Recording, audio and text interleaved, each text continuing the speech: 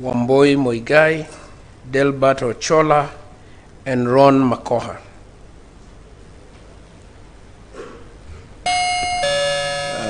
My ladies, my lords, for the 18th and 21st respondents, my name is James Orengo, appearing together with my learned friends Paul Mwangi, Professor Ben Sihanya, Jackson Awele, Winfred Makaba, and Ucheng Oginga.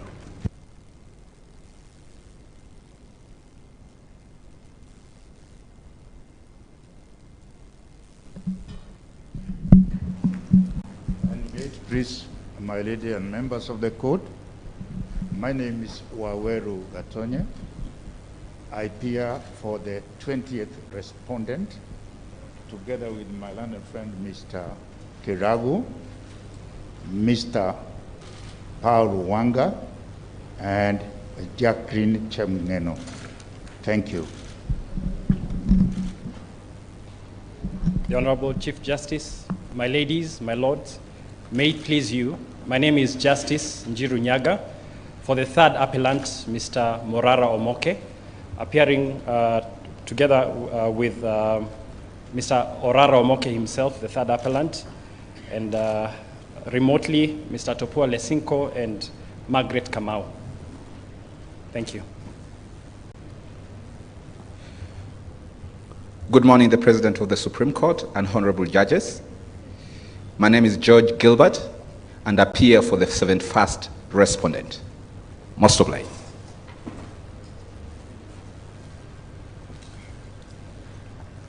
May it please you, my lady, the Chief Justice and the judges of the Supreme Court. My name is Nelson Andai Harvey.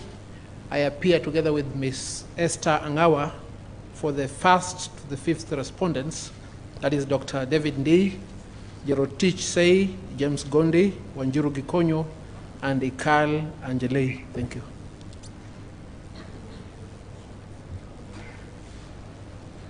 May it please the court, in the matter, my name is John Mwariri. I appear for the 79th respondent, together with learned senior, Dr. Haminwa for Kituo cha Sheria. Thank you.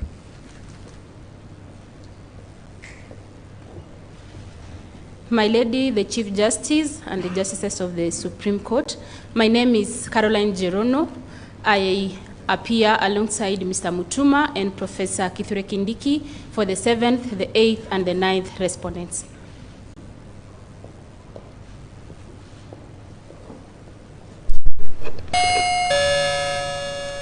If it may please the court, in the matter, my name is Kuyoni. I appear together with Mr. Mbarak Awath Hamed for the Speaker of the National Assembly, the 13th respondent, and the National Assembly, the 15th respondent.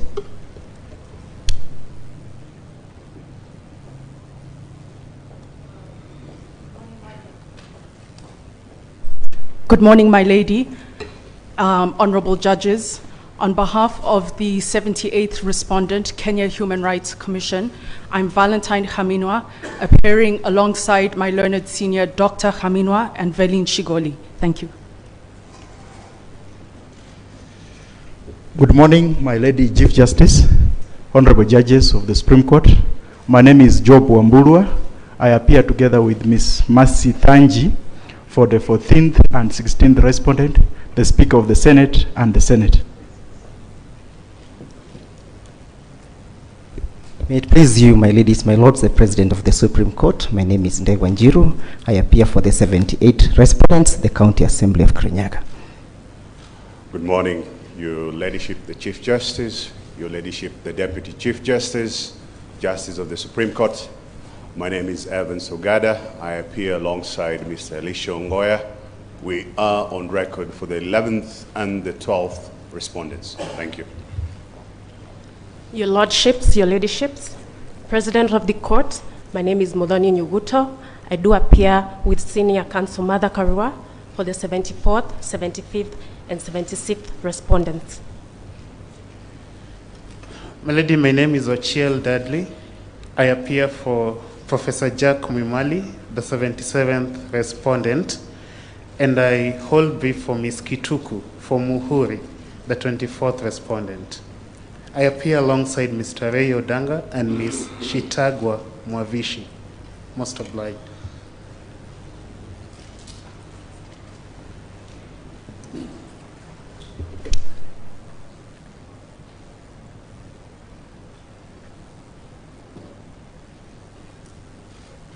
Good morning, the Chief Justice of the Republic of Kenya and Lord Justices.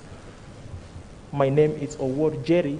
I appear alongside my colleague, Justice Mutunga, and Dr. Clarence Seboso for the 10th respondent.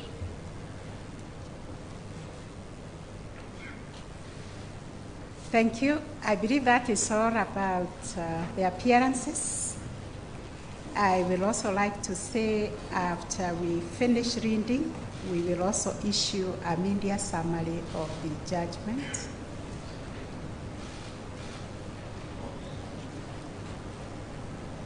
So I'll begin my judgment. On 27th August 2010, in what may be fittingly depicted as a symbol of national rebirth and renewal, Kenya promulgated a new constitution, which has been described world over as progressive. This moment marked a historic transition from the old order to a new one. The 2010 Constitution represents the people's aspirations laid out in the text of its preamble, articles, and schedules. It is a framework for the realization of a shared vision and common agenda. It spells out far-reaching fundamental institutional and other reforms meant to sustain human rights, equality, freedom, democracy, social justice, and the rule of law for the present and the future generations.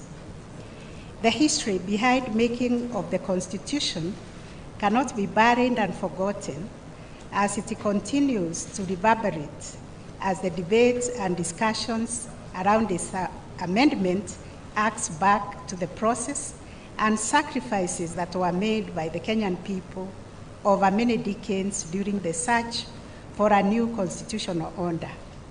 Indeed, the preamble thereto reminds us of honoring those who heroically struggled to bring freedom and justice to our land. It is the attempt to amend the Constitution as proposed in a document dubbed Constitution of Kenya Amendment Bill 2020, which led to the instant appeals before this court. The amendment bill is at the core of the dispute that has engaged all the superior courts on the question of interpretation and application with regard to not only the provisions of Chapter 16 that provides for amendment of the Constitution, but the entire body thereto, as the canons of interpretation provided under Article 259(3) enjoins the court to inter alia consider, and I quote, "Every provision of this Constitution shall be construed according to the doctrine of interpretation, that the law is always speaking," end of quote. This means that the Constitution is always speaking to the present and the future generations.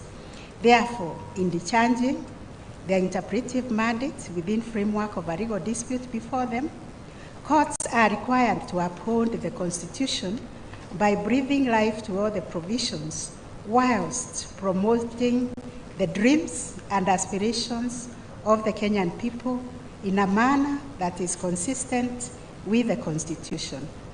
In addition, it is envisaged that the approach to interpretation adopted by a court should not render any article or any provisions of the Constitution superfluous or ineffective. Consequently, as the apex court in the land and custodian of the Constitution, it is not lost to this court that we are being called upon to provide an impartial and authoritative determination which will guide and act as an interpretive compass to the courts below, to the state agencies, and to all the persons with respect to the questions before them. Before delving into the mandate under Article 163(4)(a) of the Constitution, as invoked by the appellants, it is instructive that we should place these appeals in the context by setting out very briefly the background. It is no secret that in striving to promote and strengthen our democracy, a number of attempts have been made to amend the Constitution. Of significance is that there have been a total of 3 attempts to amend the Constitution by way of popular initiative under Article 257 of the Constitution. These attempts were Constitution of Kenya Amendment 2010, Amendment Bill 2015, dubbed the Okoa Kenya Initiative, Punguza Mizigo Constitution of Kenya Bill 2019, and more recently, this particular amendment bill that has brought these appeals before us. The first 2 initiatives failed for not garnering the requisite support at various stages of the amendment process, while the amendment bill was subject to the court process, culminating in the instant appeals. Besides the above 3 attempts under the popular initiative, there have been more than a dozen other unsuccessful attempts to amend various articles of the Constitution since 2011 through parliamentary initiative route under Article 256. The instant appeals concern the amendment bill, whose genesis can be traced to the outcome of the 2017 presidential elections. Following the initial and repeat presidential elections in 2017, His Excellency Honorable Uhuru Kenyatta, the President and Commander-in-Chief of the Kenya Defense Forces, embarked on uniting a divided nation, which led to the reconciliation famously known as the handshake between Honorable Raila Odinga, the then leader of the opposition coalition, and himself on 9th March 2018. In line with their mutual commitment to create and foster a united Kenya, the President and Honorable Raila Odinga released a joint communique known as Building Bridges to a New Kenya Nation, highlighting 9 problem areas which they deemed as negatively impacting on the peace and unity in the nation. Subsequently, the President established the Building Bridges to Unity Advisory Task Force, BBI Task Force, via the Gazette notice dated 24 May 2018. Its mandate was to evaluate the 9 identified problematic areas and make policy, administrative, and reform proposals that would build lasting unity based on consultation with citizens. Towards that end, on 26 November 2019, the BBI Task Force presented its reports titled Building Bridges to a United Kenya, from a nation of blood ties to a nation of ideals. That report was presented to the President and the Honorable Raila Odinga, which was unveiled to the public the following day on 27 November 2019. Intent on the implementation of the proposals in the BBI Task Force report, the President appointed the Steering Committee on the implementation of the Building Bridges to a United Kenya Task Force report, via a Gazette notice dated 3rd January 2020. The main objectives of the BBI Steering Committee was to undertake validation of the task force reports with citizens, as well as propose administrative, policy, statutory, or constitutional changes it thought necessary for the implementation of the recommendations contained therein. On completing its mandate, the BBI Steering Committee presented its report, titled The Report of the Steering Committee on the implementation of the Building Bridges to a United Kenya Task Force report. This was done on 21st October 2020. Annexed to the report were a number of documents, including a draft Constitution of Kenya Amendment Bill 2020 and the proposed legislative amendment bills. Somewhere along the line, the draft Constitution of Kenya Amendment Bill 2020 was reviewed, culminating in the amendment bill, which was published by the government printer about a month later on 25th November 2020. Thereafter, the BBI, to a United Kenya National Secretariat, put in motion the process of collecting signatures in support of the amendment bill. Upon correction of the requisite number of signatures, the BBI National Secretariat submitted the same, together with the amendment bill, to the Independent Electoral and Boundaries Commission for verification and thereafter submission to the county assemblies and Parliament for approval. This is what brought the litigation. While the amendment process was ongoing, 8 petitions were filed before the High Court challenging the constitutionality of the process, which resulted in the amendment bill and the contents thereof. 7 petitions were consolidated on 21st January 2021, while the 8th was consolidated with the rest on 10th March 2021. Kenya Human Rights Commission and 4 professors, Duncan Ojuang, Osogo Amani, Dr. Rinda Musumba, Jackie Mwimari, were joined as amici curiae, while Kituo cha Sheria and Filista Wakesho were also joined as interested parties. Most of the petitions raised more or less similar issues, which are summarized in our judgment. We have summarized what is contained in petition number E282 of 2020, David D. and others versus the Attorney General. We have also summarized the petition by the Kenya National Union of Nurses, the petition by the Third Alliance, Kenya and others, and the steering committee of, versus the steering committee of the BBI.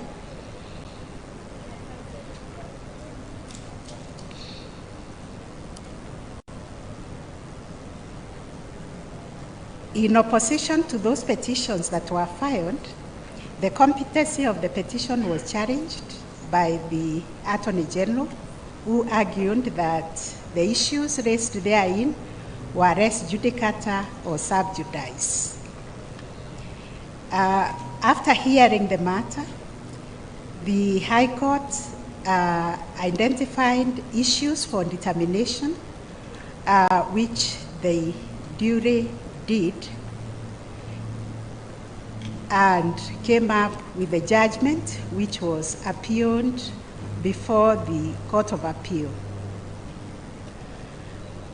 Before the Court of Appeal, IBC filed 12 grounds of appeal challenging the High Court's findings, contending that the court had, by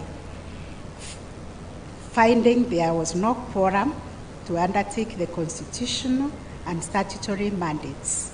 It is also challenged the decision that the court misapprehended the provisions of Article 257(4), which did not require the IBC to verify whether there was public participation before the verification exercise. In the High Court, this appeal was challenged. The Court of Appeal had the appeal and also the cross appeal by the Kenya Union of Nurses and also by OP 254 and the cross appeal by Mr. Murara Omoke. In determining those appeals, the court framed 21 issues which were determined by the conclusions and findings that were pronounced in the read judgment by Musinga J. Those findings are there. I need not read them.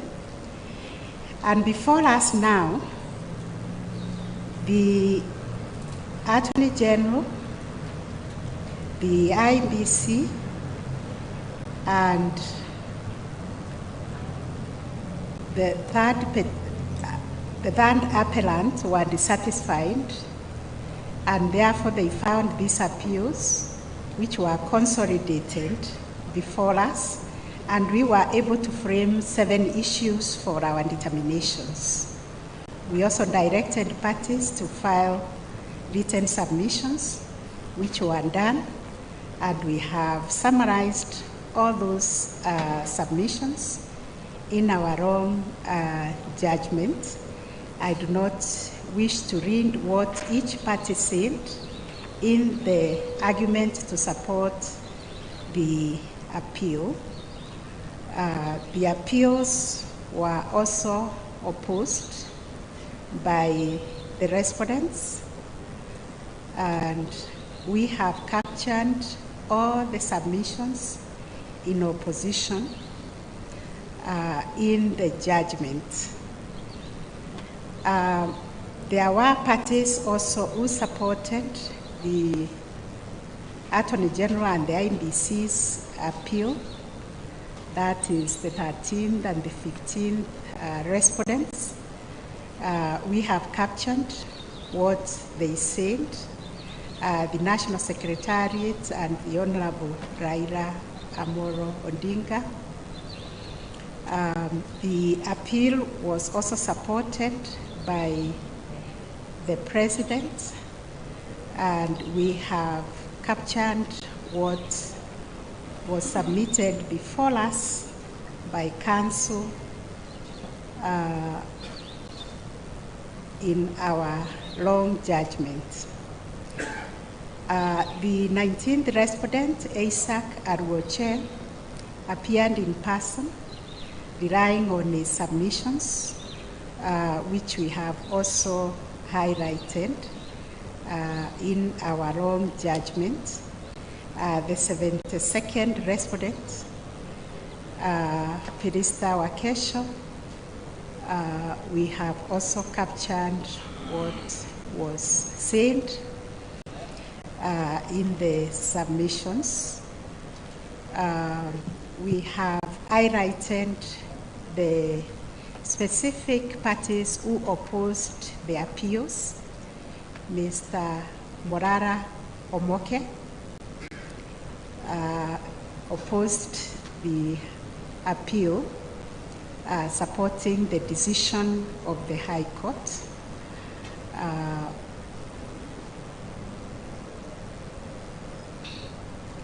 The first, second, third, fourth, and fifth respondents, represented by Mr. Nelson Harvey and Ms. Esther Angawa, also opposed the appeal and relied on their written submissions and made oral submissions, which we have captured in our own judgment.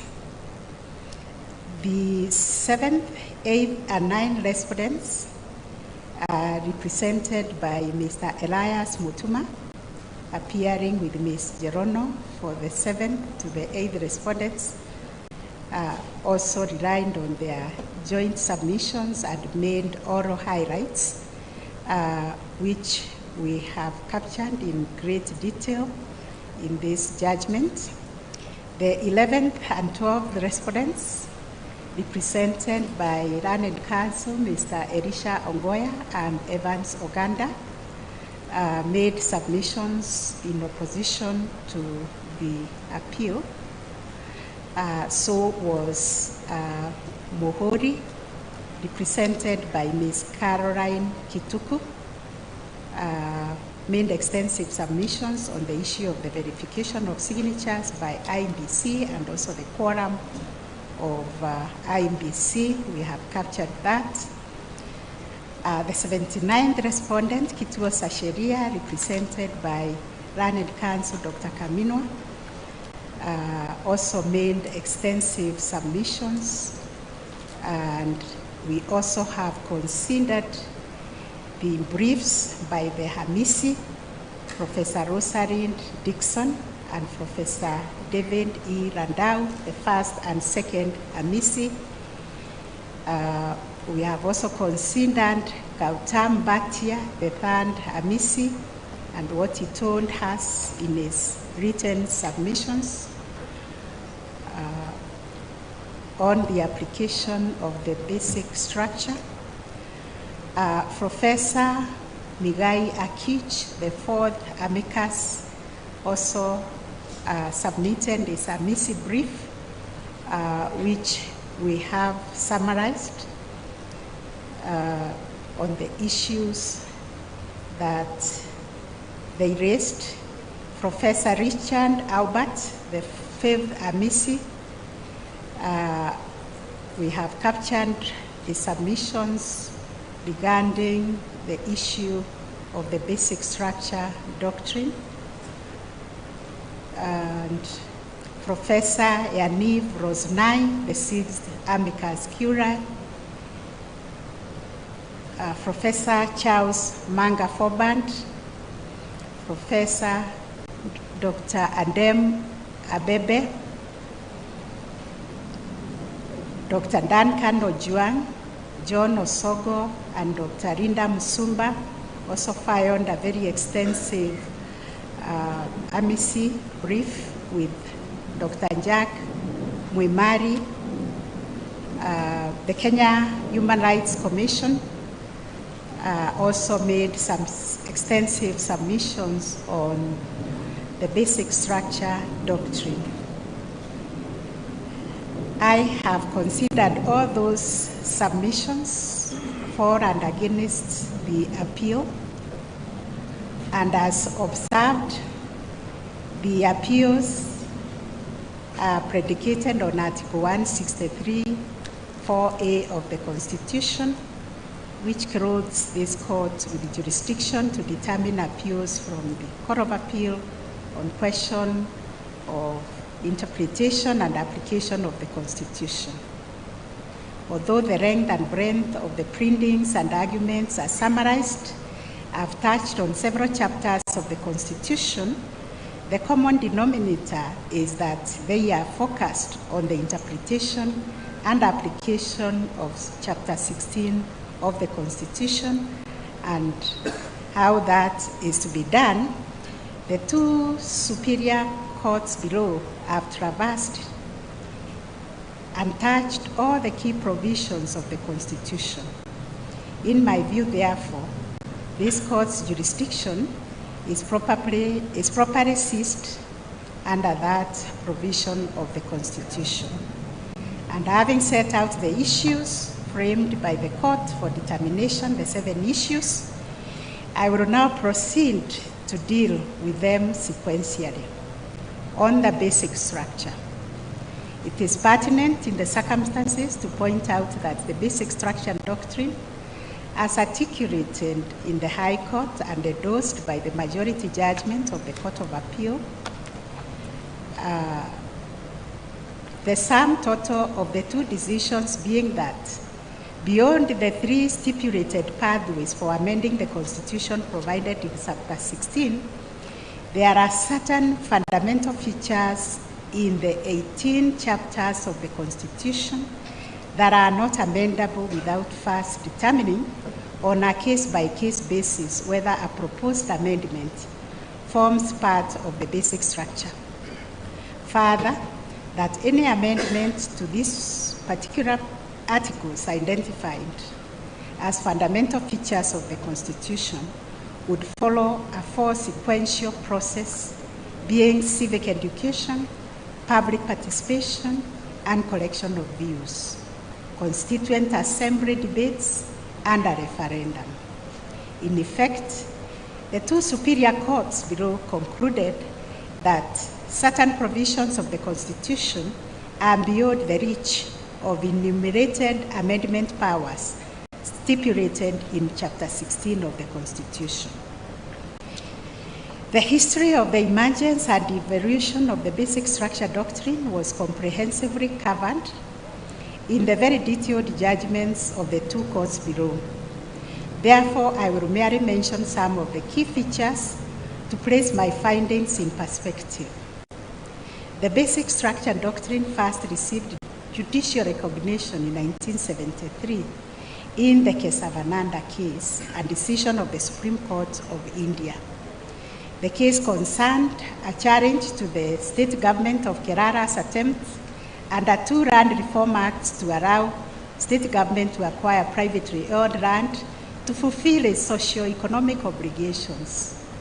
Subsequently, the Indian Parliament passed the 24th, 25th, and 29th amendments to the Indian Constitution, which in one way or the other shielded Kerala State's land reform acts from being challenged in court.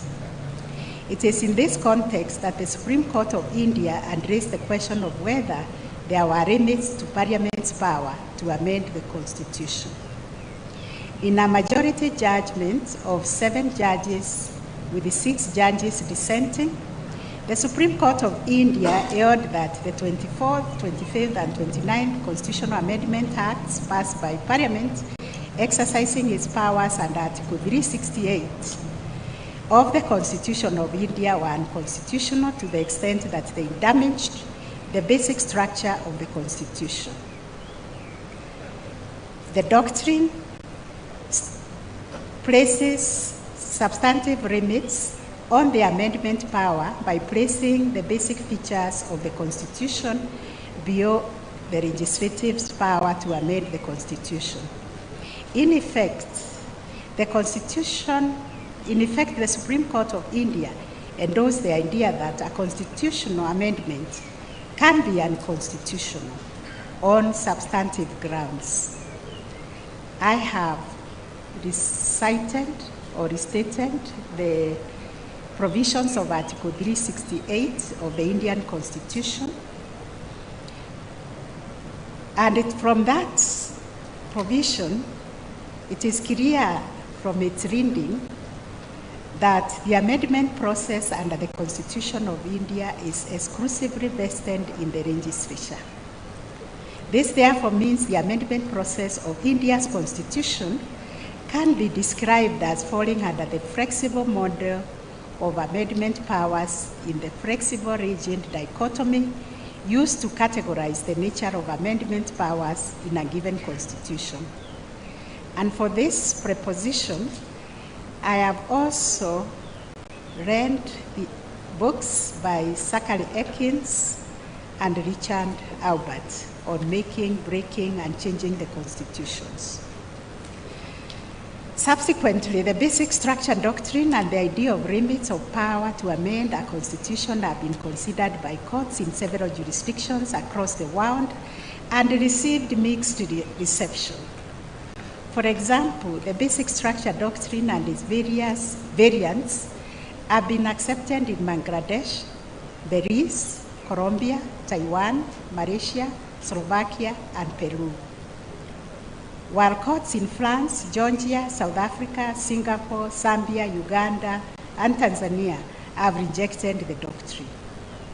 What this state of play demonstrates, which has been recognized by some of the distinguished scholars as reflected in the various materials cited before us, is that the basic structure doctrine has not yet matured into a universal norm of constitutionalism. And for that, I have referred to the writings by Richard Albert, Maukas Makize, and Therese O'Keefe.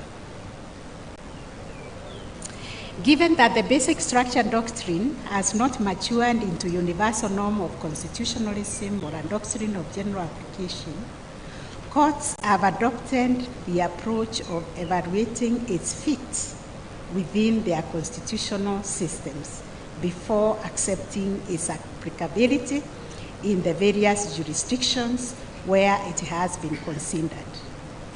In Kenyan context, this court has already developed an approach which courts are obligated to view power of the High Court by a constitutional ouster clause. Whereas the court considered similar jurisprudence on ouster clauses from other Commonwealth countries that had been inspired by the landmark decision of the House of Lords in the animistic case versus Foreign Compensation Commissions and other. This court developed the interpretive model to be followed. In that case, the vetting board. I have considered the dictum in that case and the imposed obligation by this court under Section 3C of the Supreme Court Act, which provides that we must develop rich jurisprudence that respects Kenya's history and traditions and facilitates its socio, economic, and political growth. Accordingly, before declaring the applicability or otherwise of the basic structure doctrine in Kenya's constitutional context, a court is obligated to take into account our constitutional history, especially bearing in mind that the doctrine, which found root in 1973 in India, was available when the framers of the Constitution of Kenya conceptualized the provisions of Chapter 16 on amendments. Another way of looking at the matter is to ask a pertinent question as to whether there are gaps identified in particular in regard to the provisions of Chapter 16 of the Constitution requiring to be sealed by the basic structure doctrine. In addition, in evaluating whether the basic structure doctrine is applicable in our constitutional system, a court must take into account the purposive and value-based interpretation decreed by Articles 10, 20, 4, 159, and 259(1) of the Constitution. Such an approach to constitutional interpretation begins from and remains rooted in the text of the Constitution, whilst interpreting it holistically, giving effect to its values and principles, and never losing sight of the historical context and the backdrop of the provisions being interpreted. Therefore, to comprehend and contextualize whether the Constitution contemplates the basic structure doctrine, the starting point should be the rationale behind the provisions of Chapter 16 as documented in the preparatory documents from the constitution-making process. It is an understatement to say that Kenyan independent constitution endured a legacy of hyper amendments during the post-independent period. The former constitution was flexible, giving the legislative wide power and discretion in amending it. As a result, Parliament undertook so many amendments to the Constitution that it lost its original character. The most significant amendments being the merger of the Senate and the House of Representatives to establish a unicameral legislature, abolition of the quasi-federal regional governments that led to the establishment of a unitary state, and alteration of the entrenched majorities required for constitutional amendment, making it easier to amend the Constitution.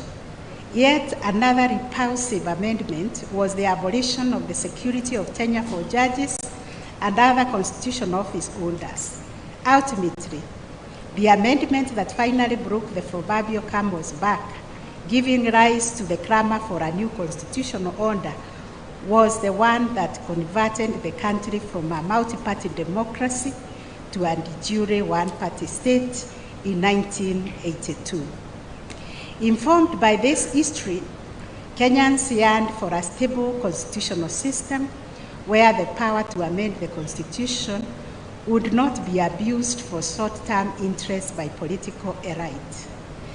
The CKERC report records at page 74 that Kenyans express what they wanted, and I quote, "There is a need to protect the Constitution against indiscriminate amendments." What emerges from the historical account is that there was a strong concern that the country should adopt provisions on amendment power that are able to protect the constitutional order from abusive amendments. But this was not all. There was also a recognition that the Constitution must remain flexible in order to adjust to political, social, economic, technological, and other changes that take place in the polity. In effect, the overarching imperative that informed the drafting of Chapter 16 was the need to find a proper balance between rigidity and flexibility. The quest for a balance between rigidity and flexibility is evident in the tiered amendment provisions in Chapter 16, which stipulates 3 pathways for amending the Constitution. The first pathway, under Article 256, provides for amendment by parliamentary initiative. This process involves public participation and approval by the Houses of Parliament through a vote of endorsement by 2/3 of all members of each House during the second and third reading of the amendment bill. The second pathway, under Article 257, provides for amendment by popular initiative. This process involves collection of at least 1 million signatures from registered voters in support of the popular initiative by the promoters of the initiative. Approval of the initiative by the majority of the county assemblies, and passage of the bill by the majority of the members of each House of Parliament. In this second process, if either House of Parliament fails to pass the bill, the proposed amendment is submitted to the people in a referendum. The third pathway, under Article 255, relates to what has come to be known as the entrenched provisions of the Constitution. Some of the Court of Appeal judges referred to these entrenched provisions as forming the basic structure of the Constitution. Article 255(1) of the Constitution stipulates that in addition to adopting either the parliamentary initiative or popular initiative pathway, where an amendment relates to the following articles, a bill to amend those provisions shall be subjected to a referendum. These are the supremacy of the Constitution, the territory of Kenya, the sovereignty of the people, the national values and principles of governance in Article 10(2), the Bill of Rights, the term of office of the President, the independence of the judiciary and commissions, and independent offices, to which Chapter 15 applies, the functions of Parliament, the objects, principles, and structure of devolved government, or the provisions of Chapter 16 on amendment of the Constitution. Approval through the envisaged referendum under Article 255(2) must satisfy 2 conditions. At least 25% of the registered voters in each of at least a half of the counties should vote in the referendum, and such an amendment should be supported by a simple majority of the citizens. A reading of the 3 pathways for amending the Constitution in Chapter 16 clearly shows that Kenyans were alive to the historical legacy of the culture of hyper amendment in the pre-2010 era and sought to tame any abuse of the amendment power. In particular, Article 255(1) and 2 of the Constitution demonstrates that, alive to the culture of hyper amendments, the Kenyan people sought to ring-fence the core fundamental commitments of the Constitution by entrenching them and subjecting the process of amendment to deepened public participation, as well as imposing a downstream constrained veto by stipulating that the entrenched provisions enumerated in Article 255(1) of the Constitution can only be amended through a referendum process. The rationale of entrenching the provisions mentioned in Article 255(1) of the Constitution is, in my view, informed by the very democratic idea that constitutional amendments of a fundamental nature should take place through a deeply participatory process and be ratified by the people, being the ultimate sovereign of the polity, through a referendum. The approach in balancing flexibility and rigidity in constitutional amendment adopted in Chapter 16 reflects and compares favorably with modern constitutional architecture and design. Drafters of contemporary constitutions pursue the goal of balancing rigidity and flexibility through what has been termed as tiered design amendment rules. This argument is augmented by the article cited before us by Professor Rosalind Dixon and David Randau in their writing titled Tiered Constitutional Design. Under the tiered constitutional model, amendment rules vary with provisions that are core to fundamental to constitutional systems being placed on a higher tier and made more difficult to amend.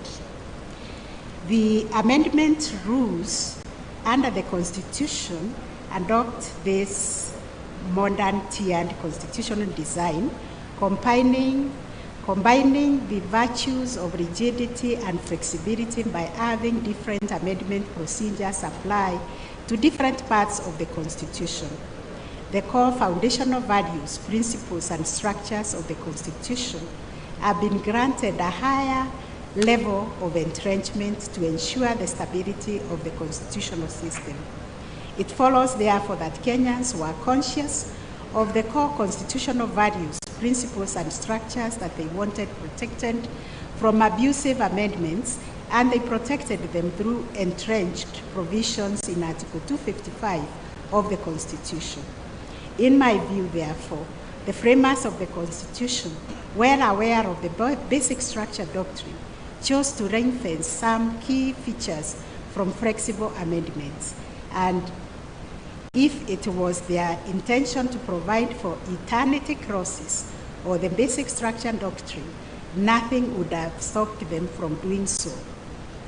The next question that follows is whether it was necessary for the two superior courts to adopt the basic structure doctrine and thereby devise a fourth-way path for amending the Constitution outside the three pathways that are stipulated in Chapter 16. To answer this question requires one to appreciate how the High Court and the majority of the Court of Appeal judges proceeded to analyze Chapter 16. It was on the premise that, based on the history of hyper amendment of the repealed Constitution during the pre-2010 dispensation, the Constitution demanded heightened procedures beyond the tiered design of the amendment procedures provided in Chapter 16 that would make the Constitution more difficult to amend. The two courts, therefore, did not go into a detailed analysis and to specifically point out the actual shortcomings of the provisions of Chapter 16, especially in light of all the 21 unsuccessful attempts that have been made over time, over the last 10 years, to amend the Constitution. The Court of Appeal, in my respectful view, under duty to analyze the findings of the High Court and specifically point out whether there were apparent inadequacies as far as the provisions of Chapter 16 were concerned. Looking at the history, as stated above, as well as the provisions of Chapter 16, it is clear to me that Kenyans sought to achieve a balance between rigidity and flexibility in the amendment process. Kenyans did not want to shift from one extreme of hyper amendment to another extreme where no amendment can take place. That is, from hyper amendment to ultra rigidity in the amendment process. Rather, what Kenyans desired is a balance between rigidity and flexibility, as reflected in the tiered amendment process in Chapter 16 of the Constitution, with the core or essential features of the Constitution being accorded heightened protection, but still open to amendment through an enhanced, inclusive, and participatory process that culminates in our people exercising their sovereign power through ratification in a democratic process in the form of a referendum. The High Court and the majority of the Court of Appeal, with tremendous respect, failed to appreciate that the tiered amendment process is one of the options available in the menu of constitutional designs options for dealing with the practice of abusive amendments, just like other designs options limit amendability. For example, eternity clauses and basic structure doctrine. Therefore, where Kenyans have selected the tiered amendment procedure as their response to the culture of hyper-amendability, I find it difficult to justify this judicially created fourth pathway of amending the Constitution founded on the basic structure doctrine. Unfortunately, there was no justification provided to demonstrate the lacuna in the Constitution and hence the need to call in hand the basic structure doctrine to enhance the existing tools of interpretation. The 2010 history of Kenya is replete with precedents of application of foreign laws and doctrines from Commonwealth and other jurisdictions, which was done due to absence of local statutes. Today, I dare say that courtesy of our Constitution, we have sufficient arsenals that include our own canons of interpretation, which we must exhaust before borrowing from other jurisdictions. Further, I see a potential conflict within the constitutional system with the judicially created fourth pathway for amending the Constitution. This is for the simple reason that in our constitutional dispensation that is people-centered, our nascent democracy that respects the doctrine of separation of powers by vesting legislative power in the legislature, to create a fourth pathway within the scheme of amendments would bring into question the place of the participation of the people and the place of the legislature in that scheme. Taking into account where we are at in our constitutional democracy, Kenyans needed to be consulted on whether it is their wish to introduce the fourth pathway for amending the Constitution. In other words, we judges should be vigilant, lest we are accused of usurping the sovereign power vested in the people by introducing a constitutional amendment through judicial fiat. Put differently, the tiered amendment process provided in Chapter 16 of the Constitution is a design option for dealing with the problem of abusive amendments and obviates the need for judicially created limits to amendments power like the basic structure doctrine. This is in line with the view expressed by Professor Rosaline Dixon and David Randau. My take home from this scholarly perspective is that tiered design of constitutional amendment process is one of the design options used to curbing the problem of hyper-amendments. Professor Rosanai rightly points out in his well-balanced amicus brief that the applicability of the basic structure doctrine depends very much on the context. The most important contextual consideration is the balance between flexibility and rigidity of the amendment process. The more difficult the amendment process, the less there is need for a doctrine of implied limits to amendment power. The jurisprudential underpinning of this view is that in a case where the amendment process is multi-stage, involves multiple institutions, is time-consuming, engenders inclusivity and participation by the people in deliberations over the merits of the proposed amendments, and as downstream veto by the people in the form of referendum, there is no need for judiciary-created implied limitations to amendment power through importation of the basic structure doctrine into a constitutional system before exhausting homegrown mechanisms. Moreover, I fully agree with a portion of the judgment by Sishare J, where she questioned the viability of relying on judges to interpret on case-by-case basis on whether a particular provision of the Constitution is amendable.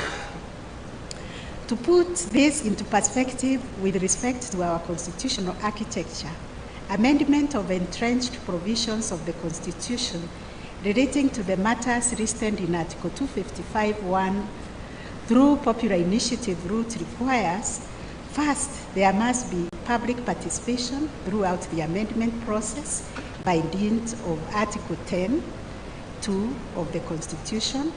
Second, correction of 1 million signatures from registered voters in support of the initiatives as provided in Article 257. Third, support of the initiative through approval of the bill by a majority of the county assemblies as stipulated in Article 257(7). Fourth, consideration of the bill by the bicameral House of Parliament, Article 257(10). Fifth, subjection of the bill to a referendum in terms of Article 255, in which at least 25% of the registered voters in each of at least half of the counties vote in the referendum, and the amendment is supported by a simple majority of the citizens voting in the referendum. 6, it should also be appreciated that the processing of the bill in the county assemblies and the bicameral Houses of Parliament is also subject to a further public participation requirement in terms of Article 196 and 118 respectively. 7, Article 88(4)(g) imposes an obligation on voter education on IEBC. Amendment of the entrenched provisions under parliamentary initiative routes by dint of Article 10(2) of the Constitution requires public participation, which must inform the entire amendment process. Second, the amendment bill has to go through the bicameral House. Looking at the two pathways for amending the entrenched provisions, it is inescapable to conclude that amending the core of fundamental provisions of the Constitution is a multi-staged, multi-institutional, time-consuming process that ensures that a constitutional amendment process that touches on the core of the fundamental aspects of the Constitution is transparent, inclusive, engenders the participation of the people,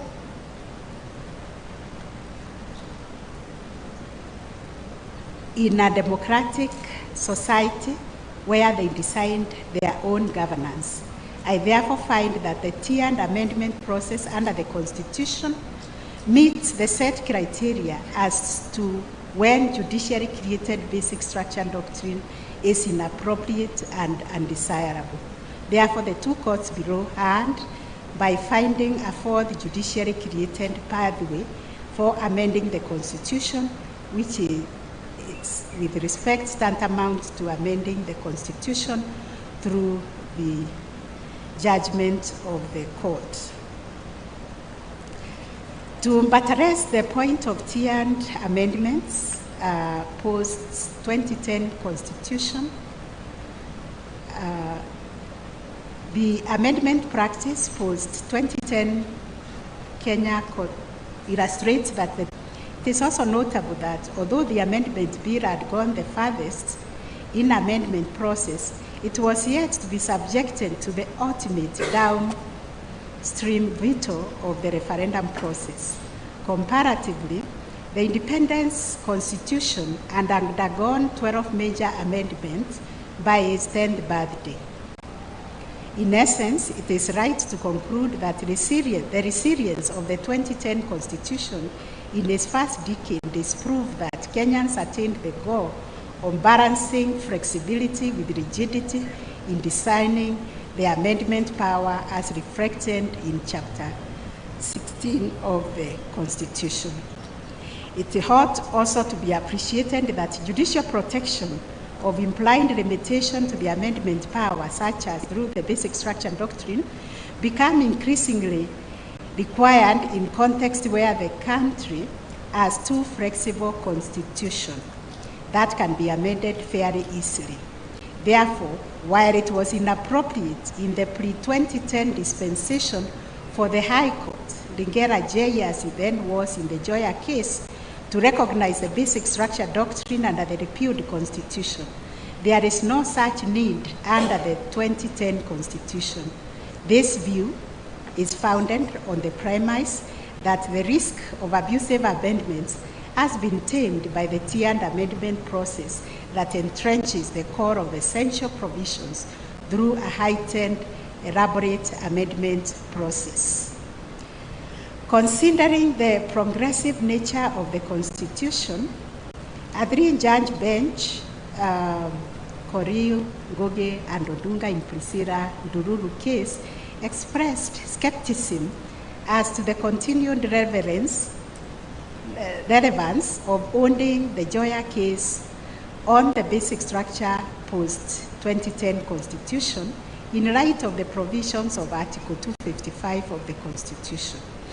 In contrast, the unique context of India, with a too flexible constitution that grants the legislature the wide discretion in amending the Constitution, arguably justifies the judge-made basic structure as developed and practiced in India in order to stabilize the constitutional order and prevent the practice of abusive constitutional amendment, given the low threshold for amendment in the text of the Constitution, just as it was in our case prior to the 2010 Constitution.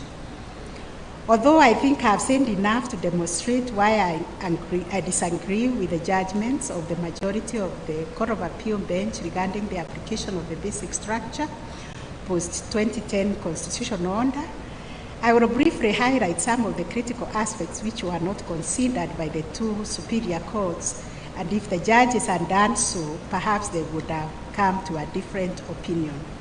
Number one, the superior courts failed to appreciate that the concern with the culture of IPA amendment had already been taken into account during the drafting of the Constitution of Kenya 2010.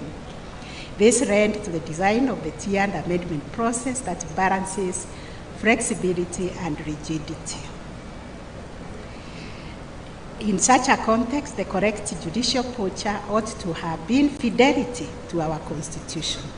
This is informed by the reality that the Constitution, to a large extent, is self-contained and self-regulating in dealing with the legacy of abusive amendments in the former constitutional amendments.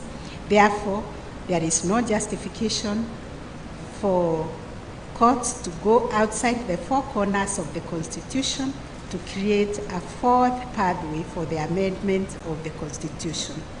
Number two, the Court of Appeal failed to analyze the provisions of Chapter 16 and to arrive to its own independent conclusion on the shortcomings of the three-tiered process, and to state clearly whether it was necessary to call in aid a foreign doctrine, also to take into account the amendment practice in the post-2010 dispensation in the analysis of the Kenya's constitutional history, which shows that Chapter 16 of the Constitution has brought stability in the constitutional system in contrast to the culture of IPA amendment under the former Constitution. There have been multiple attempts to amend the Constitution, which were all unsuccessful, meaning that the amendment process is not flexible, as in the Indian case. Three, the Court of Appeal failed to take into account the fact that Chapter 16 is one of the entrenched parts of the Constitution under Article 255(1) of the Constitution.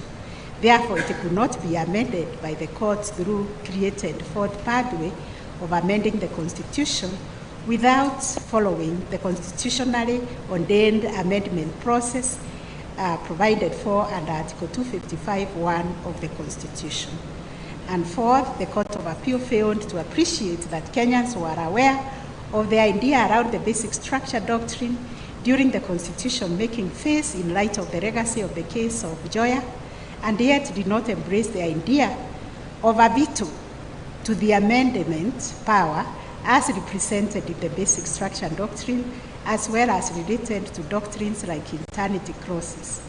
The CKERC report on page 76 indicates that Kenyans yearned for power to have a say in amending the core fundamental features of the Constitution through a referendum and an inclusive and participatory process. This was done through the provisions of Article 255 of the Constitution. Another aspect of the majority judgment of the court that I need to address relates to how the two courts treated the historical background informing the drafting of Chapter 16. It is evident that the decision on the question of the application of the basic structure and doctrine within Kenya's constitutional system was largely turned on historical inquiry to clarify and provide interpretative guideline on the intent of the Kenyan people during the drafting of the Chapter 16. While this court has in the past celebrated the virtues and utility of the historical context, the background to the adoption of the Constitution in the Constitution interpretation is imperative. Given the subjective nature of the historical narratives, courts should endeavor to extract and have a view of the complete account of the historical background to the constitutional provision being interpreted. Where a court embraces an account of history that marginalizes, excludes, or suppresses or omits some portions of history account, such an incomplete history distorts or rather fails to illuminate the meaning of the constitutional provision being interpreted, hence misleading the court to reach an erroneous conclusion. Before leaving this part, I will also address the argument advanced by Dr. Kaminwa that the basic structure and doctrine is applicable in Kenya pursuant to the provisions of Article 2.5 of the Constitution. The provision reads, and I quote, "The general rules of international law shall form part of the law of Kenya." This court has already provided juridical interpretation of Article 2.5 in the case of Mitubel, where it was held, and I quote, "In light of the foregoing, we hold that the once general rules of international law in Article 2.5 of the Constitution refer to customary international norms, including jus cogens. There is a general acceptance that customary international law requires, in the words of Article 38(1)(b) of the Statute of International Court of Justice, a general practice accepted as law. That is both sufficiently widespread and consistent practice and what states have accepted as law, opinio juris, accompanying it. Examples of customary international law include the doctrine of non-refoulement of refugees and granting of immunity for visiting ends of states. Since the basic structure and doctrine is a constitutional law principle acceptable in just a number of states and not an international law principle, it does not amount to a customary international law principle. Therefore, Article 2.5 of the Constitution cannot be the basis for founding the applicability of the basic structure doctrine. In the end, I find that the basic structure doctrine and the four sequential steps for amendment as prescribed by the High Court and the majority of the Court of Appeal are not applicable in Kenya under the Constitution. Any amendment to the Constitution must be carried out in strict conformity with the normative standards and provisions of Chapter 16 of the Constitution. I will now move to the second issue, whether the President can initiate amendments to the Constitution through a popular initiative.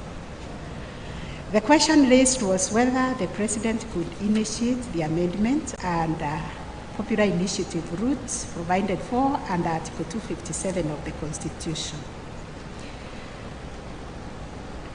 Like other norm-producing process, a constitution amendment process starts with an initial decision.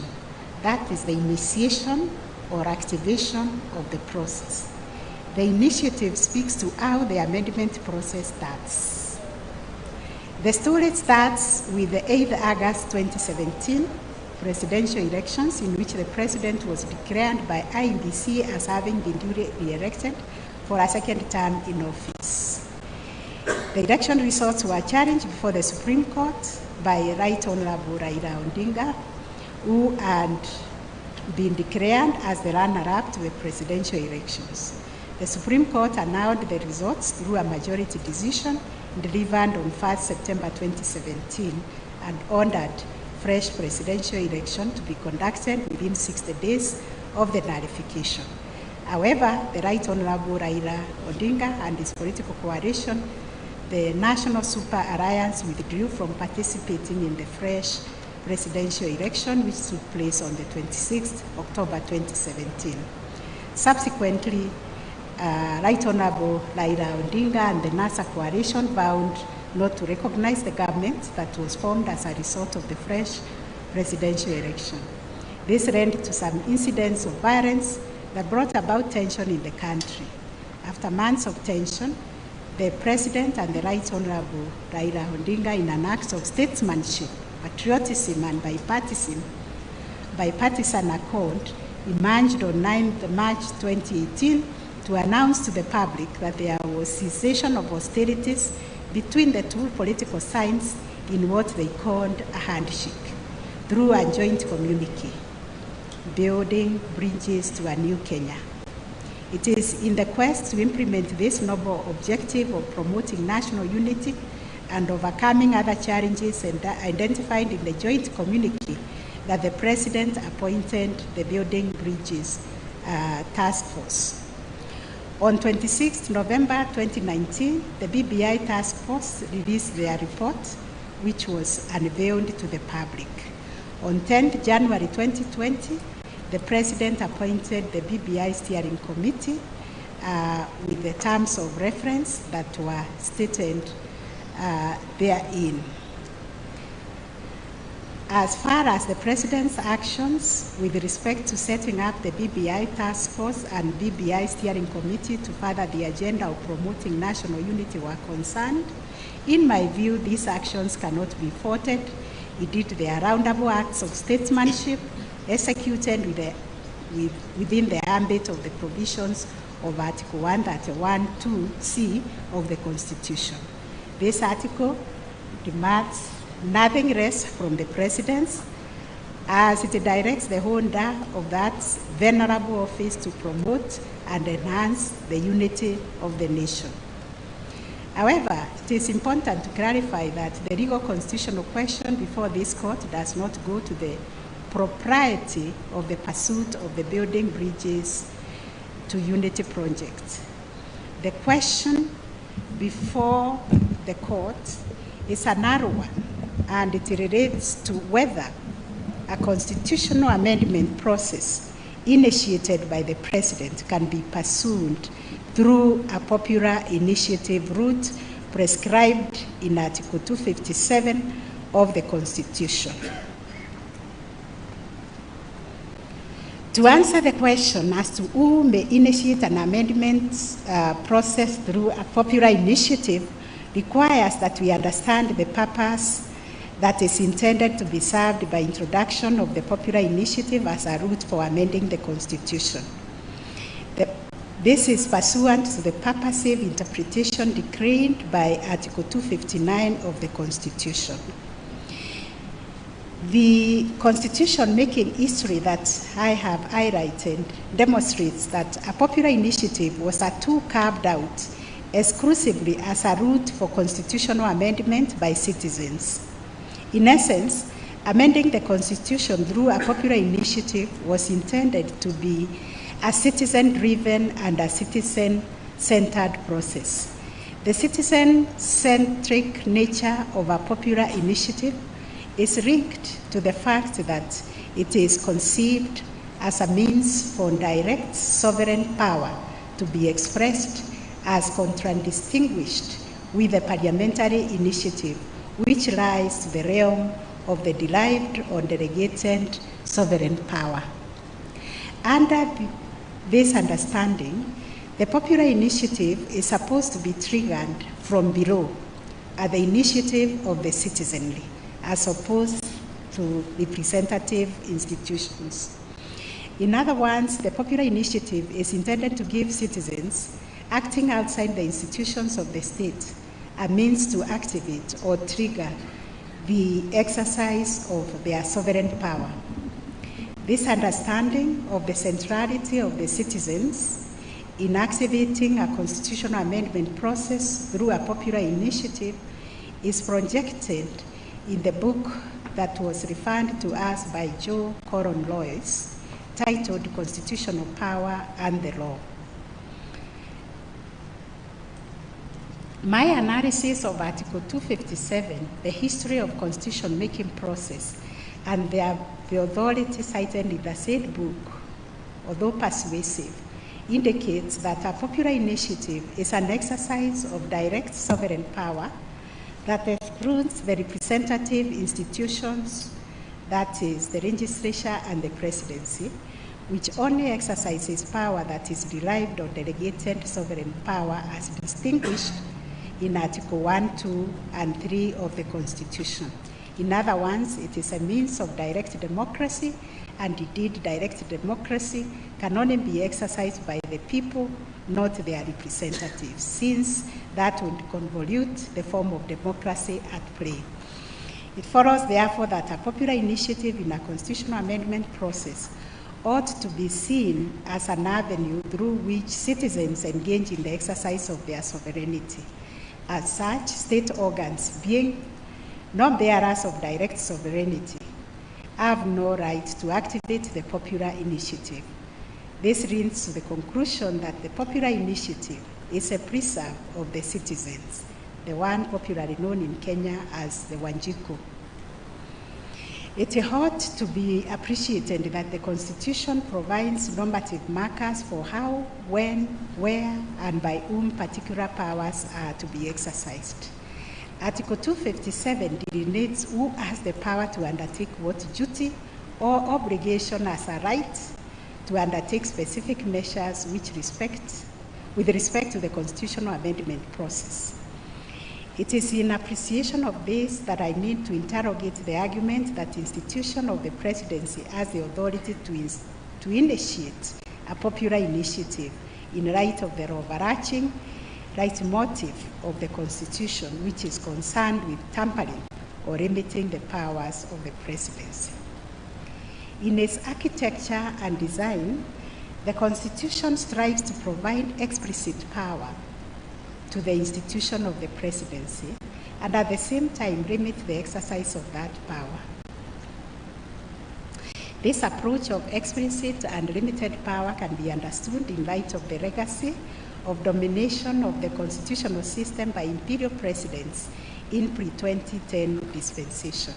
As a result, Chapter 9 of the Constitution lays out in great detail the powers and the authority of the president and how such power is to be exercised. Another reason that supports the finding that the president was not envisaged as an initiator of a popular initiative is the role of the president with respect to entrenched matters listed in Article 255, 1 of the Constitution, Article 256.5 as read with Article 257.10 of the Constitution, which grants the President a law that can be typified as serving as the guardian of the amendment process. In that, where a constitutional amendment bill is presented for assent, the President has the obligation of reviewing the bill and referring the bill to undergo a referendum process where it involves matters listed in Article 255 of the Constitution. Such a guardianship role over the amendment process ought not to be undertaken by the player in the amendment process. I therefore endorse the finding by the two superior courts that the President ought not to be both a player and an umpire in the amendment process. The last reason for finding that state institutions and presidents are excluded from using the popular initiative is to be found in Article 255, 3B of the Constitution. It shows that the Constitution recognizes a distinction between the people, the state bodies like Parliament. It therefore follows that a state body like the institution of the presidency cannot fall within the rubric of the people, as the very text of the Constitution makes this distinction. This brings me to the inescapable conclusion that state institutions and state organs, such as the presidency, cannot initiate constitutional amendments via the popular initiative route provided for under Article 257 of the Constitution.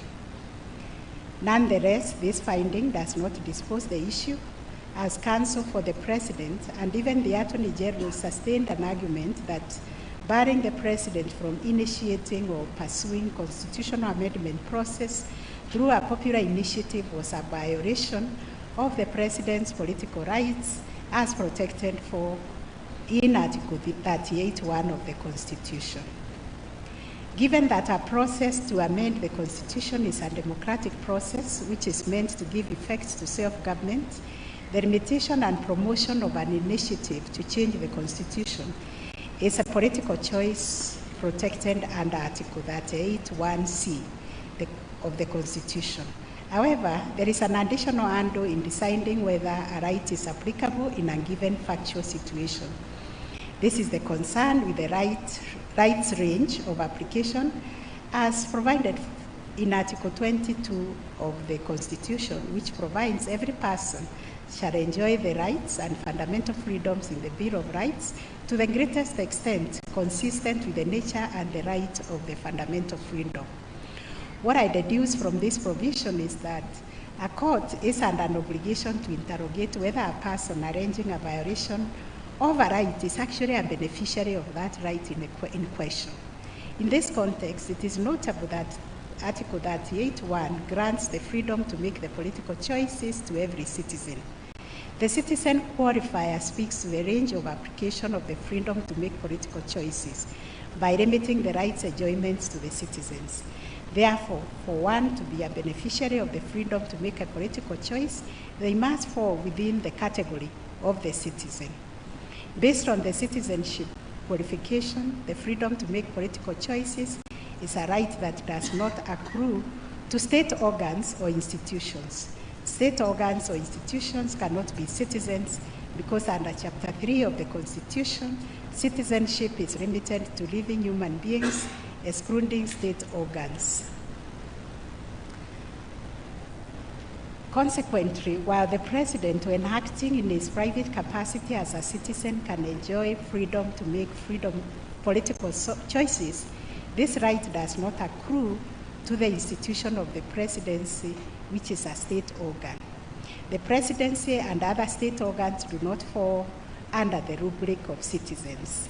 I therefore find that exclusion of the institution of presidency and other state institutions from initiation of a process to amend the Constitution through the popular initiative route does not violate the political rights protected under Article 38(1) of the Constitution.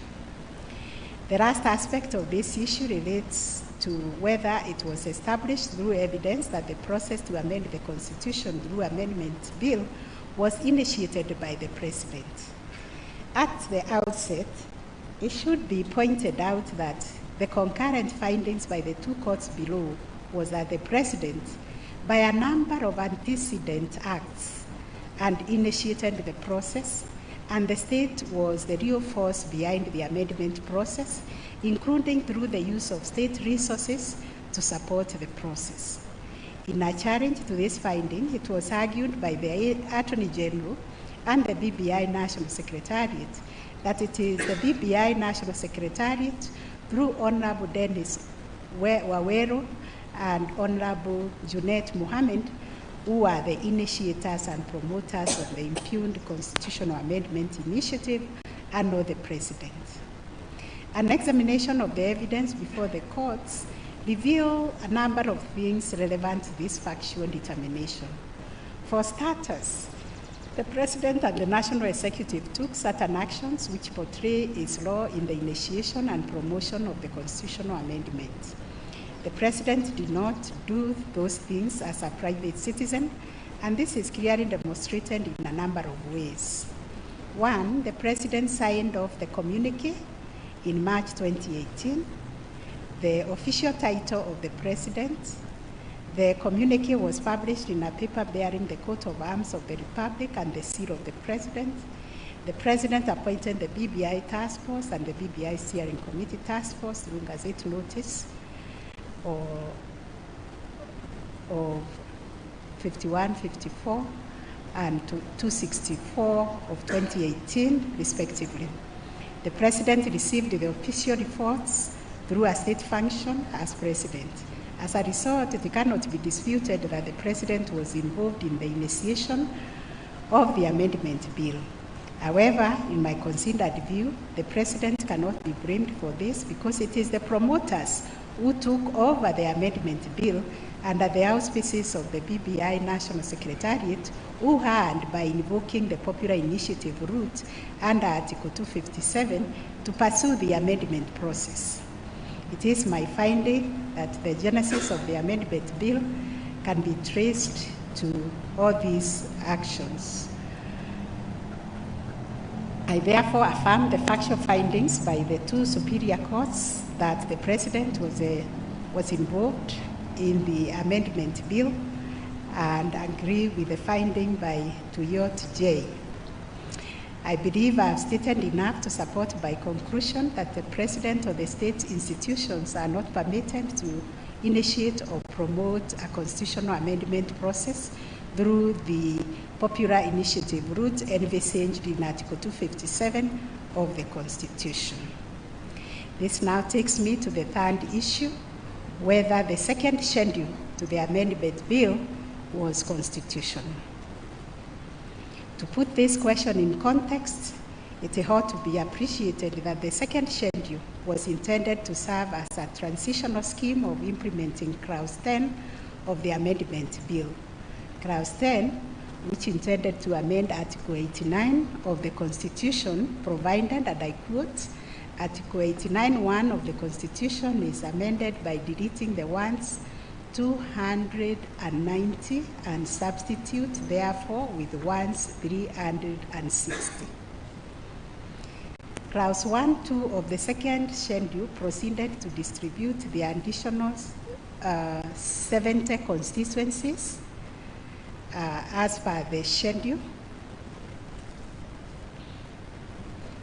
It is in the above context that the constitutionality of the second schedule, directly allocating and apportioning the proposed constituencies to specified counties, were challenged. The two superior courts were unanimous in their findings that the second schedule to the amendment bill was unconstitutional. This finding was based on the substantive grounds that the second schedule violated the basic structure of the Constitution by purporting to take away the mandate of the IEBC, an independent body under the Constitution.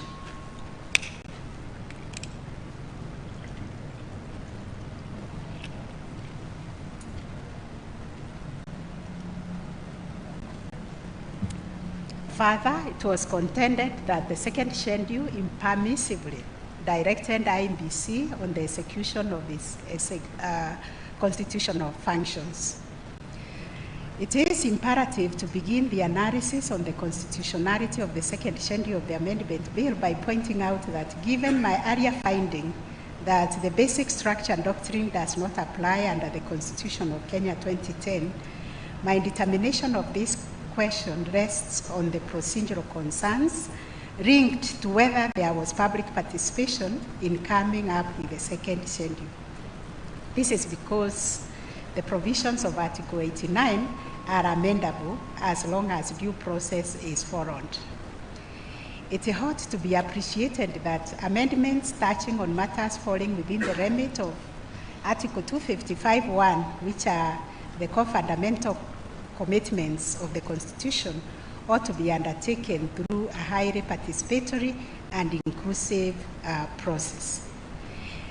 it should be noted that directly allocating and apportioning constituencies usurps the mandate of INDC, an independent constitution commission, removing the possibility of judicial review of the delimitation as an effect on the independence of the judiciary. The centrality of the constituencies as units of political representation in the National Assembly means that they ought to be apportioned and allocated by a neutral and professional actor, much more so because malapportioned constituencies have the potential of diluting the power of the votes, hence threatening the animating goal of fair and effective representation, which is at the heart of the foundational value of democratic governance enshrined in Article 4.2 and 10.2a of the Constitution.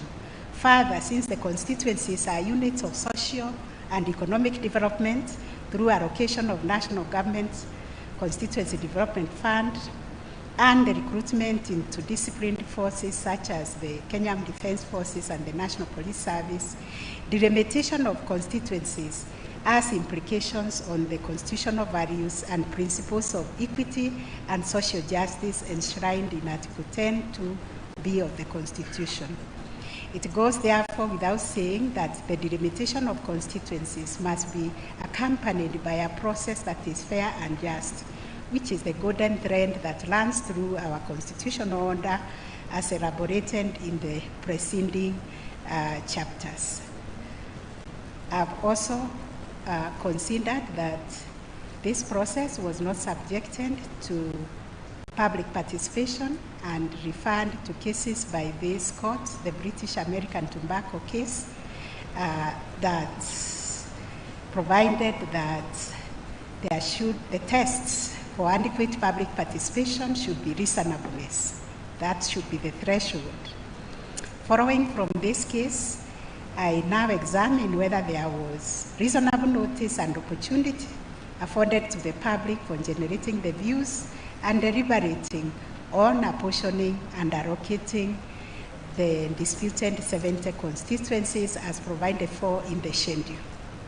An examination of the process leading to the BBI task force and the BBI steering committee reflects that there was reasonable participation and involvement of the people in coming up with the recommendations of the bill that was published on 21st October 2020. There is, however, no evidence of any form of public participation or deliberation between 21st October 2020 and 25th November 2020 when changes to the draft constitution of Kenyan bill was made, including the addition of the second schedule. This leads, therefore, to my conclusion that the constitutional threshold of reasonable public participation was not met when the second schedule of the amendment bill was presented. Consequently, I come to the conclusion that the second schedule of the amendment bill is unconstitutional for want of public participation, a constitutional obligation that flows from Article 10.2 of the Constitution. I move now to the fourth issue on the presidential immunity.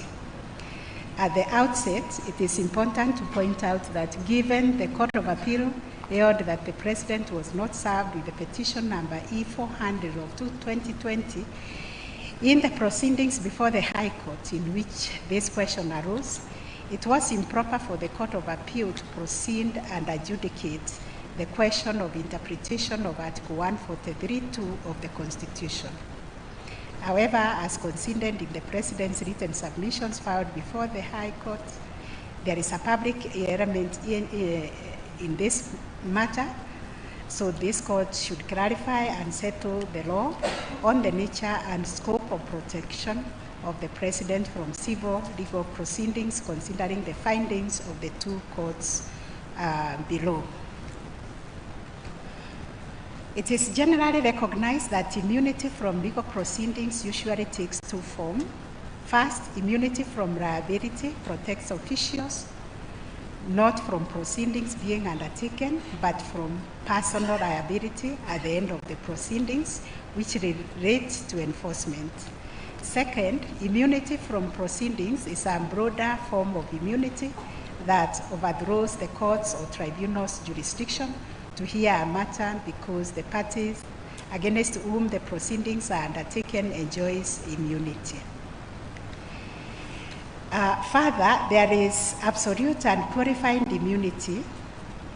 Absolute immunity has no limitation as to its application, while qualified immunity usually has limitation, like extent of actions and other related to other official function, whether done lawfully or done in good faith. The Constitution contemplates immunity of certain officials in the performance of their functions. For example, Article 160, a member of the judiciary; Article 250, a member of the commission; Article 143, criminal proceedings shall not be instituted against the president or a person performing the functions of that office during the tenure. From the structural ending of the above provisions, there are glaring distinctions that illuminate the nature and scope of presidential immunity envisaged under Article 143(2) of the Constitution. Firstly, all the officials set out above enjoy immunity as persons, holder of office or member of a commission, but not their offices, whereas the president enjoys immunity as both the person in the office and the office itself. This is evident from the choice of phraseology used in Article 143 to the effect that the president or the person performing the functions. To make the point clearer, one can contrast the nature of immunity envisaged in Article 143 to Article 259 for an holder of an independent office. Consequently, this brings me to the inescapable conclusion that the immunity of the president is unlike that of the other state actors. The president not only enjoys functional immunity like all public officials who perform state duties, which protects them from civil liability for official functions, they further enjoy sovereign immunity as the end of state and the single representation of the sovereignty of the Republic. Indeed, it is only sovereign immunity that can immunize anyone against both proceedings and criminal liability, because any other immunity would be related to official functions and therefore would inherently be a qualified immunity. The two courts below, especially majority opinion of the Court of Appeal, relied on the phrase "in the exercise of their powers under this Constitution." I am conscious that part of the President's role in the performance of their functions is the interpretation of the Constitution as to whether or not it gives them power to perform particular roles. Upon such interpretation, the President either acts or fails to act in the belief that either that power exists or does not exist. It will follow then that if proceedings were to be instituted against the President after the interpretation which is considered to have been wrong interpretation, then such proceedings would fall within the immunity contemplated in Article 143(2), in that it would be within the performance of the President's functions. There is no provision allowing or requiring the President to seek an advisory opinion from the judiciary before exercising their duties or before determining whether they have power to perform any official acts. And in any event, this would generally bar the separation of power. Further, the two superior courts held that the President or the person performing the functions of the President is not above the law and should be amenable to the law if they act against the Constitution. The implication of this finding is far-reaching and therefore calls for a very careful analysis and consideration by this court. It is necessary to state that the Constitution has provided for how the President and the Executive in general can be kept in check through political accountability, with the provision that the President is liable for impeachment under Article 145 of the Constitution. The grounds for impeachment listed under Article 145(1) of the Constitution includes gross violation of the Constitution or any other law, commission of a crime under national or international law, or gross misconduct. This means that there is a clear avenue to check the President's conduct as acknowledged by this court, by the Court of Appeal in the case of Minister for Internal Security and Provincial Administration versus Center for Rights, Education and Awareness. With respect to legal accountability, the protection of the President from legal proceedings under Article 143 does not mean that President's actions or omissions cannot be challenged in court. Anybody or a party aggrieved by the President's actions or failure can initiate proceedings against the Attorney General, who by virtue of being the legal representative of the government in legal proceedings also represents the President.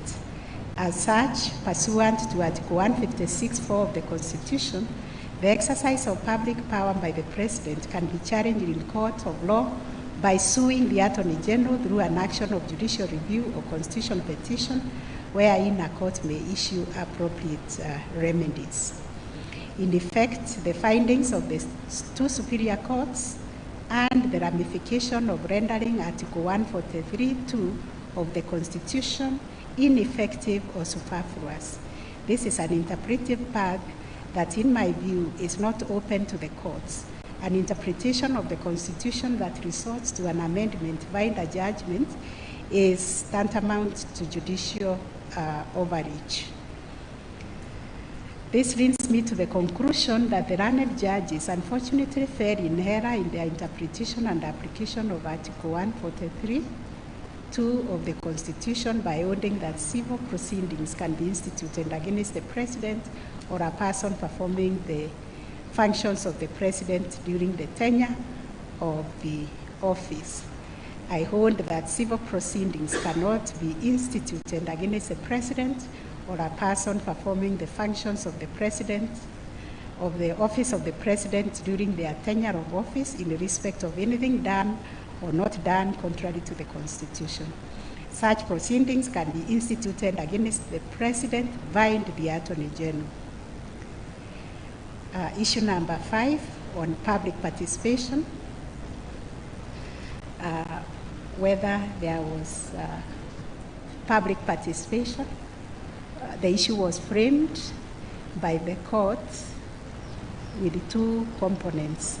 The first relates to the role of IBC and Article 257(4), whether IBC is under an obligation to ascertain that promoters of a popular initiative have undertaken public participation during the collection of signatures.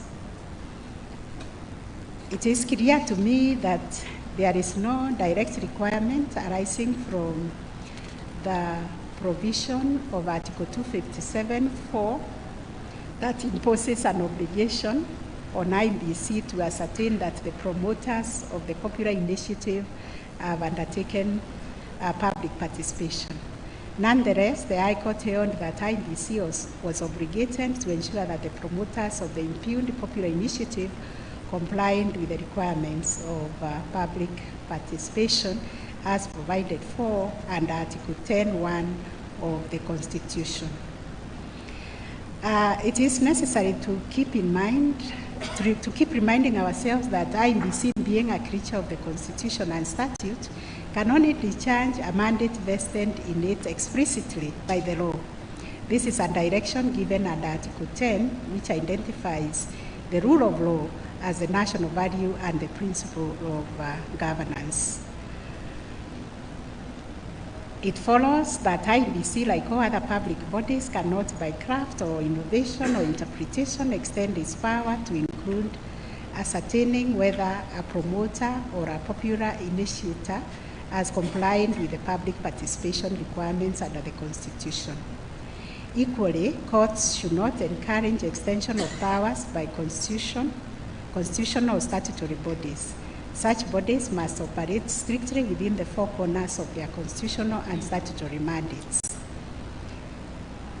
Given this view, unless there is a statutory framework enacted that confers power on IEBC to ascertain whether a promoter has undertaken public participation, the exercise of such a mandate would be a mere overreach. In the upshot, therefore, it is my finding on the first part of the question as framed that there was no obligation on IEBC to ensure that the promoters of the impugned popular initiative complied with the requirements of public participation before determining that the amendment bill had met the constitutional requirements for transmittal to the county assemblies. As regards the second part of the question as framed relates to whether there was public participation in respect to the amendment bill. In determining this question, it ought to be appreciated that while participation of the people has been identified as foundational value and principle of governance under Article 10.2, it is even more crucial with regard to processes that would lead to constitutional amendments. This is so because it is the people's acceptance and ownership that grants democratic legitimacy and authority to the Constitution.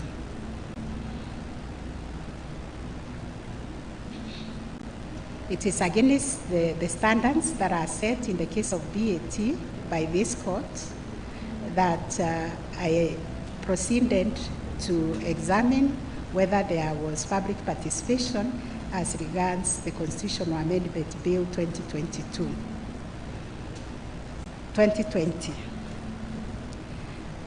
From the provisions of Article 257, it is discernible that there are 4 stages in the amendment process under the popular initiative route. The initiation stage, that is the correction of signatures, which typically involves the promoters of the initiative setting the referendum agenda. However, this is to be within the context of the constitutionally guaranteed opportunities for citizens to influence the process.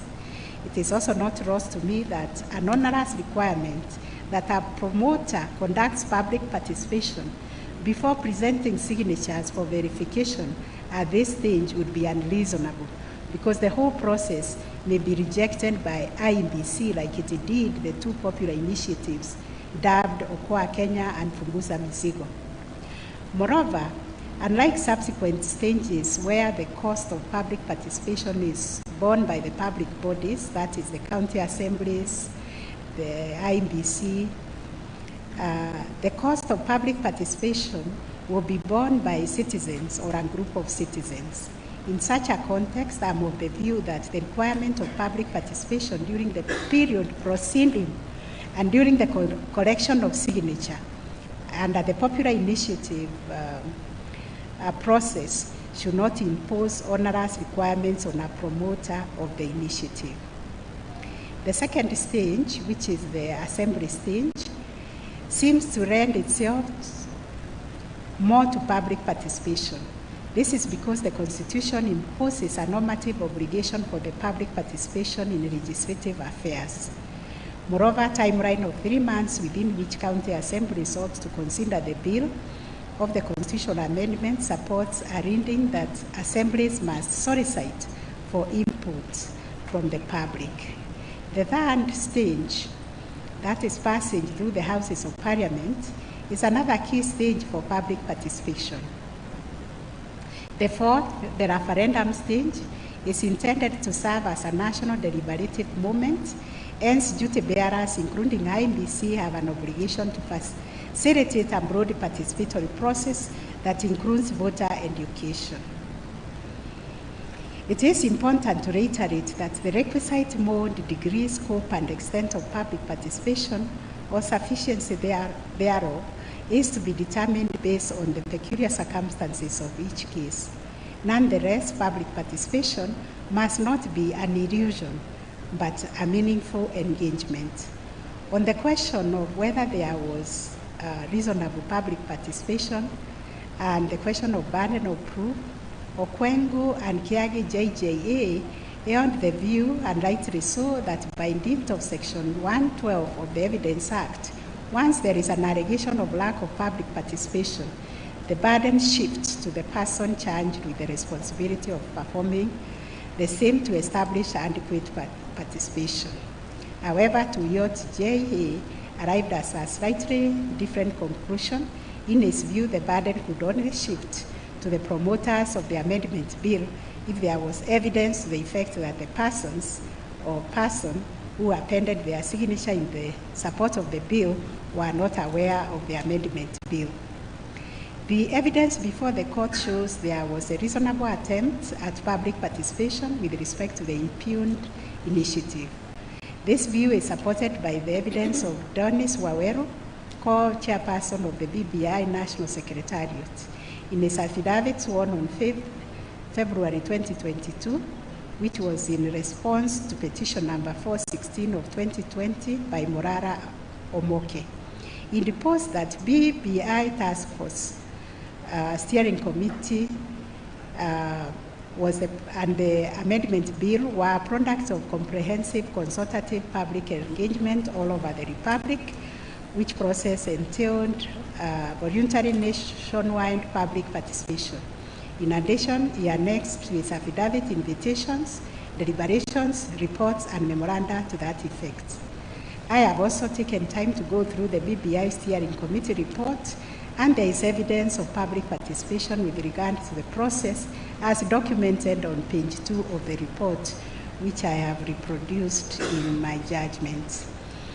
There was no challenge to the contents of the BBI Steering Committee report and the deposition by Dennis Waweru, which therefore leads to an unavoidable conclusion that there was reasonable public participation with respect to the amendment bill, save for the second schedule thereto.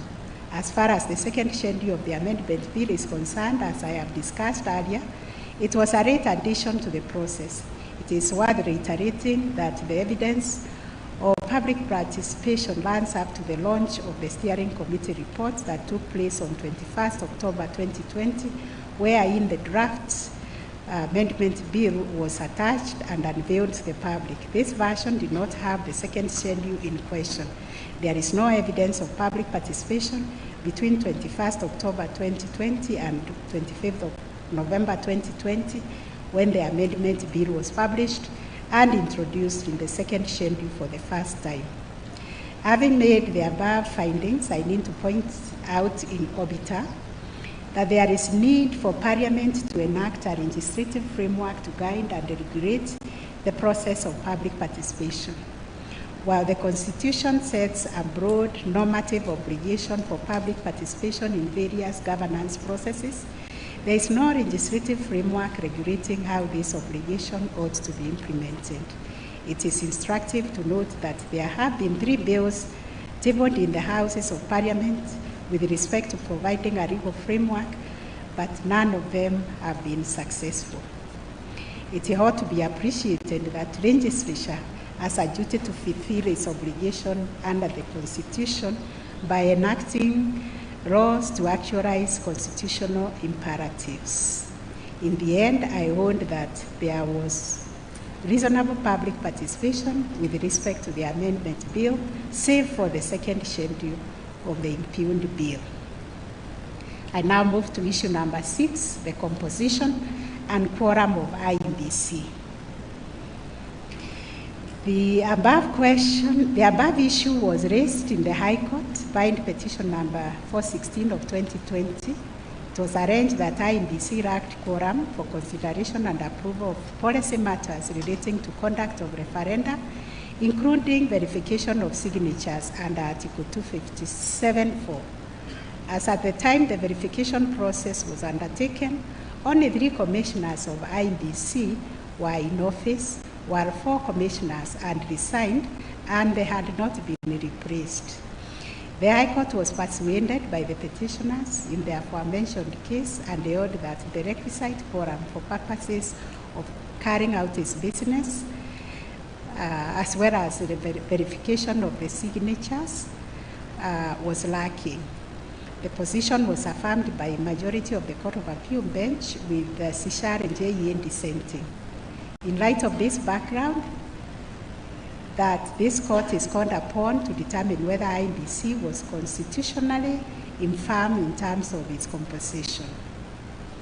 It ought to be appreciated that the legal regime on the composition of IEBC is regulated by the Constitution.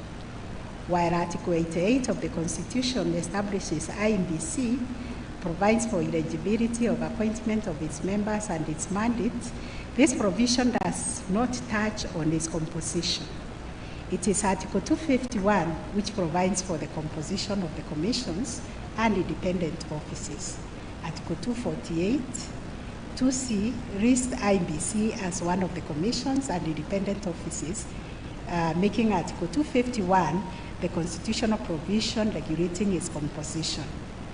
The Article 251 provides as follows, I quote, "Each commission shall consist of at least 3, but not more than 9 members." Section 5(1) of the IEBC Act, which statute, according to its long title, is an act of parliament to make a provision for the appointment, effective operation of the IEBC, provided that the commission shall consist of a chairperson and 6 other members appointed in accordance with Article 254 of the Constitution. Section 5(1) appears to have influenced the reasons of the 2 courts below as regards the quorum. It is readily apparent that there is a possibility of the provisions of Article 250 of the Constitution and Section 5(1) of the IEBC Act being read as imposing different requirements with regard to the composition of IEBC. This leads to the question as to whether IEBC, composed of 3 commissioners, would be infirm to conduct its constitutional mandate, including the verification process provided for under Article 257. My finding on the above question is that Section 5(1) of the IEBC Act should be read in a manner that conforms to Article 251 of the Constitution. The reason being that Article 2, which expresses the supremacy of the Constitution, demands that no legal norm, including registration, should have an effect contrary to that expressed in the Constitution. In other words, the provisions of the Act of Parliament cannot erode the Constitution. The expressed intention of Parliament in registration cannot trump the normative command of the Constitution in a legal system where the Constitution is supreme. And this has been emphasized by the decision of these courts in the case of Hassan Jogo and also in the case of Mumo Matemo. I have also looked at persuasive jurisprudence from other courts in other jurisdictions which support this approach to statutory interpretation.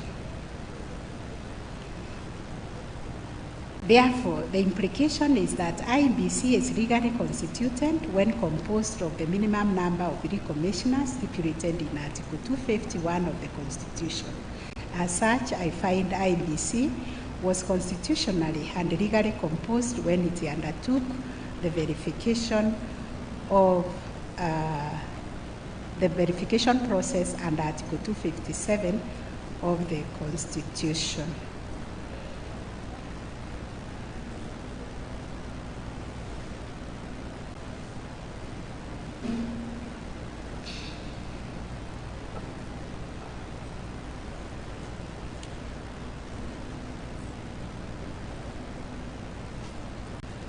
This now takes me to the last issue. Issue number 7. On this issue, the High Court determined that Article 257(10) of the Constitution requires all specific proposed amendments to be submitted as separate and distinct referendum questions to the people in a referendum ballot paper, which are to be voted for separately and distinctively. This finding was affirmed by Nambuye, Okwengu, Kiagi, Katembo JA added a qualifier subject to the nature of the proposed amendments. Musinga JA disagreed with the learned judges of the High Court and held that what is to be subjected to the referendum is an amendment bill which the people are to approve or disapprove. On his part, Tuyot JA held that since IBC had not received the requisites and had not discharged its responsibility of framing the questions, the matter was not ripe for determination. The first question for determination is a preliminary one, which is whether the question on formulation of referendum question was ripe for determination. The doctrine of ripeness focuses on when a dispute has matured. It prevents parties from approaching a court before a party has been subjected to any prejudice or real threat of prejudice as a result of a registration or conduct that is challenged.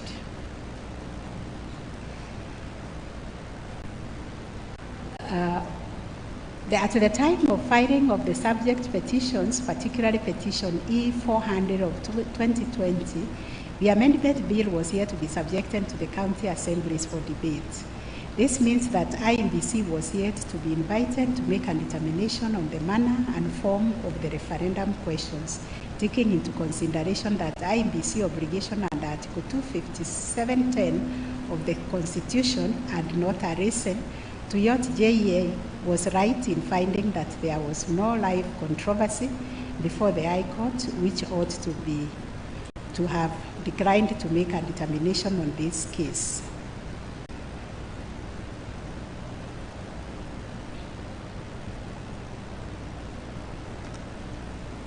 Accordingly, I find that the issue of whether Article 277.10 of the Constitution entails or requires that all specific proposed amendments to the Constitution should be submitted as separate and distinct referendum questions was not ripe for determination.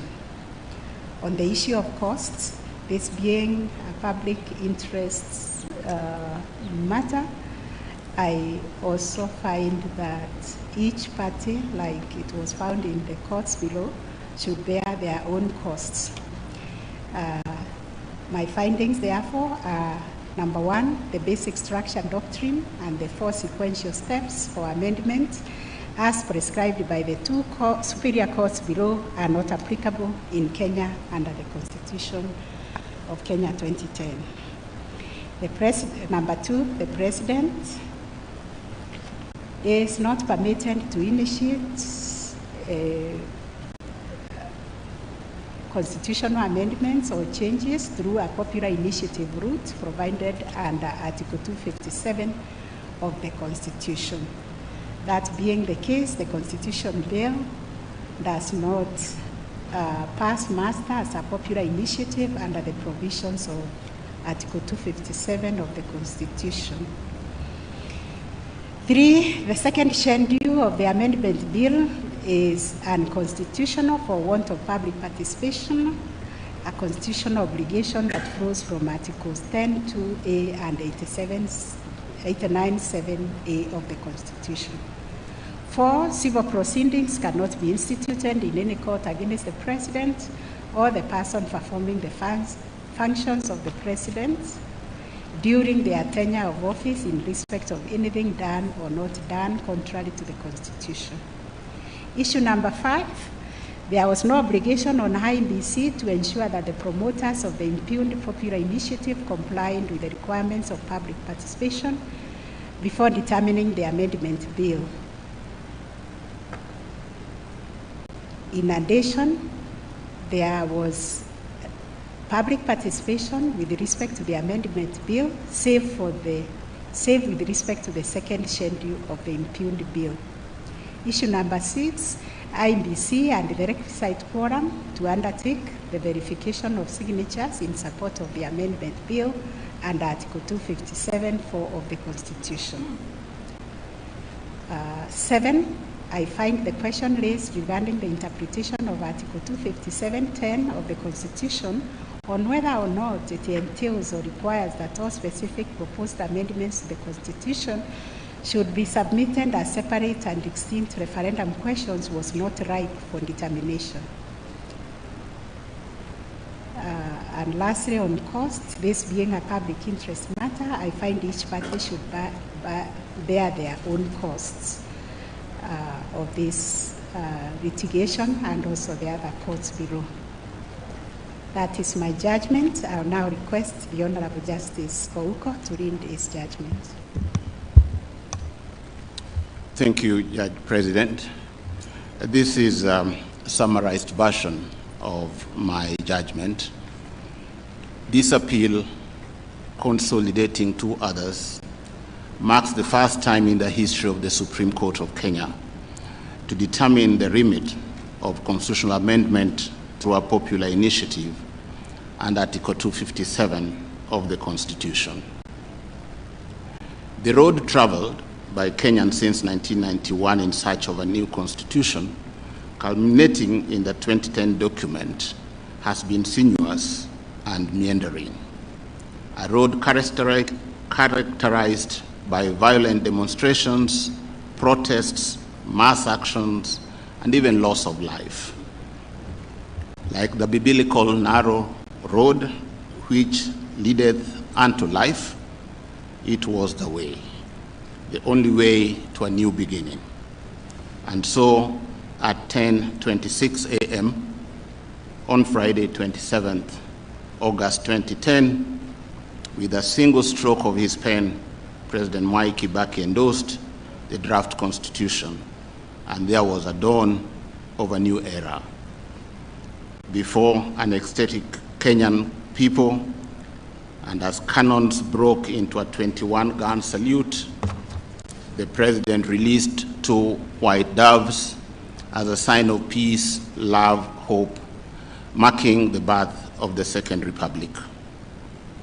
Having emerged from this phase, Kenya embarked on building constitutionalism, giving meaning to the terms and values of the supreme law, to which Kenyans must turn to for protection in times of need. It was time for the people to read meaning into its words. It's only through this robust enforcement, application, and interpretation by courageous citizens, lawyers, legislature, executive, and even more so by judges, that the Constitution will be safeguarded to realize the Kenyan dream contained in the preamble.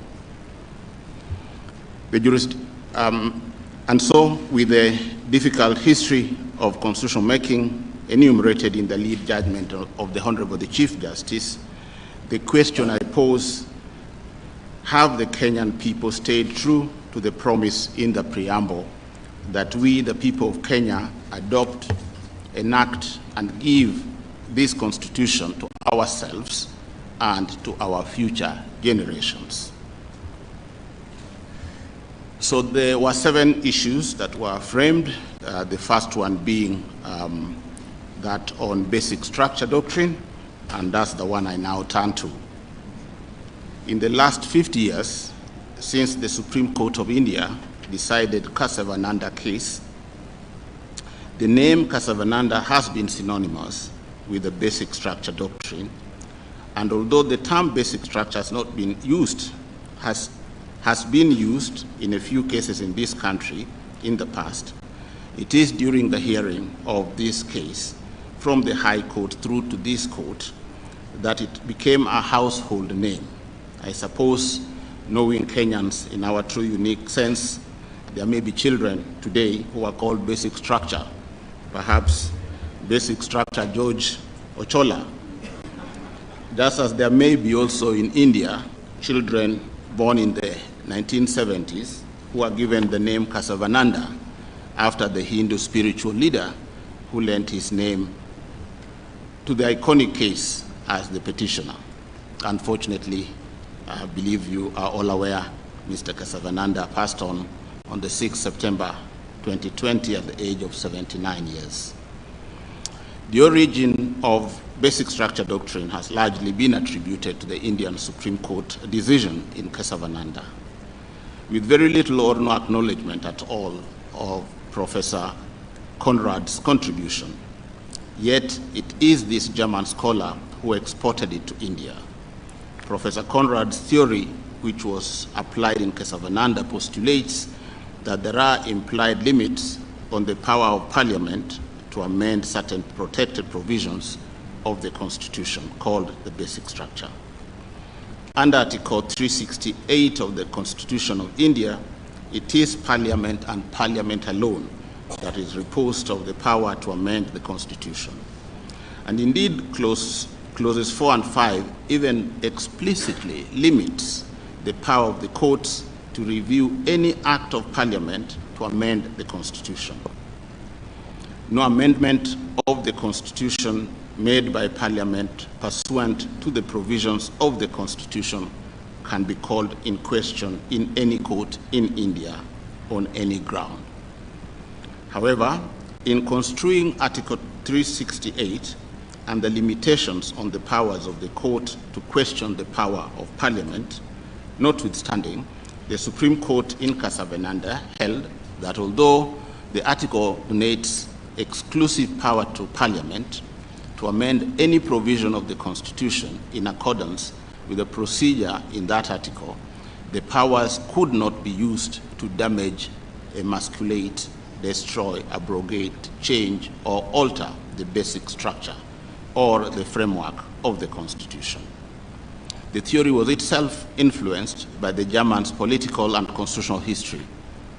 Under Article 76 of the Germans' original constitution, called the Weimar Constitution, Parliament had the power to amend the Constitution with the procedural restraints that required 2/3 votes of the members of its parliament to pass an amendment.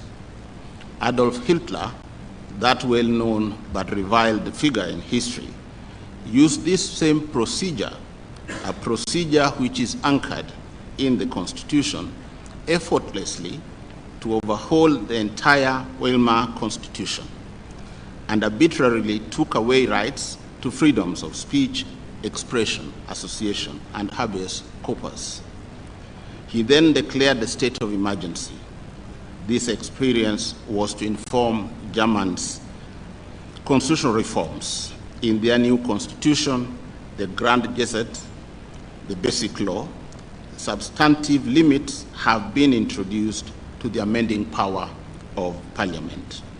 Article 79 of the Basic Law explicitly bars any amendment to the provisions concerning the basic principles like federalism, democracy, rule of law, separation of powers. Our own history is equally replete with the examples and instances that led to agitation for constitutional reforms, as the former constitution was in no better ranking than the Indian or the Weimar constitutions. The former constitution provided for its alteration as opposed to amendment under Section 47 and vested wholly the power to amend it in Parliament, a common denominator with the Indian and the Weimar constitutions. Our Parliament under Section 47, like parliaments of the two nations, could indiscriminately change, and did in fact change, the Constitution at will in any manner whatsoever without reference to the people. The history of agitation to reverse the trend and save the Constitution leading to the promulgation of the 2010 Constitution is well known and are chronicled in detail in my main judgment. But why is this history important? Just like India and Germany, where the seed of basic structure doctrine was planted, it is their unique history that influenced the path of constitutional reforms and the decision of the courts in those jurisdictions in applying the doctrine. Constitutions the world over reflect the uniqueness and specificity of each society, even if lessons or experiences can be drawn from those places. In the Kenyan situation, drawing from the past, informed by the present, and focusing on the future, the 2010 Constitution has set up a framework which returns Kenya to the path of democratization. Parliament cannot be used to pass amendments to the Constitution in the manner it did before 2010 because of the current inbuilt mechanisms and safeguards, as well as the complex and elaborate procedures in the Constitution itself. The situation the Supreme Court of India was addressing in Kesavananda is unique to India based on the specific provisions of the Indian Constitution, Article 368 to be exact, their experience, and also based on their history generally. Therefore, in relying on Kesavananda, hook, line, and sinker to address the peculiar circumstances of Kenya, the superior courts below ought to have exercised caution and followed the guidelines repeatedly emphasized by this court in various cases, Judges and Magistrates Vetting Board and the Rai case. Courts ought to avoid mechanistic approaches to president because it is inappropriate to pick a president all over the world simply because they appear to provide an answer to a matter at hand. Each of those presidents has its place in the jurisprudence of its own country of origin. There was justification to rely on Kesavananda in interpreting Section 47 of the former Constitution in the Njoya case because at the time our constitutional framework was more or less similar to Article 368 of the Indian Constitution in the sense that the power to amend the Constitution reposed in Parliament and Parliament alone. But this is no longer the case in Kenya. Throughout the constitution-making process, from the Bomas draft, the Wako draft, the revised harmonized draft, and the proposed draft constitution, it has been made abundantly clear that since the Constitution embodies the will and aspirations of the people, they must be central to its amendment, and that there ought to be a balance to have a Constitution that is flexible enough for posterity and unforeseen needs, but rigid enough to prevent the abusive hyper-amendments of yesteryears. This balance was achieved by clear, unambiguous, and distinct tiered or multi-stage design model codified in Chapter 16, applying different procedures of amendment for different provisions of the Constitution. Specifically, amendment process of any matters in Article 255(1) is complex and onerous. It requires support of 1 million voters, requires the promoters to draft a bill, which then must be verified by the IEBC, and finally, and approval by the county assemblies and parliament, meeting a certain threshold, and finally ratified in a referendum. Attempts to utilize both parliamentary and popular initiatives have failed essentially because of the tiered or multi-stage design of Chapter 16. You remember the Okoa Kenya Bill of 2016, Punguza Mizigo Bill of 2019. To this extent, even the two courts below agree that Article 255(1) embodies the basic structure of the Constitution of Kenya.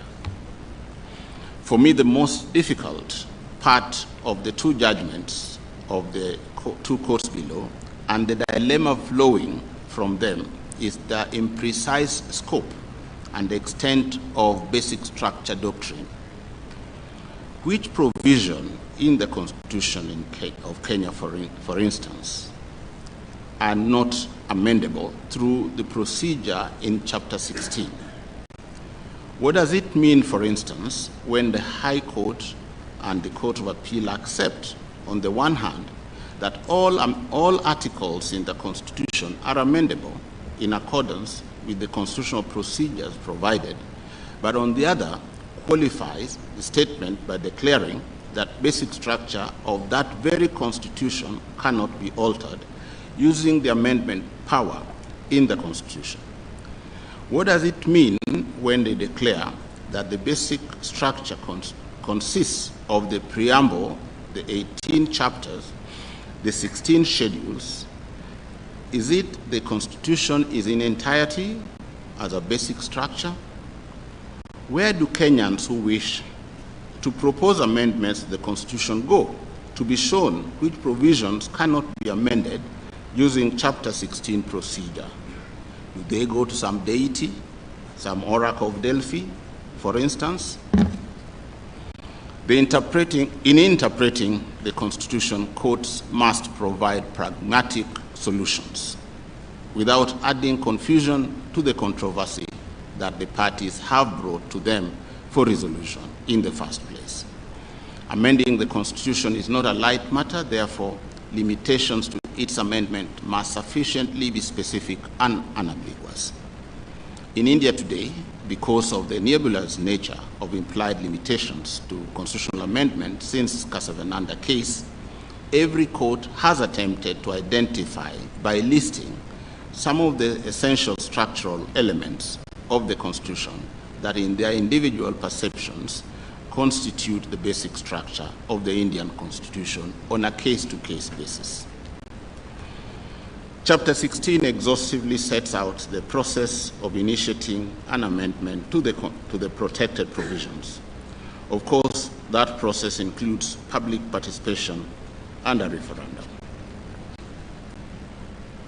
That is in answer to the question of where is the juridical basis in the Kenyan context for the proposition by the two courts that the basic structure of the Constitution can only be amended through primary constituent power, which must include four sequential processes, namely civic education, public participation, and collision of views, constituent assembly, a debate, and ultimately a referendum. The last matter under this ground is to consider the unanimous conclusion by both superior courts below that the proposed amendments in the draft bill amounted to dismemberment of the Constitution. Besides the number of articles sought to be amended, the courts were concerned about the overall effect, that they were so far-reaching in character, scope, and content as to, and I quote, shake the foundation and alter the identity and character of the Constitution as to effectively dismember it. The learned judges variously defined the word dismemberment to mean doing any of the following in the Constitution: unmaking, replacing, disassemble, completely change identity, abolish, tear apart, amputate, and rough mutilation. Do the proposals in the amendment draft bill create a new constitution? Do the verbs unmake, replace, disassemble, completely change identity, abolish, tear apart, amputate, employed by the learned judges to describe the proposals in the bill and to suggest that the proposals were a dismemberment of the Constitution, are they so? In my most respectful view, these words were an overkill, and the sledgehammer employed to deal with them was in itself disproportionate. I end this ground where I started. However great, however progressive a written constitution may be, history, experiences, and changes in society would necessitate corresponding changes to the written text of the Constitution, with each generation having the right and freedom to determine the law under which they wish to live. And no generation should bind the course, aspirations, constitutional expectations, values, principles, and objects of generations to come. The language of Chapter 16 is clear and plain, leaving no room for conjecture, inference, or implication. Neither the explicit nor the implicit language of the Constitution, the history of constitutional making, or any principle of constitutional interpretation in this country permits the courts to do what the courts have accused previous parliaments of perpetuating, that is, to undertake indiscriminate and radical amendments to the Constitution by imposing an alien method of amending it. In the result, I would set aside the judgment of the Court of Appeal and hold that to the extent that the basic structure doctrine limits the amendment power contrary to the express terms of Chapter 16 of the Constitution, it does not apply to the Constitution of Kenya, and that there are no four sequential steps for the amendment of the Constitution other than the steps outlined in Chapter 16. The second issue is on the role of the President in the process. This question to me, and of course the question of basic structure doctrine, are the real nerves of this dispute. This particular question seeks to answer the issue of legality, legitimacy, and constitutionality of the process leading to the formulation of the draft bill based on the true construction of Article 257. The High Court was persuaded and declared that the President does not have authority under the Constitution to initiate changes by way of amendment, that a constitutional amendment can only be initiated either by Parliament through parliamentary initiative under Article 256 or by a popular initiative under 257. The Court of Appeal, in a unanimous decision, agreed and affirmed that conclusion. Friday afternoon, March 9th, 2018, which was the same day the justices of the Court of Appeal elected me as their president at Safari Park Hotel, will be remembered as one of the many defining moments in the history of Kenya. It was on that day that, in a move that took many by surprise, the President and his political opponent, Honorable Odinga, with whom he had recently engaged in fiercest and bare-knuckle political contest, met and agreed in what has come to be known as the handshake to end their political rivalry that had been witnessed in the previous elections. The last political contest between the two was so fierce that at the end of it, both laid claim to the presidency. It has been argued that the President and Honorable Odinga, both well-meaning, intended to ease the seething tension and restore peace, unity, and tranquility in the country. To realize this objective and as an understanding of the handshake, the two agreed to pursue a 9-point agenda styled the Building Bridges Initiative, or BBI. A series of events followed, and I traced these events to mark out the role of the President in the process. By a Gazette notice of 31st May 2018, the President appointed a 14-member team known as the Task Force on Building Bridges to United Advisory. By a subsequent Special Gazette notice of 10th January 2020, the Steering Committee on the Implementation of Building Bridges to a United Kenya Task Force report was also established, and as the name suggests, to implement the report of the task force. Of interest, one of its mandate was to propose administrative policy of constitutional changes that may be necessary. The Steering Committee's report was presented to the President on 21st October 2020.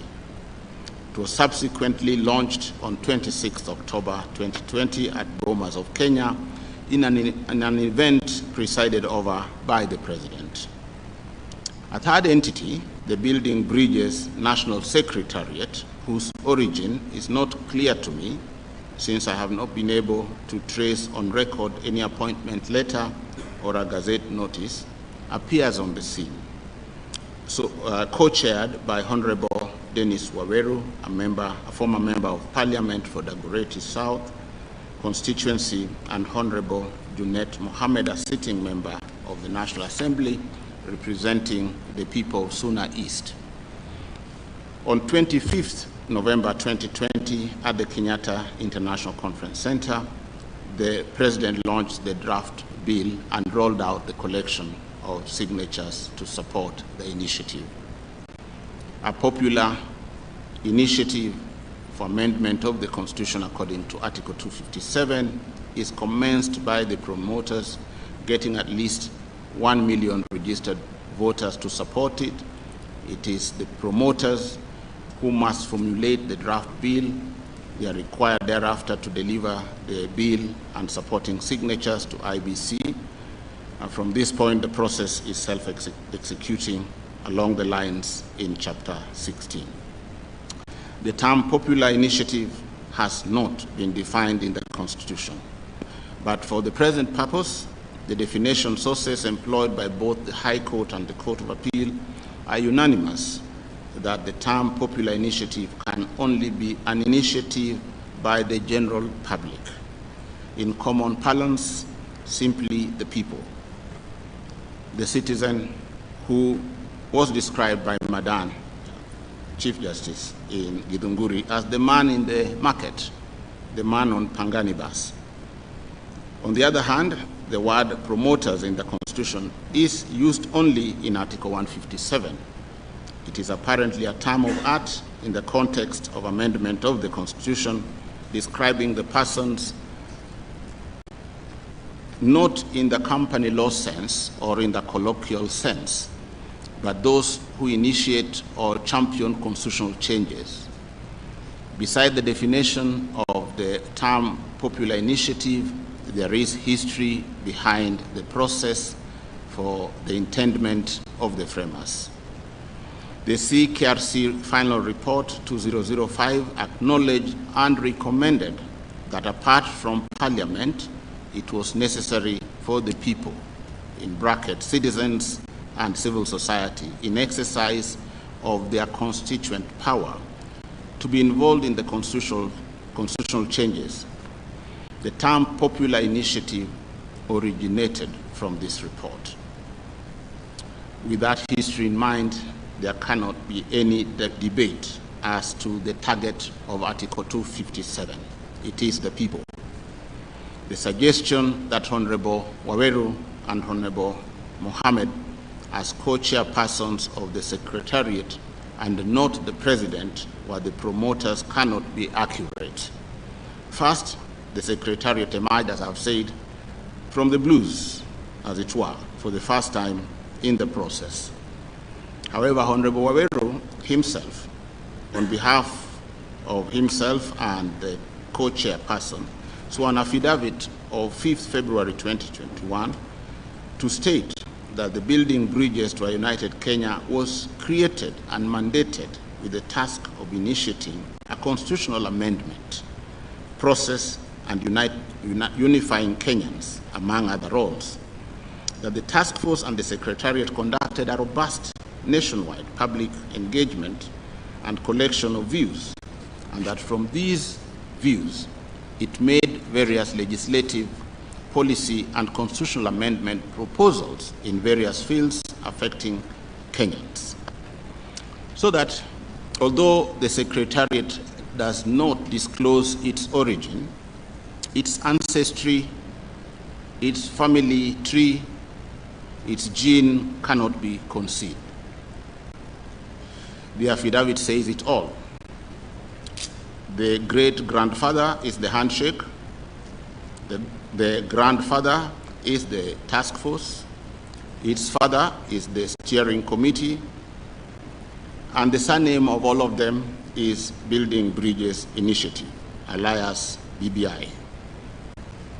The bill which the Secretariat presented together with the signatures to the IEBC was clearly, so to speak, inherited from the steering committee, almost a replica of the bill annexed to the steering committee's report to the President. The draft bill was curiously signed by Building Bridges Initiative as the promoters, and not Honorable Waweru or Honorable Junet, or even the Secretariat. It's not clear how they went about collecting the signatures, but on record, at least, there is some evidence of state involvement, going by the letter written by the Principal Secretary, State Department for Sports, directing the Director General, Sports Kenya, to supervise the staff in the organization to complete the forms and sign appropriately and urgently the forms. The conclusion I reach, as should be apparent on the first limb of this ground, is that the President, as a matter of fact, commenced and spearheaded the process from its inception and only passed on the baton to the two co-chairpersons when it was too late in the day and beyond recall.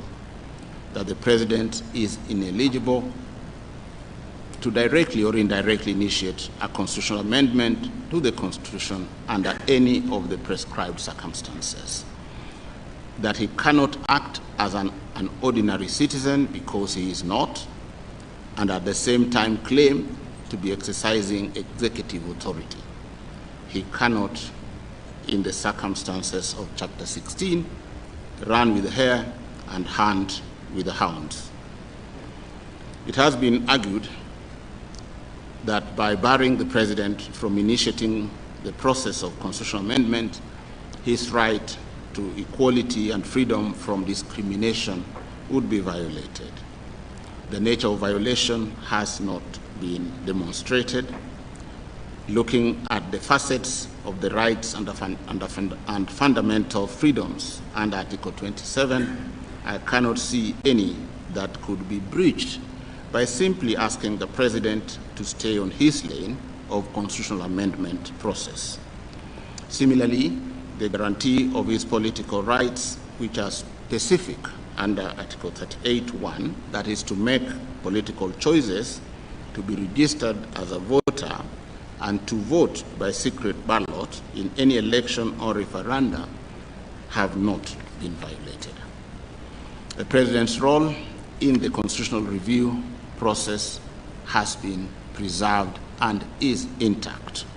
The power to assent to a draft bill passed by Parliament and to request the IEBC to conduct a national referendum for approval of the bill are indispensable roles and essential cogs in the process.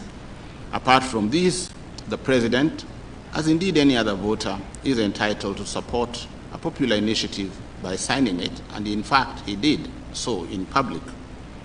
Indeed, nothing stops the President from campaigning for or against the initiative. For these reasons, I agree with the learned justices that to the extent that the President took certain steps and actions at the inception of the popular initiative process, as explained, the entire process was irredeemably flawed. I would, in the result, affirm the conclusion of the Court of Appeal. The third framed issue is on the second schedule to the draft bill. The number of constituencies today, by dint of Article 89(1), stands at 290. The superior courts below were unanimous, and I am in agreement with them, that Article 89 is amendable in accordance with Chapter 16 to increase or even decrease the number of constituencies as proposed. The quarrel with the second schedule relates to paragraphs 1, 2, and 3 of the draft bill. After delimiting the constituencies for the National Assembly to 360, an additional 70 constituencies, the schedule sets out the manner and the period of review of the names and boundaries of those constituencies. This task, in terms of the Constitution, is donated to the IBC, the period being at intervals of not less than 8 years and not more than 12 years, but on condition that any review must be completed at least 12 months before a general election of members of parliament. Furthermore, if a general election is to be held within 12 months after the completion of a review, the new boundaries cannot be used in that election. The second schedule went against Article 89 and all that I've said by providing only for a single criterion, the population quota, as the basis for delimitation. It went ahead and distributed the newly created 70 constituencies to specific counties. It directed the IBC to delimit the boundaries on the new constituencies on the single criterion. It ignored the irreducible constitutional consideration and the existing scientific criteria in Article 89. And finally, it ignored the principle of public participation. In view of the foregoing, the inescapable conclusion is that I'm in respectful agreement with the learned justices of the Court of Appeal that the second schedule to the bill was inconsistent with the Constitution, to which extent it was correctly so declared. I would reject this ground of appeal. The fourth issue is on presidential immunity. In his petition, Force 26 of 2020, Isaac Alochier versus Uhuru Muigai Kenyatta, Mr. Alochier asked the court to determine whether the president can lawfully initiate a constitutional amendment through a popular initiative process, whether the president can establish a steering committee, and whether the steering committee had locus standi to promote constitutional changes pursuant to Article 257. It also sought from the court to determine whether civil court proceedings can be instituted against the president during the tenure of office in respect of anything done or not done in excess of powers donated by the Constitution.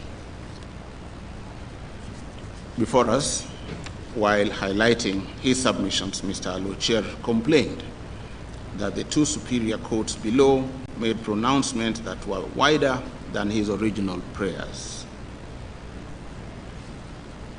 where he had only sought a declaration that the president had acted outside the functions of his office by unlawfully establishing the steering committee, for which he ought to have been held liable. The Court of Appeal, having arrived at the conclusion that the president was not heard in his defense on allegations of breaching Chapter 6 of the Constitution, it was moot to consider whether the president was properly sued in his personal capacity, all the orders made against him in that capacity having been set aside. Consider, too, that both courts nullified the popular initiative on the ground that the president was not qualified qua president to initiate it, confirming that his actions, the gazette notices and so on, were official. Mr. Alochier's question was effectively answered, that no civil proceedings could be instituted against the president in his personal capacity in respect of his role in the proposed amendment. That would have been sufficient to conclude this ground. I cannot agree more that the route taken by the High Court and the Court of Appeal in responding to Mr. Alochier's contention was respectfully slightly overboard. Their determination of the matter in the manner they did has, however, presented a chance to this court to express itself directly on the question for the first time. Under Article 131 of the Constitution, the people of Kenya acknowledge the immensity and enormity of the office, and declared that the president shall not hold any other state or public office except that of the president. Again, because of the exerting nature of those responsibilities, the Constitution grants the president immunity to enable him or her to discharge the functions enumerated above with as much freedom, flexibility, and peace of mind as possible.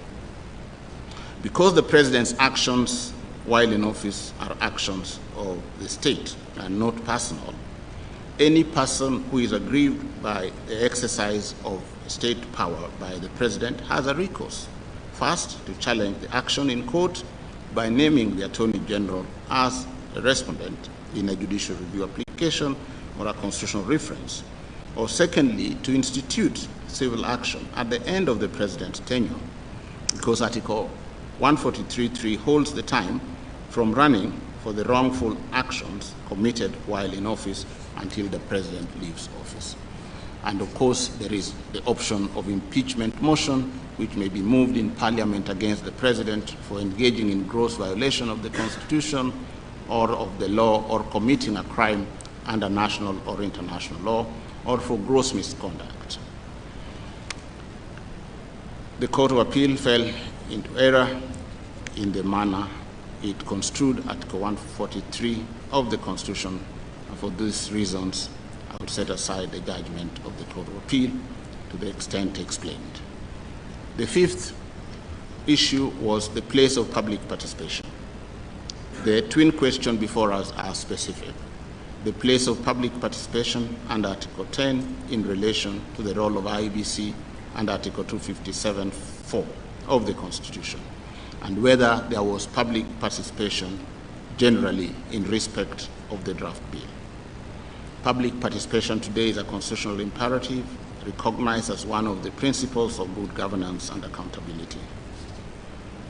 A reading of Article 257(4), the role of IBC is to verify that the initiative is supported by at least 1 million registered voters upon receipt of the draft bill and the 1 million signatures. I've already, in the previous paragraphs, found, in agreement with the two courts in respect of the delimitation of constituencies, that there was no public participation. However, in respect of Article 257(4), the role of IBC does not extend beyond verification that the initiative is supported by at least 1 million registered voters, without going behind the process to inquire if the promoters did conduct public participation. It is the duty of the promoters to carry out public participation before or as they collect signatures. On their own volition and initiative, the promoters make a proposal to amend the Constitution. They must persuade 1 million Kenyans to vote in support of their venture, to convince the assemblies and parliament about the prospects of the initiative, and ultimately Kenyans in a national referendum. It is the promoters' burden. Was there public participation by the promoters and later by the assemblies and parliament? According to the Secretariat, according to the steering committee, both houses of parliament, some county assemblies, Honorable Odinga, there was public participation prior to and in the course of signature collection. Whether or not there was public participation is a matter of evidence. The burden of proof is always upon him who affirms and not on the one who denies.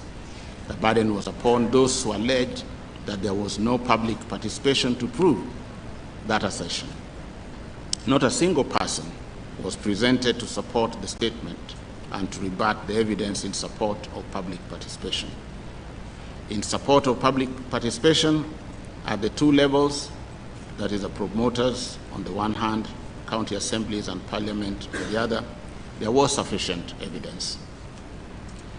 For these reasons, I would set aside the determination of the Court of Appeal on the question of public participation. The sixth issue is on the composition and quorum of IBC. And it is a common factor that IBC was not fully constituted when the bill and the signatures were presented to it. Not fully constituted in the sense that it did not have its full complement.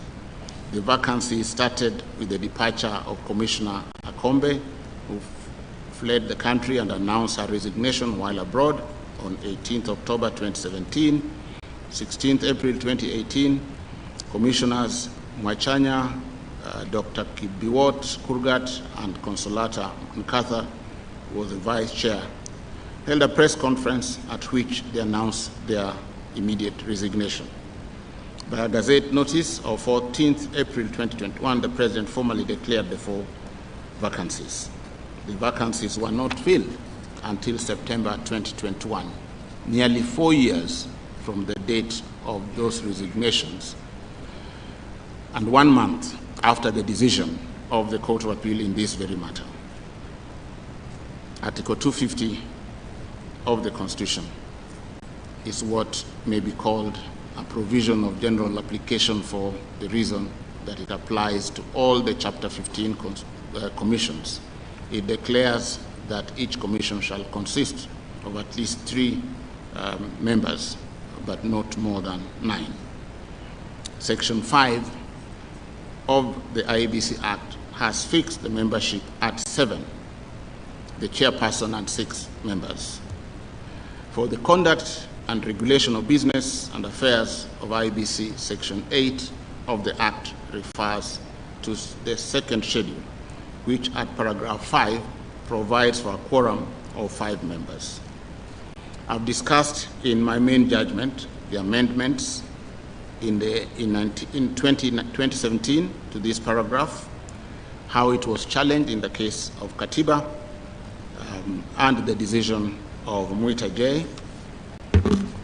I have also considered the effect of the decision in Isaiah Kibiwot Kangwon case, considered too the CKRC report on the management of elections, the Hansard recording the debate on the Election Laws Amendment Bill 2017. I have taken into consideration international best practices and borne in mind that IEBC is a body corporate with perpetual succession. The IEBC, whether fully constituted at 7 members or with the minimum number of 3, is responsible for the formulation of policy and strategy, as well as providing oversight. The Secretariat and supporting units, directorates, divisions, and committees, being the professional and technical arm of the IEBC, perform the day-to-day administrative functions of the Commission and implement the policies and strategies formulated by the commissioners.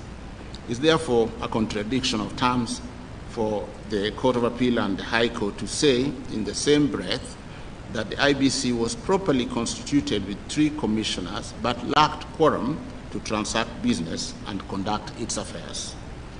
I arrive at the conclusion that with 3 commissioners, the IEBC was properly constituted, quorate, and competent to carry out all its constitutional and statutory duties. In the result, I would set aside the conclusion by the Court of Appeal that the IEBC lacked the necessary quorum to conduct any of its business under Article 257 of the Constitution. The final framed question is on the referendum question. Whether Article 257(10) of the Constitution requires that proposed amendments to the Constitution be submitted as separate and distinct referendum questions or question was raised by Mr. Morara. Again, the details of my analysis of this issue is contained in my judgment, where I have explained in conclusion why I think the issue was premature. Noting that the draft bill had not been returned to the IEBC from Parliament, IEBC had been restrained by an order of injunction from facilitating and submitting the draft bill to a referendum or taking any further action to advance it. The nature of a question or questions to be framed by the IEBC was not ripe. In the end, the Court of Appeal erred in failing to set aside the determination of the High Court on this issue for violating the doctrine of ripeness. I would set aside the majority decision of the Court of Appeal to the effect that Article 257(10) of the Constitution requires the specific proposed amendments of the Constitution to be framed as question or questions. The details of what I've just rendered is in my main judgment. I thank you, Judge President. Thank you, Justice Obuko, for rendering your opinion. I will now call upon the Honorable Mr. Justice Renaura to read his opinion. Thank you, Chief Justice, colleagues and counsel. My judgment is 149 pages. I will greatly summarize it for purposes of this delivery. And there's a presumption that all counsel can read. So please do read it, because other teachers of law tell me that counsel hardly read judgments these days. Please try and read these ones. 2, I have read the judgment of the Chief Justice and President of this court, and I will adapt it for purposes of my judgment. I also agree with the reasoning and findings, save where I shall express myself to the contrary. In that context, when the Kenyan people gave themselves the Constitution in 2010, it was a matter of public knowledge that certain parts of it would require amendments at some point in the future. There was, however, no agreement as to what these parts were, and it was left to a political class to raise a number of issues over the years that debatably required amendment. Third Way Alliance, for example, initiated the Punguza Mizigo, Lighten the Burden initiative at a referendum on a number of issues. That initiative failed. I have therefore taken into account the pleadings, the submissions, and my opinion on each issue is summarized as follows. On issue number 1, I delved into the history, the genesis and history of the basic structure doctrine. Like my colleagues before me, I looked at Kesavananda at length and the history of Kesavananda and the findings in Kesavananda. I also delved in the history of Article 257 on amendments through a popular initiative as opposed to legislative amendment under Article 256. I specifically looked through the CKRC reports, and in the final report, I reproduced sections, page 75, where the Commission said this. A distinction should be made between entrenched and non-entrenched provisions of the Constitution, with a stringent mechanism being set up for amending the former entrenched provisions, which should include supremacy of the Constitution, the Bill of Rights, land, the judiciary, security, finance, and the system of government. The final report then came up with the following recommendations. I'll only pick on 2. Recommendation number A, the new Constitution should have some entrenched provisions. For example, human rights that Parliament does not have power to amend. And Roman D2, the entrenched provisions should include the procedure on amending the Constitution itself, the provisions establishing the Republic of Kenya, the provisions of sovereignty of the people, the provisions on supremacy of the Constitution, the Bill of Rights, the separation of powers, provisions on existence and powers of independent commissions and bodies. Those proposals by CKRC are important because, like Professor Migai Akech, amicus curiae, I have said that the above recommendations are what morphed into Chapter 16 of the 2010 Constitution, and by those provisions, the people attained the right balance between constitutional flexibility and rigidity and provided sufficient and strong safeguards against the culture of hyper-amendability that characterized the Independence Constitution. Chapter 19, in fact, of the Boas draft and Chapter 19 of the Wako draft are also identical as to what's contained in Chapter 16 of the Constitution today. History has shown us that the people did not intend to immunize the 2010 Constitution. To the contrary, they envisioned that they could amend the provisions of that Constitution through exercise of secondary constituent power, provided that the amendment procedure under Chapter 16 is strictly observed. If the people wanted to entrench provisions other than those set out under Article 255(1), or to immunize any of the provisions of the Constitution, they would have done so expressly. It is therefore correct to say that courts should not, by judicial craft or innovation, impose hurdles to prevent the people from amending the Constitution, provided that procedural requirements under Chapter 16 are complied with. In my judgment, I made reference to my own decision in Commission for the Implementation of the Constitution versus the National Assembly of Kenya and 2 others. I had counsel in this court say that that was the introduction of the basic structure doctrine by courts in Kenya. That is not anything near the truth. That judgment was addressing amendments by Parliament to Article 260 of the Constitution in order to remove the office of members of Parliament, members of county assemblies, judges and magistrates from the list of designated officers under that article. The dispute, much like a Savananda, related to the amendment power donated to Parliament.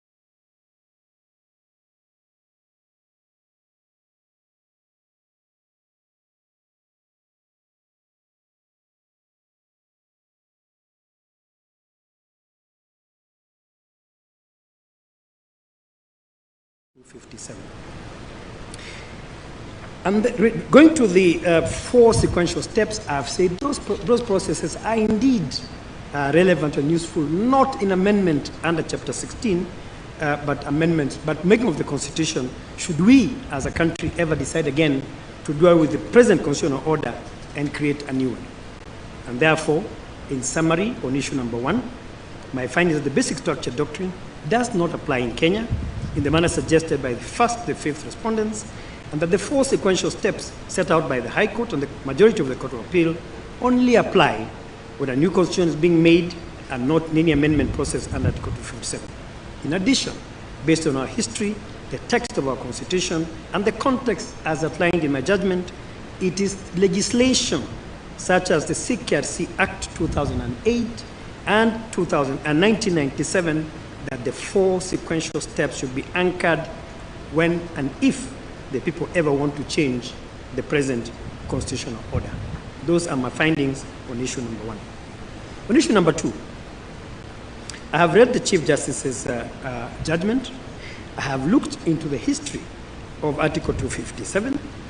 And if you look at the CKRC reports, Article 257 was intended to be exercised by the common man and civil society, and not anyone outside that category.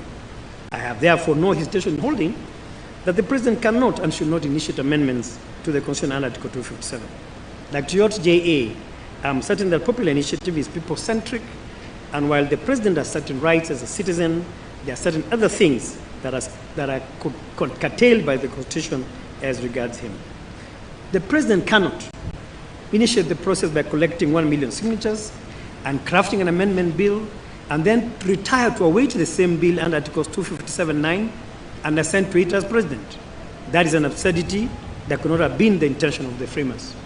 Neither can he initiate a bill under Article 256(5)(a), and then under B, request the IEC conduct within 90 days a national referendum for approval of the bill, and then retire to assent to it as a President. And therefore, my finding is that he cannot initiate a popular amendment under Article 255. But I've said, knowing the politics of this country, if the president has parliamentary muscle, he can then invoke Article 256 and initiate amendments through Parliament. On the second limb of this question, I have disagreed with my colleagues. My finding is that there are two processes involved in this whole situation. The first process is the presidential political process, which ends with the creation of the steering committee. And then there is the process under 257.1, which is the process of the secretariat led by Junet Mohammed and Dennis Waweru. And I've said that if you look at 257 properly, the process begins with the signature collection and creation and a drafting of the bill or suggestion. And that process was only undertaken by Dennis Waweru and Junet Mohammed, and there is no place in which I have found in the record the role of the president. And therefore, on that narrow issue, I have disagreed with the Chief Justice. On the second schedule of the Constitution of Kenya, whether it's unconstitutional, I have looked at Article 89.1, and I have said you cannot, as that was done by the initiators and promoters, purport to amend Article 89.1, leave Article 89.2 to Article 89.12 untouched, and then purport to bring this amendment bill and create new constituencies without involvement of the IEBC and the people, especially those who would be affected by the creation of new constituencies. Boundaries of constituencies are a very emotive question in Kenya, and that is precisely why Section 89 is very elaborate as to the procedure to be undertaken when new constituencies are being created. And therefore, for those reasons, and for the reasons given by the Chief Justice, I've agreed that that schedule is unconstitutional. But I've said something a little more.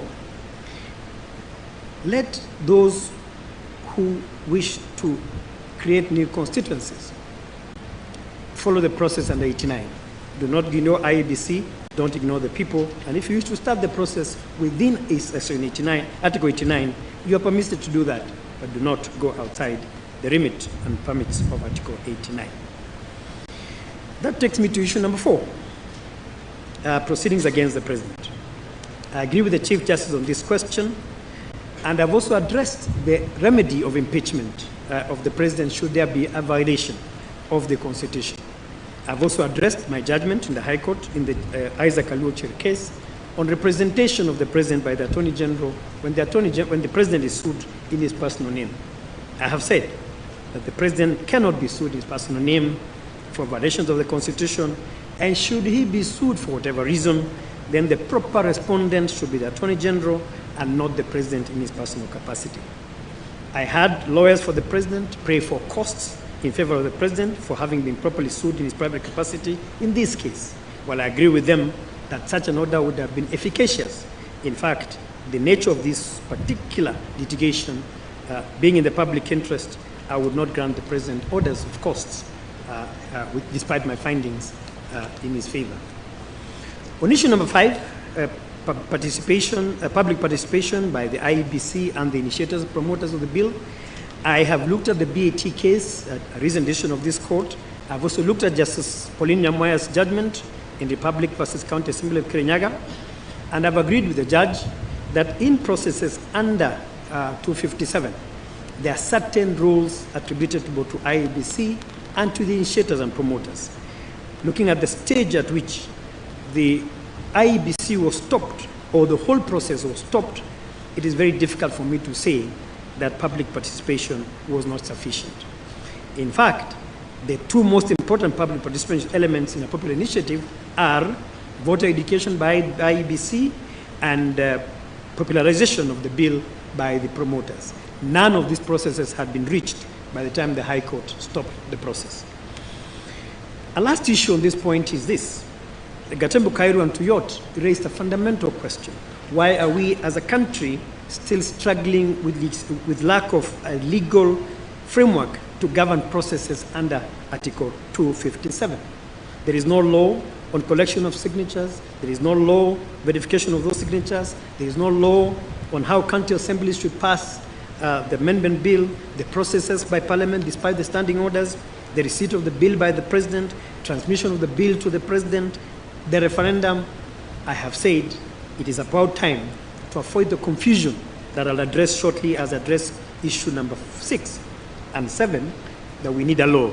And so I agree with Justice Tuyot and Justice Kairu that this law is absolutely necessary. And therefore, the second schedule, in my mind, is an exception.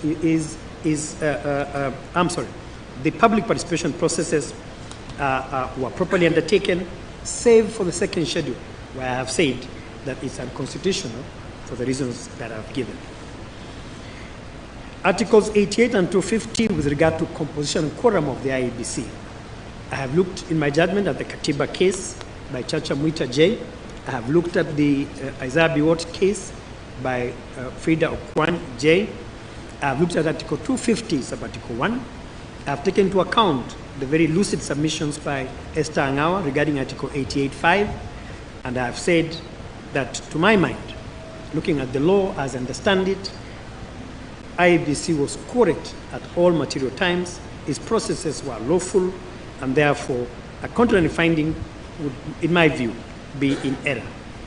There was a second issue raised by Ms. Kituku regarding nullification of the laws. Well argued as the point was and lucid as arguments were, I've declined the invitation to address that question because once I've found IEBC correct, other matters are irrelevant. The last issue is issue number 7 on the proposals, whether proposed amendments should be submitted as separate and distinct referendum questions. Like the Chief Justice, I have looked at the law of ripeness and mootness. I have looked at the law on justiciability, and I have come to the firm conclusion, like Justice Tuyot, that this question was premature. IEBC had not had the opportunity to exercise its mandate as the body to conduct the referendum, to draft the question or questions, and I have said only this as regards that mandate. Section 49 of the Elections Act and Article 257 do not sit well together. And I've asked IEBC to, as they reconsider this question, to look at Section 49 of the Act and Article 257, harmonize the language. I've shown why, in my judgment, why there's a problem with that issue. And only then would any party with a dispute go to court once the IEBC has determined the matter within its mandate. Once courts start taking off the mandate of independent commissions, we shall walk into a minefield. And therefore, in conclusion, summary of my findings are as follows. On the basic structure is my finding that the doctrine as enunciated in the Casavanada case has not attained wide acceptability and cannot certainly be applicable to Kenya, noting our history, context, and constitutional text. The 4 sequential steps identified by the High Court as necessary in an amendment process are also not applicable, save in the creation of a new constitutional order, which is not the case in this dispute. Number 2, on whether the President can initiate a popular initiative to amend the Constitution Article 257, it is my finding that he cannot, but I've said also that in this particular dispute, he did not. On whether the second schedule of the Constitution is unconstitutional and purported to limit boundaries without the input of IEBC, without amending Article 89, 1 to 12, without involving affected persons and the public at large, I have held that it is indeed unconstitutional. Can civil proceedings be instituted against the President during the term of office? I have said no. And should he be sued, then the proceedings should be against the Attorney General, and any remedy for a suit directly against the President should lie in costs awardable to the President. On public participation, at the time the High Court stopped the process, I cannot find reason to fault either IEBC or the initiators and promoters, with the exception of the second schedule, which I found to be unconstitutional for inter alia lack of public participation. On the quorum of IEBC at all material times, I find that IEBC was correct and all its undertakings were lawful. On the question whether a referendum, single multiple questions should put the people by IEBC, I find the matter was premature and was not ripe for determination. On costs, the public interest exhibited in this matter will lead me to the conclusion that each party should bear its cost. My reasons in detail are contained in my judgment, which you shall get copies of. I thank you, Chief Justice. I thank you, Counsel. Thank you, Honorable Mr. Justice Renaura, for rendering your opinion. I will now call upon Lady Justice Joaquin Dongo to deliver her opinion. Thank you very much, Chief Justice. I will proceed to summarize my judgment. On some issues I will be brief, others I will interrogate them a little bit more. Issue number one, is the basic structure doctrine applicable in Kenya? In order to determine whether the basic structure doctrine is applicable in Kenya, there is need to define the term doctrine under international law and establish whether the basic structure doctrine is indeed such a doctrine and if it is applicable here.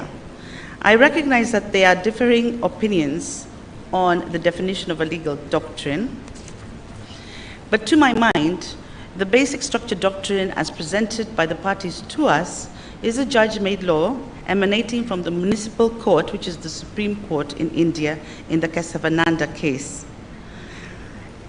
That basic structure doctrine has been upheld and relied on in subsequent decisions in India, and I note that there are few jurisdictions around the world where basic structure doctrine has been applied, while in others it has been rejected. It is my considered view that the basic structure doctrine as presented by the parties does not constitute a widely adhered to a legal doctrine. It is my observation that the basic structure doctrine has been both applied and rejected. I have listed the countries in which that has happened, and therefore it is my considered opinion that the states only constitute a very small percentage of countries in the world that have attempted to apply or have applied the doctrine. Furthermore, there have been no pronouncements made at the international level, no international case law on the same. The only available cases are from domestic courts at national jurisdiction, and therefore it cannot be said that the basic structure doctrine has attained the status of a general principle under international law, and it cannot be applied by this court as a general rule of international law as contemplated on Article 2(5) of the Constitution of Kenya 10. The above notwithstanding, is the basic structure doctrine as presented by the parties applicable in Kenya? It is my considered opinion the answer to this question can only be deduced by our constitutional past. Kenyans stressed the fact that they needed a constitution that had entrenched provisions on certain aspects, was not too simple to amend, and one that required their participation in terms of amendment. The final report of the Constitution of Kenya Review Commission captures these sentiments where the people's voice is summarized. And these sentiments made it into our current constitution, where Chapter 16 of the Constitution is unequivocal on how to amend the Constitution. It is therefore my position that it was the intention of the drafters of the Constitution to protect or entrench the specified 10 matters in Article 255(1) by stipulating their specific amendment procedures. If the drafters of the Constitution intended to entrench or protect any other provisions or deem them eternal or unamendable, they would have expressly done so. On my part, I do not consider any article in the Constitution unamendable or constituting eternity clauses. A textual reading of the Constitution confirms this view. It is evident, therefore, that the Constitution itself expressly provides an inbuilt amendment procedure for any anticipated amendments. Consequently, it is unnecessary to import the so-called basic structure doctrine into Kenya. I briefly turn to the issue of constituent power, and I find that the constituent power is a power that cannot be limited by any pre-existing rules, even if such rules purport to regulate replacement of the current constitution. It is also my finding that the 4 sequential steps are not expressly provided for and cannot be inferred from Article 257 of the Constitution. As such, those steps cannot be a mandatory requirement when there is no law providing for the same. Moving on to the next issue, as to whether the President can initiate changes or amendments to the Constitution. The Court of Appeal upheld the High Court's finding that the President, for as long as he held office, could not, as an ordinary citizen, move constitutional amendments through a popular initiative on the ground that the same route is intended for ordinary citizens. The appellate judges found that the amendment bill was not a popular initiative, considering that the process that that culminated in the same was a process that was led and driven by the executive, the political elite, as opposed to the people of Kenya. Some respondents have urged that the proposals by the BBI task force could have been taken up by anyone else, by any promoter, but not the president himself. Having perused carefully through the judgments of the superior courts and also through the Constitution of Kenya, I find this proposition is untenable for several reasons which I shall expound upon. However, before I expound on my views, I must state I'm rather disturbed and concerned by the way the superior courts framed their issues for determination. The High Court framed its issue 3 for determination and used words not in the constitutional text, attached meaning to them, and made determination on them.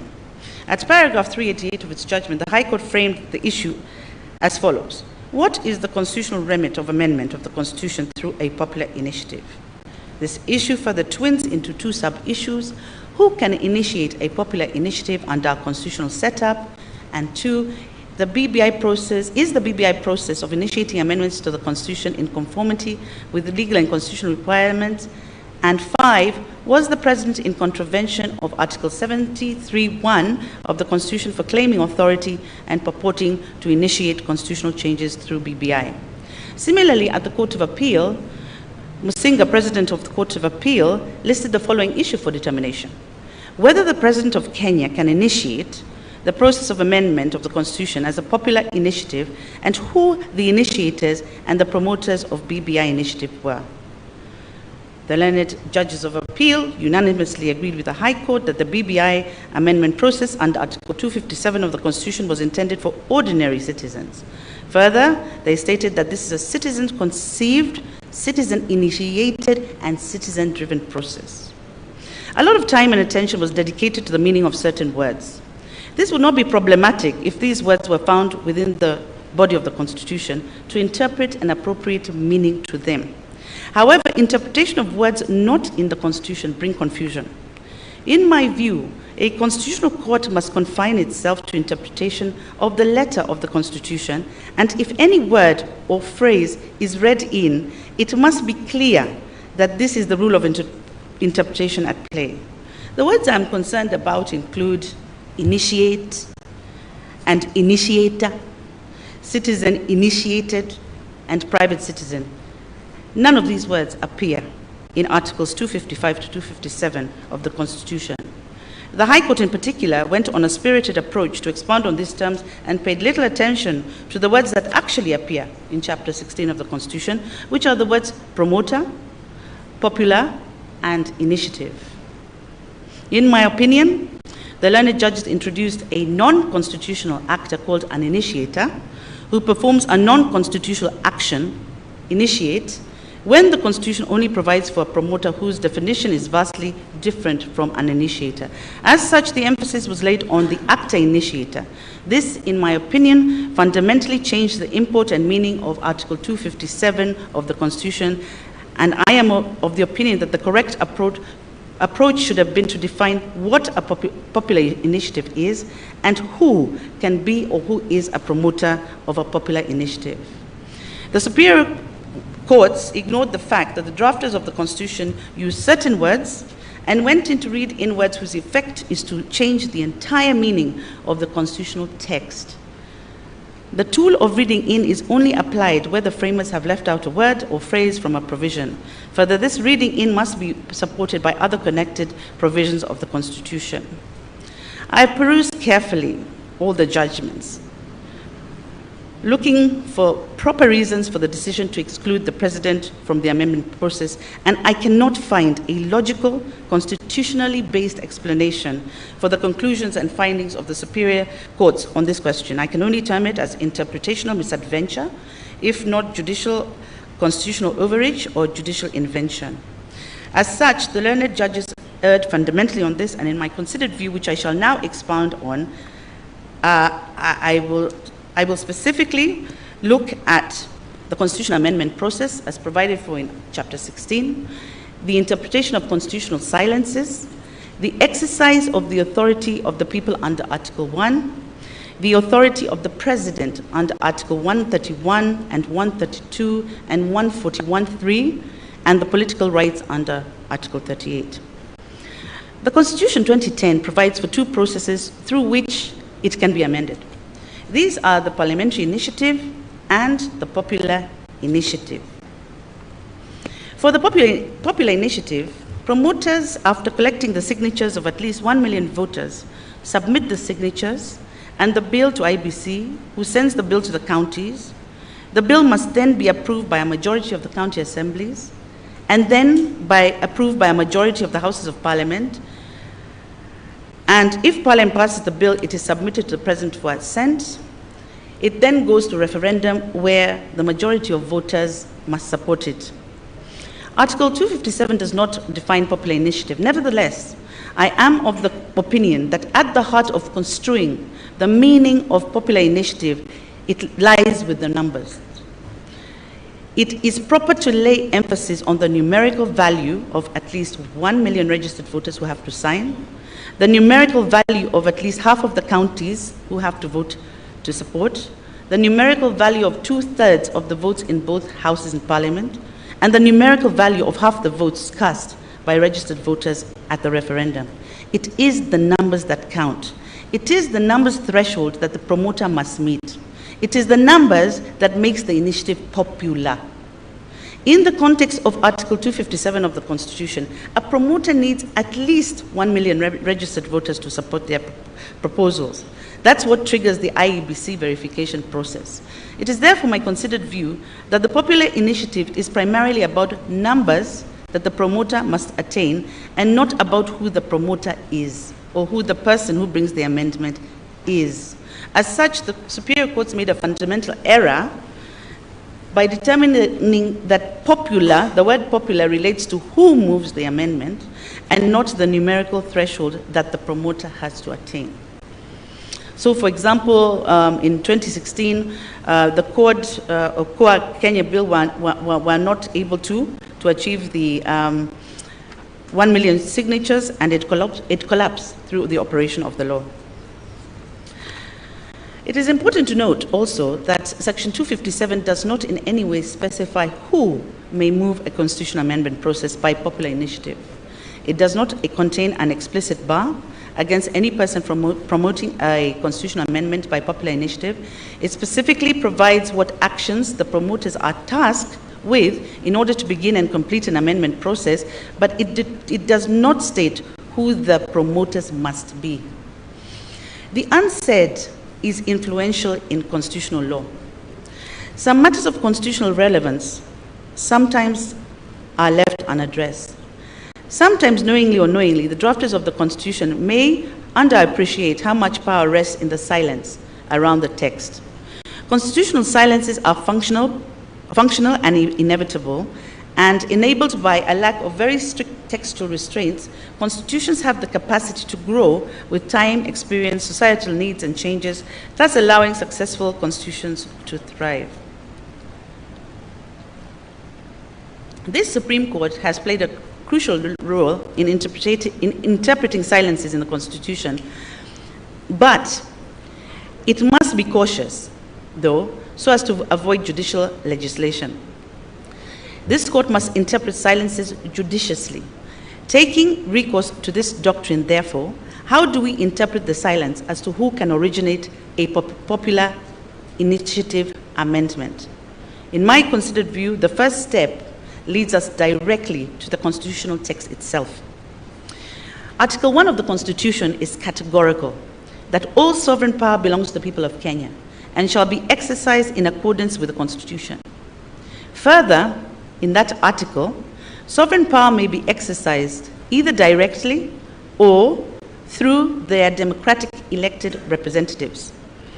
The National Executive enjoys delegated sovereign power under Clause 3 of Article 1 of the Constitution, and according to Article 36(1) of the Constitution, the President shall be elected by registered voters in a national election conducted in accordance with the Constitution. In addition, Article 1 of the Constitution elaborates the tenets of a functioning republic, anchored in the concept of libertas populi, which defines the characteristics of a functioning republic. It envisions a system that has responsible citizens who exercise their rights democratically and consciously. A free res publica is the highest value of all for citizens. Article 1 preserves the exercise of the actual legal authority or power which is exercised by the people directly or through their democratically elected representatives. From the foregoing, there is no doubt that the President is a democratically elected representative of the people who, under Article 1, can exercise delegated sovereign power of the people. Indeed, this is one of the ways in which constituent power is exercised under our Constitution, and therefore I am confounded by the fact that the superior courts address the constitutional power of the people at length, but for whatever reason fail to take into account that the President is a directly elected representative of the people and he can exercise delegated power on their behalf. Furthermore, it is a fundamental right of the Kenyan people to elect their representatives and that those so elected to speak on their behalf. To limit the ability of an elected representative to speak, to act, to work on behalf of his or her electorate is itself a limitation of the people's political rights under Article 38 of the Constitution. Such proposition would amount to limited republicanism, limiting the extent to which people exercise their powers either directly or through their elected representatives. More poignantly, however, limiting the powers of the people donated to the elected representatives reorganizes the architecture of the Constitution's order of delegated governance. It is not in dispute that the President bears an elevated status by virtue of his office. The President has additional roles and obligations in comparison to the ordinary Kenyan. In addition, Article 132 of the Constitution mandates the President to safeguard the sovereignty of the public, promote and enhance unity of the nation, promote and respect the diversity of the people and communities of Kenya, and ensure the protection of human rights and fundamental freedoms and the rule of law. Article 132(1)(c) of the Constitution stipulates one of the many mandatory functions of the President. The President must, once every year, report in an address to the nation on all measures taken and progress achieved in the realization of the national values referred to in Article 10. In my considered view, the President is not limited as to those measures he can take to undertake he is not limited as to the measures he can undertake in the exercise of his functions under Article 132. The said measures could constitute a policy, statutory, or constitutional frame. Clearly, in promoting and enhancing national unity, the President can promote constitutional amendments through popular initiative. This would qualify as a measure taken under Article 132 on which progress achieved can be reported. It is directly within the four corners of the Constitution of Kenya. I am convinced that when the President takes measures in the exercise of his functions, including a proposal for the amendment of the Constitution, he is bound by the oath prescribed by the Constitution and which he swears when he takes office to act in the best interests of Kenyans and not to undermine democracy. One need not worry about the President overstepping because the parameters in the Constitution are sufficient to rein him in. How can I claim this so boldly? This is informed by our constitutional history. When one looks at the history of constitution making in this country, it is clear that one of the intentions of the drafters of the Constitution was to discard parliamentary monopoly over the constitutional amendment process and to make it more inclusive. Kenya's journey to democratic constitution was arduous, taking into account that most of the amendments taking into account most of the constitutional amendments made in the first President Kenyatta's era. In the first President Kenyatta's 15-year reign, he oversaw 16 amendments. President Moi, in his 24-year presidency, oversaw 14 constitutional amendments. Both presidents were members of parliament and used parliament to amend the constitution in a manner that excluded participatory democracy. The people were not involved in any way. By 1992, and because of this, all key institutions, the judiciary, parliament, public services, security forces, and the provincial administration were instruments of authoritarian control. Concentration of power in the President was one of the factors that prompted demands for a new constitution, and the 2010 constitution aimed to curb dictatorship by parliament in the amendment process. Kenyans wanted to have a head of state who would not whimsically amend the constitution. They wanted to limit the powers of the constitutional amendment by the head of state, but not to take it away altogether. In other words, the intention was to make it difficult, but not impossible, for a president to make a constitutional amendment. This is the mischief that the framers of the Constitution sought to address. In my considered view, therefore, there is no historical evidence that the drafters of the Constitution intended that the president be excluded from the popular initiative amendment route, or that it be limited to a specific class of people to the exclusion of others. If anything, the resultant very expansive Chapter 4 on the Bill of Rights in the Constitution of Kenya 2010 proves otherwise. The president enjoys all constitutional rights and freedoms like any other Kenyan. He is first and foremost a Kenyan citizen by birth. A president does not lose his or her political rights under Article 38. He or she does not cease to be a registered voter by virtue of ascendancy to presidency. There is no law pursuant to Article 24 of the Constitution, which is the limitation clause, that limits the president from enjoying political rights under Article 38, especially that of campaigning for political cause, which in my view includes constitutional amendments. In addition, trusting citizens with public office does not in any way muzzle them or take away their rights as provided in the Bill of Rights. Article 27(1) of the Constitution provides that every person is equal before the law and has the right to equal protection and equal benefit of the law. Additionally, equality includes the full and equal enjoyment of all rights and fundamental freedoms, and the President, like all Kenyans, is obligated to respect, uphold, and safeguard the Constitution. If any Kenyan has the right to initiate a popular amendment to the Constitution, while respecting, upholding, and defending the Constitution, so too does the President in his official or personal capacity. It would be restrictive, unjust, unprogressive, and unconstitutional to limit that right. At this juncture, I find it prudent to comment on the submissions that the President is excluded from promoting changes to the Constitution by popular initiative because he can do so through Parliament. According to Article 256 of the Constitution can only be amended through a parliamentary initiative. Under Article 256 of the Constitution is silent as to who can introduce a bill into either of the Houses of Parliament. However, the composition of Parliament is clear, and the membership of the National Assembly is provided for under Article 97(1), and that of Senate under Article 98(1). The President is excluded as a member of Parliament. In other words, the President is not a member of Parliament, and by parity of reason, he cannot introduce a constitutional amendment through a parliamentary initiative.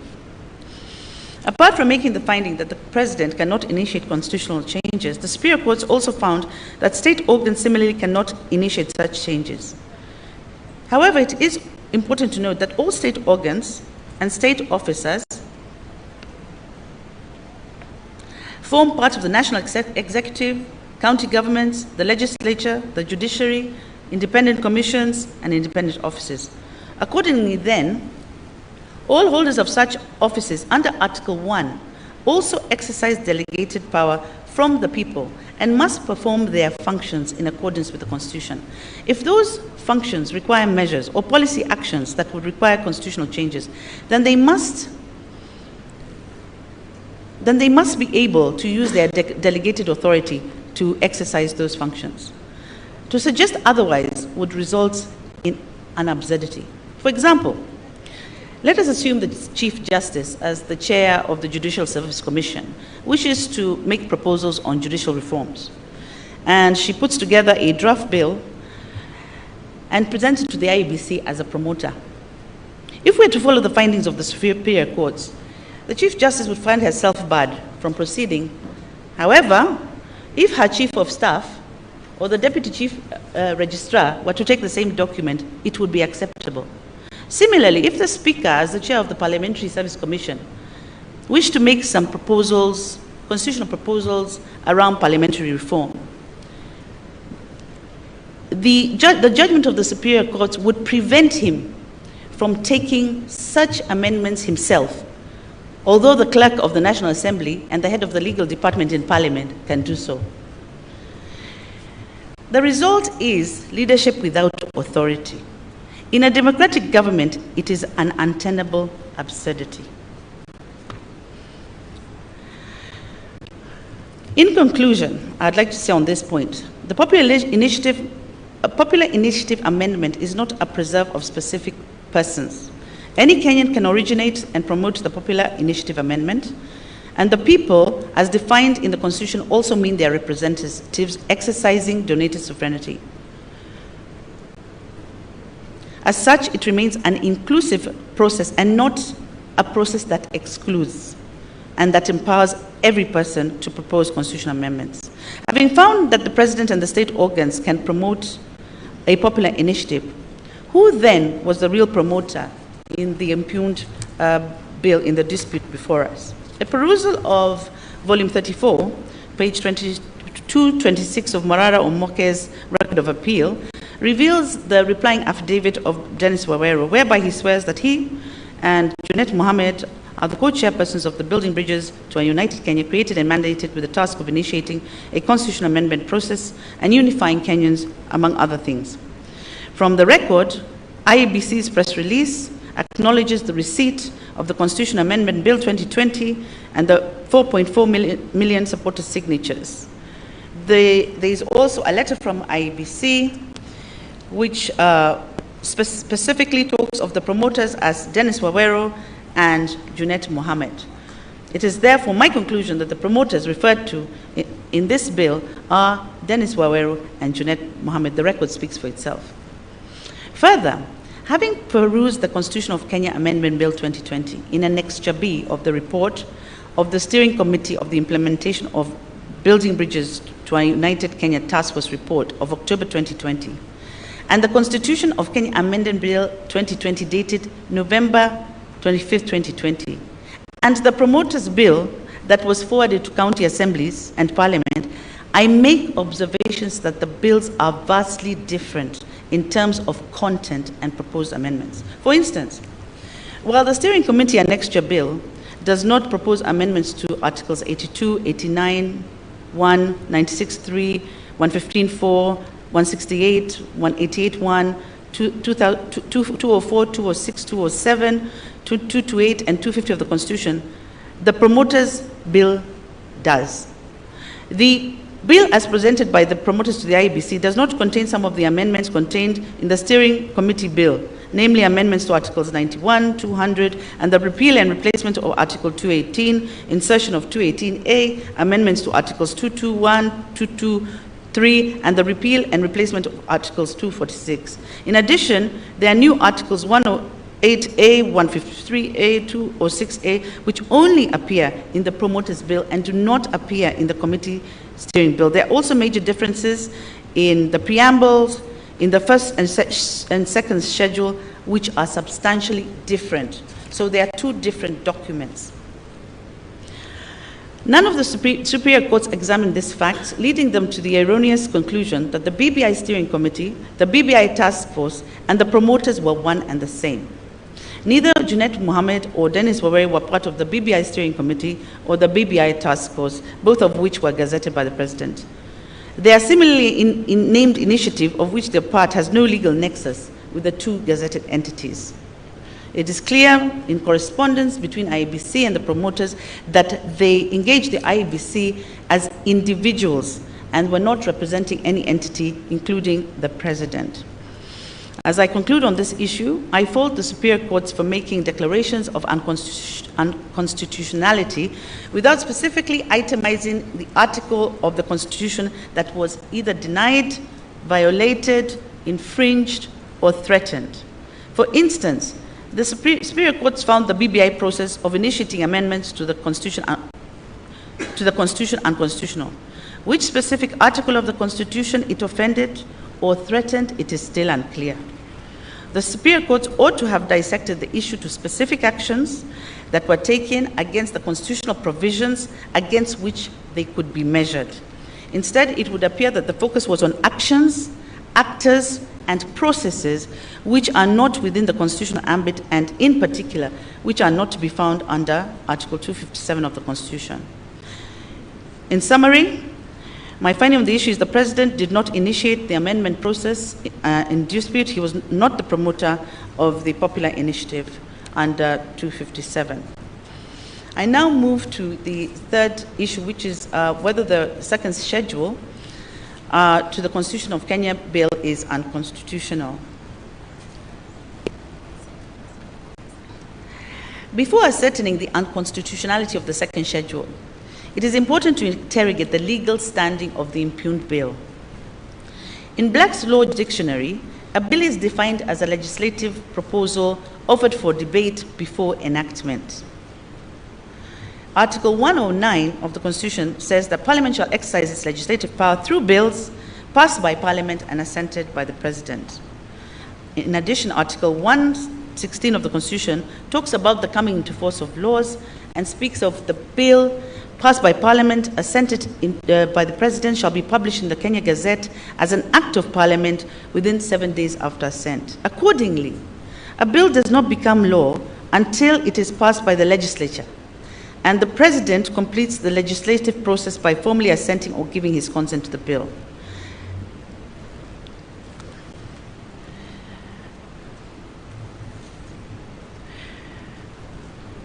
Articles 2.4 and 165 of the Constitution contemplate scenarios where laws are unconstitutional and can be declared so. The Constitution does not provide for pre-enactment mechanisms to determine whether a bill is constitutional or not.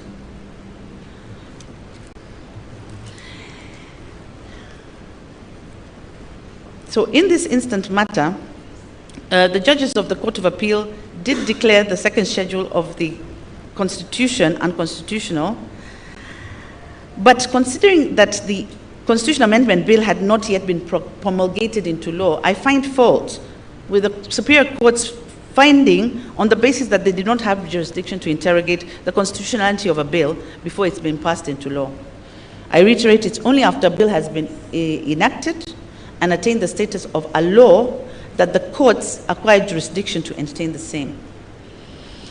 But before a bill is enacted into law or an act of Parliament, the courts don't have jurisdiction to determine the same for lack of ripeness. Now, having found that there's the issue of lack of ripeness, what can this court do? Can it proceed to address the same? And if so, under what circumstances? In the case of Aramat, this court did state that this court's jurisdiction is to develop rich jurisprudence that develops and respects Kenya's history and traditions and facilitates its social and economic growth, and that the Supreme Court is the guardian of the Constitution and the final arbiter. And the same principle was stated in the matter of Speaker of Senate and several other cases of this court. In light, and I've laid out the decisions, in light of all those decisions above, it is my considered view that the issue before us is one that cannot be ignored. However, there needs to be a test to assess whether indeed, despite the lack of ripeness, whether this court can actually address the issue.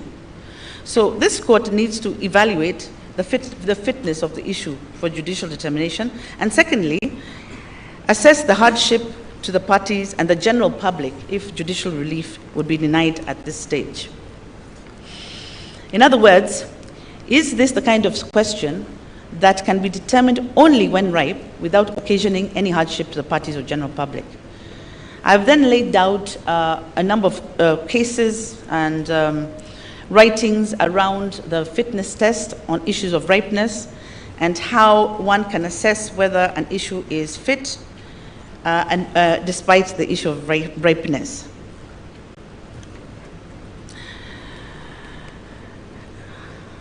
I do find, having laid out the issues around the test, I do find that in this particular situation that this court can apply the test and we can address the issues despite the lack of ripeness surrounding the bill. Thus, I have perused the second schedule to the Constitution of Kenya Amendment Bill and noted that it seeks to introduce an amendment to Article 89(1). However, the schedule that is attached then purports to amend Articles 81, 2, 3, 4, 5, and 6, but it purports to do this on its own without an accompanying proposed amendment to that section.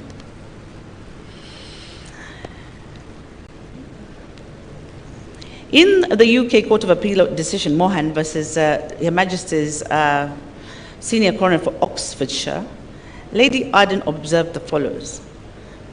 It would be contrary to drafting conventions for a schedule to be used to make what should clearly be what has a change or what will have some change or of consequence in the law.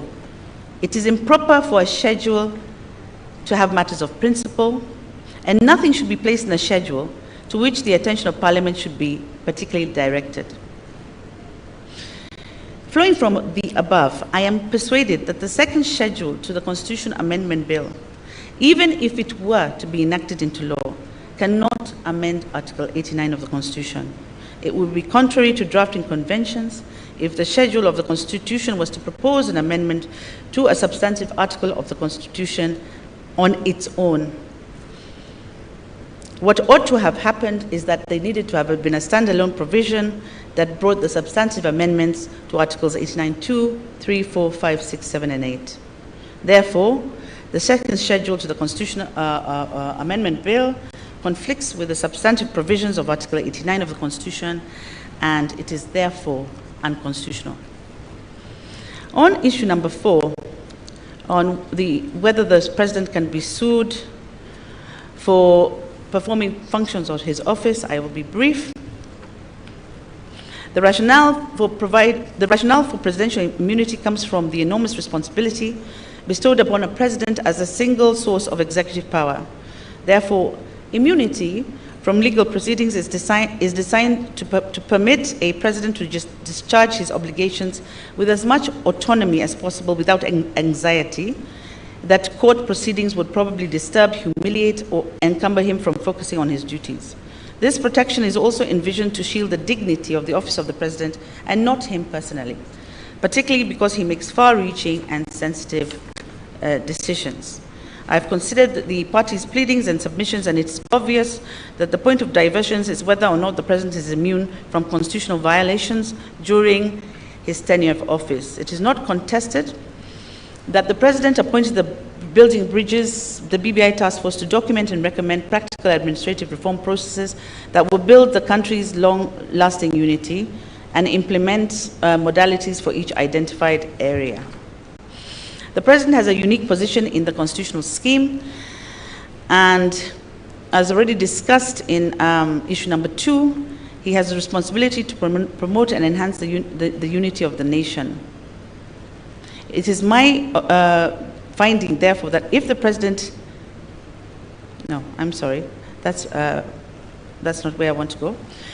It is my finding that the president, in appointing the BBI task force, was discharging his constitutional mandate, promoting and enhancing the unity of Kenya, and consequently, there was no basis for concluding that the president's actions contravene the Constitution to deprive him of immunity provided for under Article 143 of the Constitution. There is no evidence tabled before the trial court to dispute this, and that his actions were not within the four corners of his constitutional mandate of promoting and uniting the country.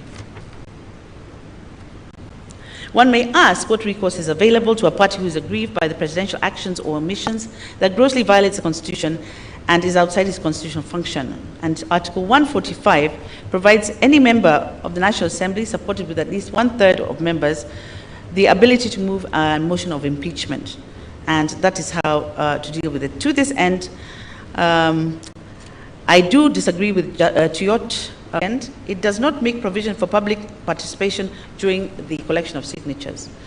Having found that Article 257 does not expressly provide for public participation during the collection of signatures, the standard to apply when assessing the same, if any, will be lower than the law, than where the law is expressly provided for public participation. I am unable to agree with the Court of Appeal's findings that there was a constitutional requirement to conduct public civic education at the point of collection of signatures. And I cannot concur with Nambuye's finding that there was need to give the public the reports, the bill in Kiswahili, Braille, sign language before the referendum. Having found that the constitutional amendment process commences with the submission of signatures and that the Constitution is silent on pre-bill procedures, it is my considered opinion that the promoters were not required to take public participation at this juncture.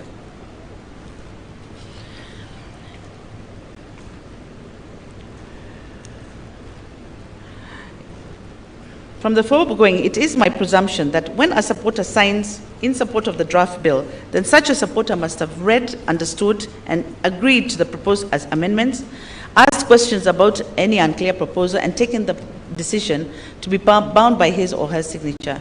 It therefore goes without saying that the promoter, before urging the support of his or her proposal, must talk to people or must have made his bill understood by the people. I disagree that there was no, I disagree with the court's conclusion that there was no public participation during the collection of signatures.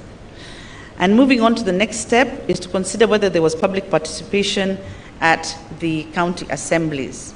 I take judicial notice that in compliance with the Constitution and the County Governments Act, county assemblies have standing orders with set guidelines on public participation, and in that regard, a bill in the County Assembly, having been read for the first time, is committed to the relevant select committee, where it takes into account views and recommendations from the public and reports back to the County Assembly.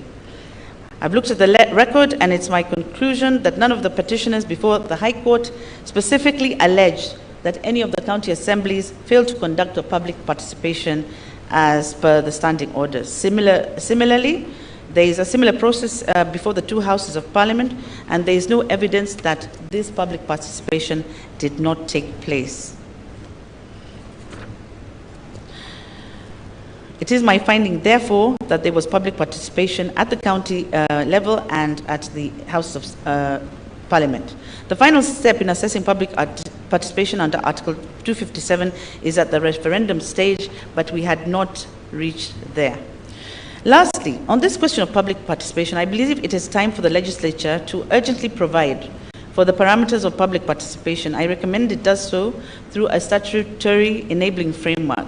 Such legislation should provide precision and clarity on the various processes involved and address issues like mode, extent, stages, proof of public participation, funding, responsibilities of who does what and when. Does the IBC have the requisite quorum to conduct business? It is my finding that it does. And I'm sorry.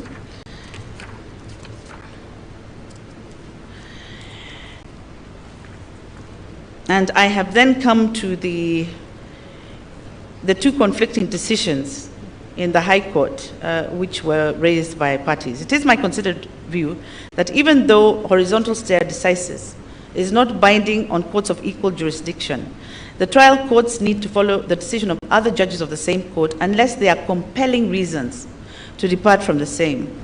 This is to ensure consistency, certainty, predictability, and sound judicial administration. In this context, having found that paragraph 5 of the second schedule of IBC Act is constitutional, it is my finding that it was justified for the trial court in the Isaiah Biwott case to depart from the Katiba case. Furthermore, in this present case, I'm not persuaded that there existed compelling reasons to warrant the trial court in this case to depart from the Isaiah Biwott case. I have then laid out my reasoning around retrospective unconstitutionality and prospective unconstitutionality. and I think that I will leave that for parties to read when they read my full judgment. Finally, on the last issue, I do agree that the issue is not ripe, like the Chief Justice has stated. However, once again, the fitness and hardship test, which I developed when I was writing issue number 2, I think does apply, and I have made findings that there can only be one question at referendum, and that the provisions of Section 49 are unconstitutional. They are unconstitutional. Thank you very much. Thank you very much. The Honorable Justice Joaquin Dongo. Pressure to invite the Honorable Mr. Justice Wanjara to deliver his opinion. Thank you, Chief Justice and President of this court. Mine is a summarized delivery of my judgment, because I know that, I expect counsel to read the judgment. But even if you don't read, I know that out there are Kenyans who will read it and contribute to the growth of jurisprudence in our country. And so I begin by also acknowledging the fact that I have perused the lead judgment by the President of the court, and I'm in agreement with how the contents of the background have been captured and the submissions by the parties have been paraphrased. And so this enables me to immediately go into the consideration of the 7 issues that we formulated for ourselves with your concurrence. But before I do that, I must also pay my gratitude to our colleagues at the High Court and the Court of Appeal for their gallantry and industry which they invested in this enterprise. It's due to those efforts that at this stage I can say we now find ourselves in the fog of the season's end, for those of you who read beyond the legal text. And now to the first question, whether the basic structure doctrine is applicable in Kenya, and if so, to what extent. And I begin by acknowledging the fact that never since the promulgation of the Constitution of 2010 have our courts been confronted by so polemical, elastic, and indeterminate notion as the so-called basic structure doctrine. And it all began with when a group of distinguished citizens, aggrieved by what they perceived was an imminent overthrow of the Constitution, approached the court, the High Court in particular, seeking its intervention to stop that overthrow. And I've also, like my colleagues, traced the origin of now what is being called the basic structure doctrine. And I don't think I need to go into the stages, the historical stages of how this notion, in my view, sprouted and continues sprouting in parts of the world. I think that my colleagues who have spoken have done a sterling job, and I do not intend to retrace the history of this doctrine. But I do ask, how did we find ourselves enmeshed in this kind of theorizing? Because right from the High Court and now up to this court, what we appear to be doing when addressing this notion of the basic structure of the Constitution is really a preserve of legal and social science scholars. It is hardly an occupation of a court of law, not to mention an apex court of law like this one. So how did we find ourselves in this process? Is because there can be no doubt that in approaching the court, the petitioners had been aggrieved by what they perceived as an imminent threat to the Constitution posed by this amendment bill. But instead, what they should have done, in my view, they would have laid down a prayer in which the alleged the fear of violation of the Constitution, and in support thereof, they were at liberty to deploy any arguments, propositions, and analytic tools to convince the court that indeed such a declaration was warranted.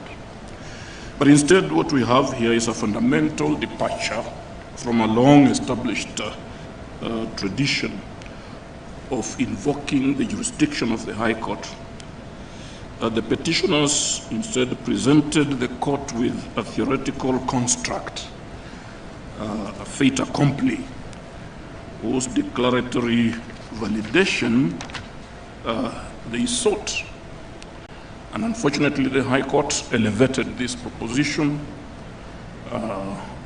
as designed by the petitioners into an issue for determination, even at a preliminary level. And later they would be joined by our colleagues at the High Court. But be that as it may, now that the applicability of the basic structure doctrine in courts has snowballed into a ubiquitous inquiry, we at the Supreme Court may not, without stirring justified indignation, disregard it altogether. And so I have been compelled, just as my colleagues have been, to go into an exegesis of what then is the anatomy of this basic structure doctrine. I have asked myself whether indeed it is a doctrine, juristically speaking. I have come to the conclusion, after not just a soul searching, but serious thoughts, that what we are faced with as a basic structure doctrine is no such doctrine. Instead, it is what I consider as a school of thought, or at best, a heuristic device, which a court of law, when faced with a question as to whether a proposed constitutional amendment is of such a nature as to destroy, destabilize, or distort the constitutive authority of the Constitution, a court of law faced with such kind of question can deploy this heuristic device in its effort to answer the question. But I find no fault with this rich and diverse array of opinions, so eruditely crafted by some of our finest in the judicial system, the legal profession, academic institutions, and from far afield by way of amici curiae. And indeed, we who are called upon to adjudicate upon the affairs of men and women in their relations with one another and between them and the state are all the more privileged when served from such a tantalizing menu of ideas by the bar and the bench. Yet my discomfiture, ladies and gentlemen, with the manner in which this issue was brought before the High Court in the first instance still persists. And it bears repeating that in the ordinary scheme of things, a petitioner ought to approach the courts seeking relief on the basis of a real or perceived violation of the Constitution. but to begin by seeking a declaration that there exists somewhere in our psyche, beyond and above the Constitution, a doctrine that is nonetheless applicable in our legal system, and which we have to take cognizance of even as we embark upon the determination of whether certain actions or omissions have violated the Constitution, is to lead judges onto a terrain hitherto uncharted. It is my firm view that this prolonged debate has been agonizingly stripped of the discipline of judicial inquiry, first through what I consider to be the conceptual profligacy of elevating a notion to a legal doctrine and embellishing it with an extra-constitutional force of law, and then quite inexplicably attempting to locate the minted doctrine into the text of our Constitution. So on the one hand, we are treated to what I can call lyrics of contextualism, while on the other we are strung with thirds of textualism. And so the orchestra, in my view, goes on, which, if not choreographed, could unleash an interpretative odyssey, or maelstrom, if you like, attempts to wriggle therefrom by those to come after us, which could end up in theatrical ignominy. All this while, scant attention has been paid to what I consider a majestic directive principle in our Constitution, a tool of analysis that, faced with such questions as the ones I have posed, a court of law must deploy. And I make reference to Article 259 of the Constitution, the marginal note of which reads construing the Constitution, or construing this Constitution. And instructively, this provision is preceded by another, which I consider as a defensive armor gifted to our vigilantes of democracy and the rule of law. And this is Article 258(1). And so I go on and on, that by the end of the day, in answer to the issue as so formulated, I arrive at a conclusion to the effect that the so-called basic structure doctrine is not applicable in Kenya. I go on to consider the extent if it is so applicable, but having arrived at that conclusion, there is no provision in our Constitution that is unamendable. The question for us to ask is whether the Constitution of 2010 has within it comprehensive provisions, directive principles, and normative prescriptions which are capable of withstanding any efforts from whichever quarter of abrogating it, distorting it, or fundamentally changing its equilibrium. That is the question that we should ask. And when I asked that question, I arrived at an answer in the affirmative. So that leads me to the next issue, whether the President can initiate changes or amendments to the Constitution, and whether a constitutional amendment can only be initiated by Parliament through the parliamentary initiative.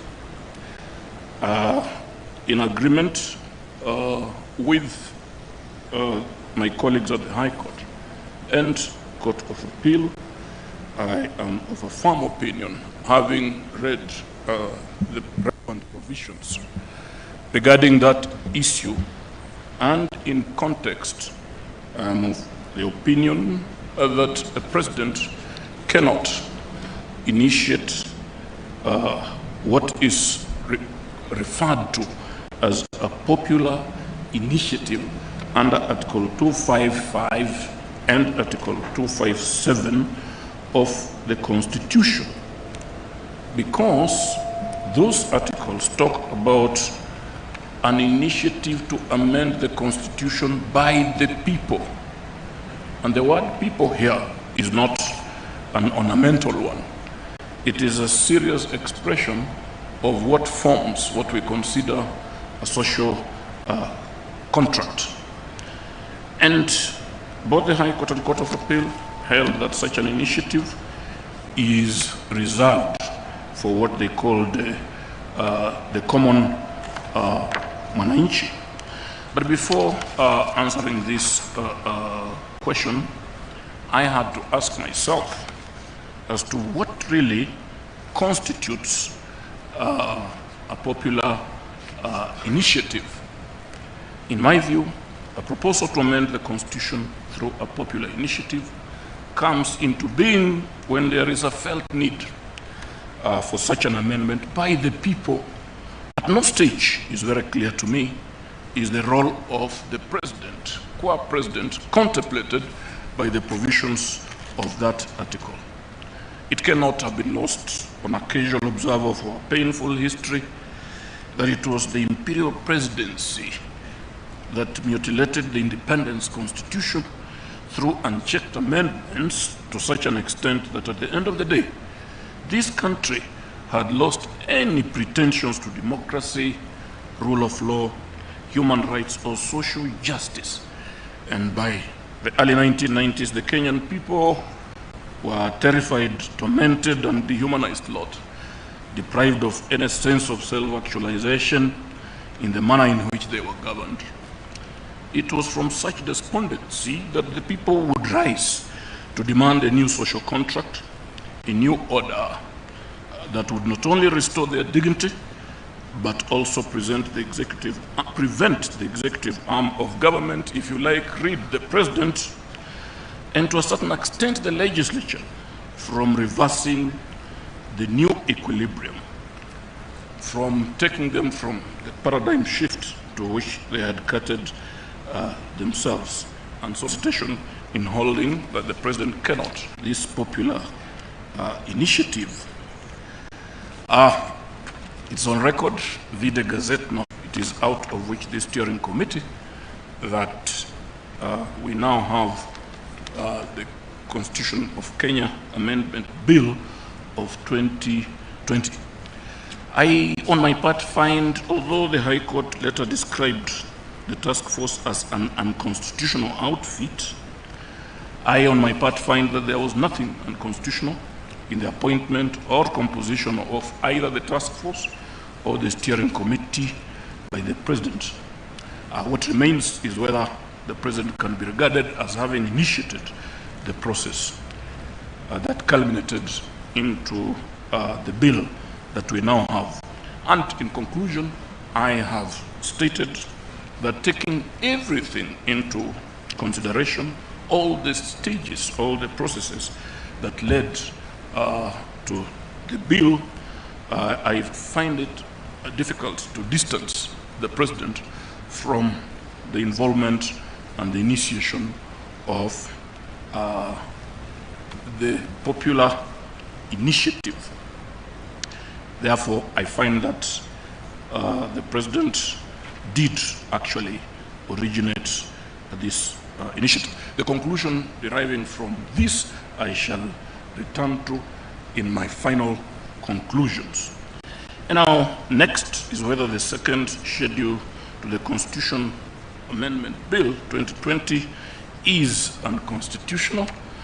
Both the High Court and Court of Appeal found that schedule unconstitutional. I have considered the reasoning by the two superior courts. I have looked at the relevant law, and I come to a similar conclusion that this second schedule of Kenya Amendment Bill 2010-2020 is actually unconstitutional. Fourth, I consider whether civil proceedings can be instituted against the president in person or a person performing the functions of the office of the president during his tenure of office. And I know I've taken into cognizance the submissions by the Attorney General, or that there are those who have strenuously opposed the Attorney General's submissions and have argued that such immunity is limited, so limited that the president can on occasion be sued where or if he violates the Constitution, and if he violates any other law when he is not acting in his capacity as the president. And having carefully considered those arguments, I find considerable difficulty in appreciating the rationale or basis upon which first the High Court found that notwithstanding the clear and unambiguous language in Article 1432 of the Constitution, that the President can still be sued in his personal capacity for acts or omissions alleged to be in violation of the Constitution. Why did the High Court introduce the phrase "only protected"? And then turning to the finding by the Court of Appeal, I find similar difficulty, because it is clear that should the President engage in an act or omission that is violative of the Constitution, there are constitutionally recognized pathways through which such violation can be put right. And I have mentioned and discussed them in the body of my judgment. But a more profound legal reason for presidential immunity in both his private and official capacity is to be found in Article 1433 of the Constitution, which provides that where provision is made in law limiting the time within which proceedings under Clause 1 or 2 may be brought against a person, a period of time during which the person holds or performs the functions of the President shall not be taken into account in calculating the period of time prescribed by that law. And what is this law referring to? It must be referring to the law of limitations. And then why would the President be denied the benefit of limitation of actions? Precisely because the President cannot be sued in his private capacity during the tenure of his or her office. And I also state that once a president, always a president until he or she vacates the office, because you cannot be a president today and tomorrow you are not a president, so that you may be so sued. That brings me to issue number 5, the place of public participation under Article 10 vis-a-vis the role of IBC and whether there was public participation. And in response to this, after serious analysis, I find that there was no obligation on the part of the IBC at the time it embarked upon the verification of signatures to satisfy itself as to whether there had been public participation before the bill and signatures were transmitted to it.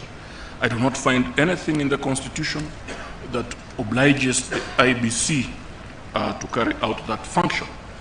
But what about the promoters of the popular initiatives?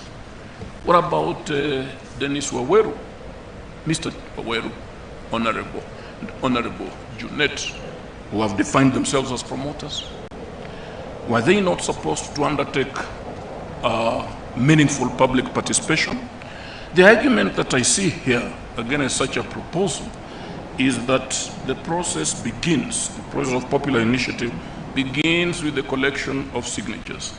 And I do not agree with that proposition, because before you collect signatures, there must be something you are offering the people. You are taking to the people either that general suggestion or a draft bill. And if you are seeking their signatures, surely the people must understand the contents of the bill to which they are appending their signatures. I have read the contents of the affidavit sworn by Honorable Waweru, the contents of which state that there was a comprehensive and robust process of consultation.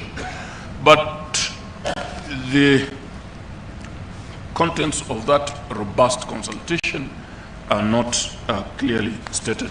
And so I'm concluding that when it comes to the promoters of the popular initiative, I do not myself think that they undertook sufficient or meaningful public participation under within the meaning of Article 10 of the Constitution of 2010.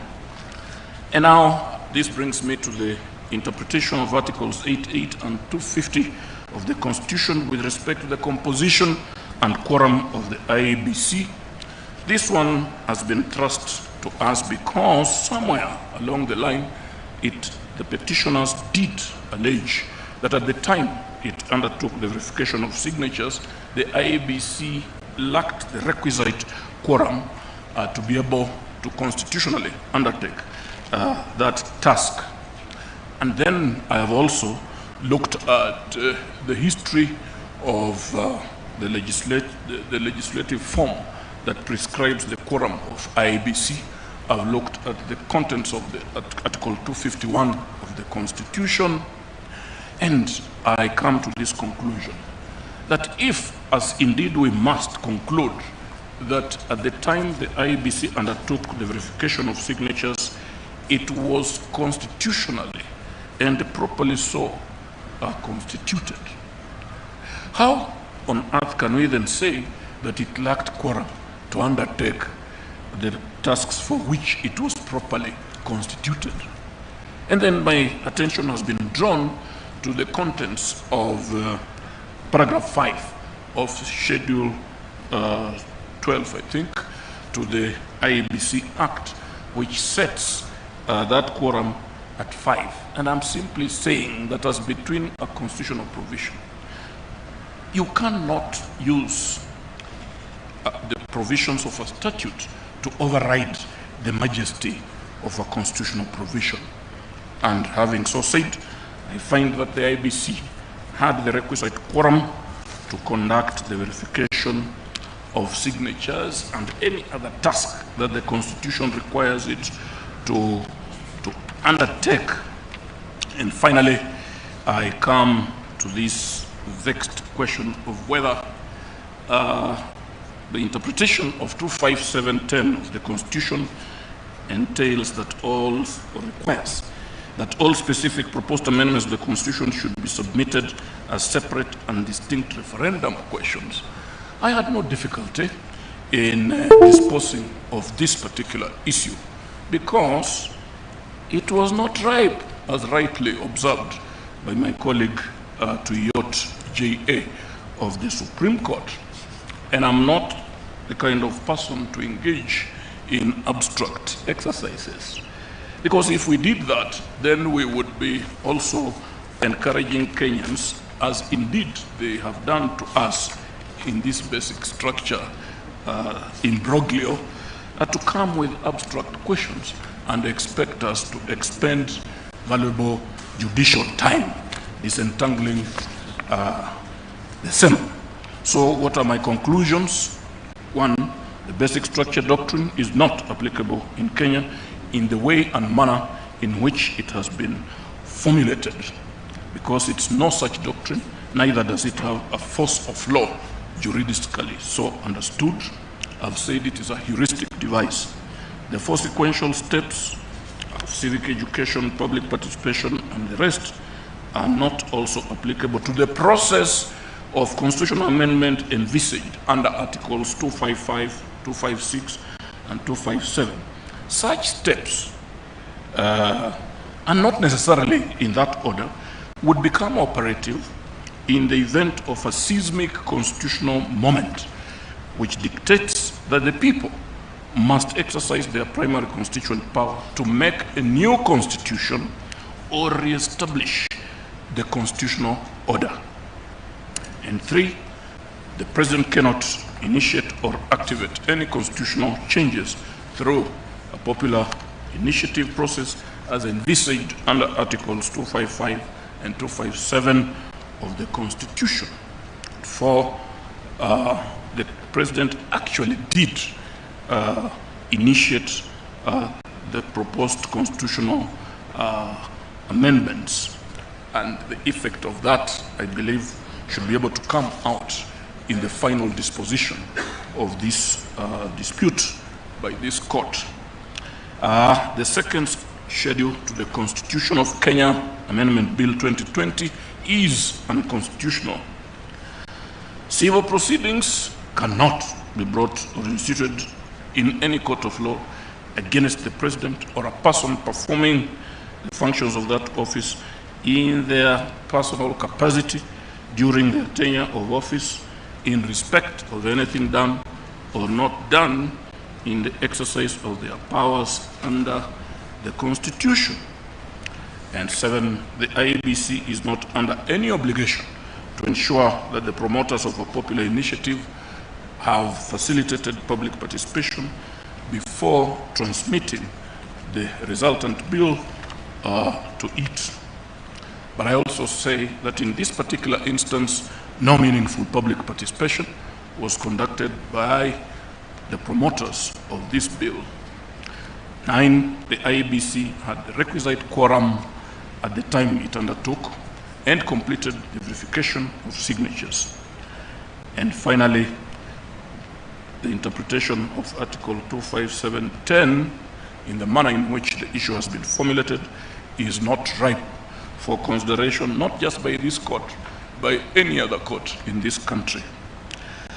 Before I sign off, my mind races back to those 3 days in this tent during which I and my colleagues here sat patiently, pensively, and attentively, listening to the impassioned pleas from the bar so commandingly assembled.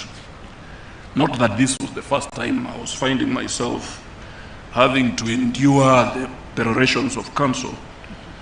Some of them experienced jurists and others not so senior. But it was such a moment when the basics of a basic structure were basically spewed unto us with such aplomb hitherto unseen, save during the hearing of a presidential election petition. What we were told, however, I also remember that it was on such occasion that we were reminded that our colleagues at the High Court and Court of Appeal, the colleagues at the High Court had built a foundation, and those ones at the Court of Appeal had constructed a wall upon it, and that now it was our turn to paint that wall. But we were not told with which colors we were to undertake this alluring task. I also remember being urged to roar like lions in the wild as we asserted the supremacy of the Constitution. But who could fault counsel for invoking our hallowed symbol of nationhood? Yet at that moment I could not help but cringe, for the sound of a roar of a lion in the wild stirred in me images of the terrifying language so beloved by our politicians, the language of tsunamis, of earthquakes, volcanoes, war, and thunder. And that is why I cringed. And then I remembered that not so long ago, this court had in one of its judgments, and really in true oracular rendition, or so I thought, decreed as follows. But it does appear, as my colleague Judge Lenaola here apprehended, counsel do not read the judgments of this court. And now I am forced to read this decree to you, so that even if you don't reread it, it shall be acted in your mind. And this is what this court said at that time. What of the argument that this court should not subvert the will of the people? This court is one of those to whom that sovereign power has been delegated under Article 13C of the same Constitution. All its powers, including that of invalidating the presidential election, is not self-given nor forcefully taken, but is donated by the people of Kenya.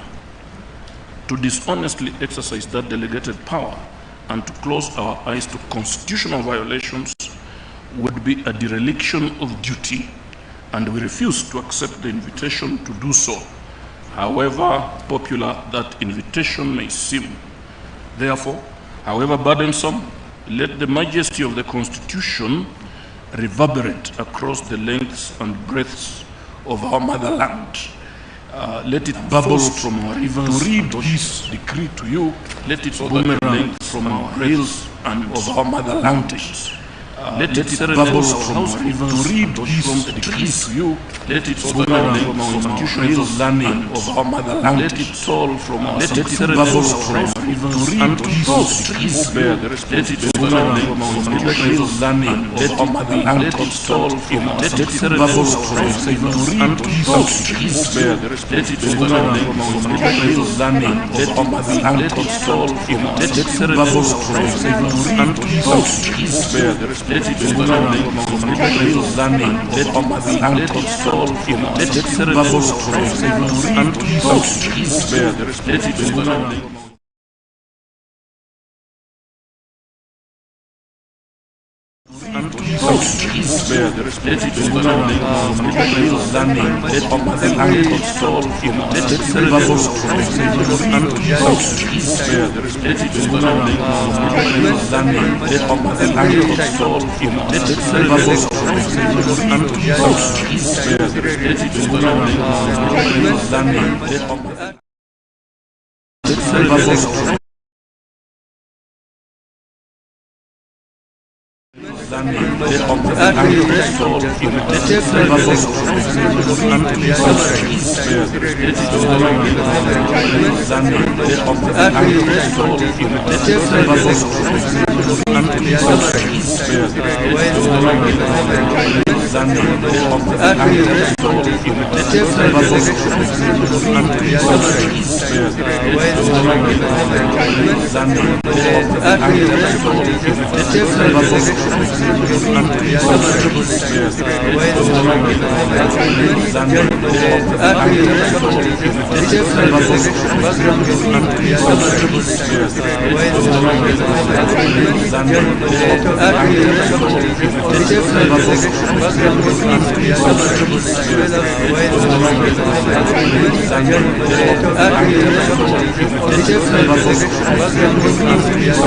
Let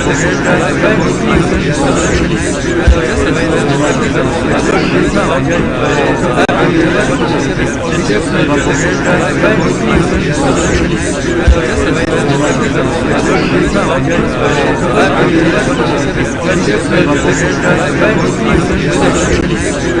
rivers. Learning let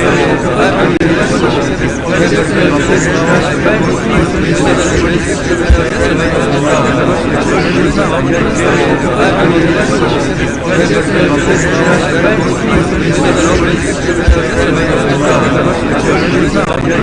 motherland let it fall from our bubble from our rivers. Let it boomerang from our rivers. Learning let our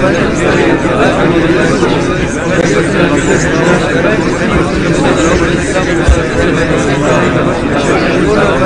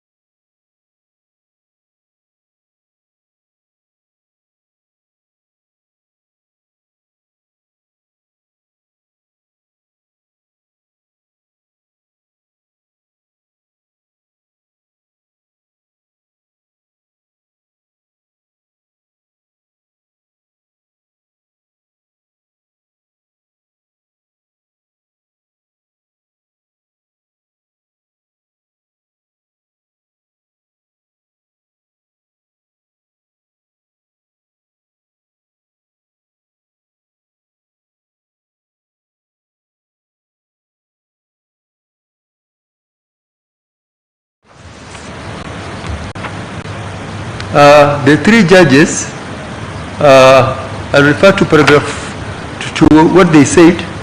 I'll go directly to that, what they said.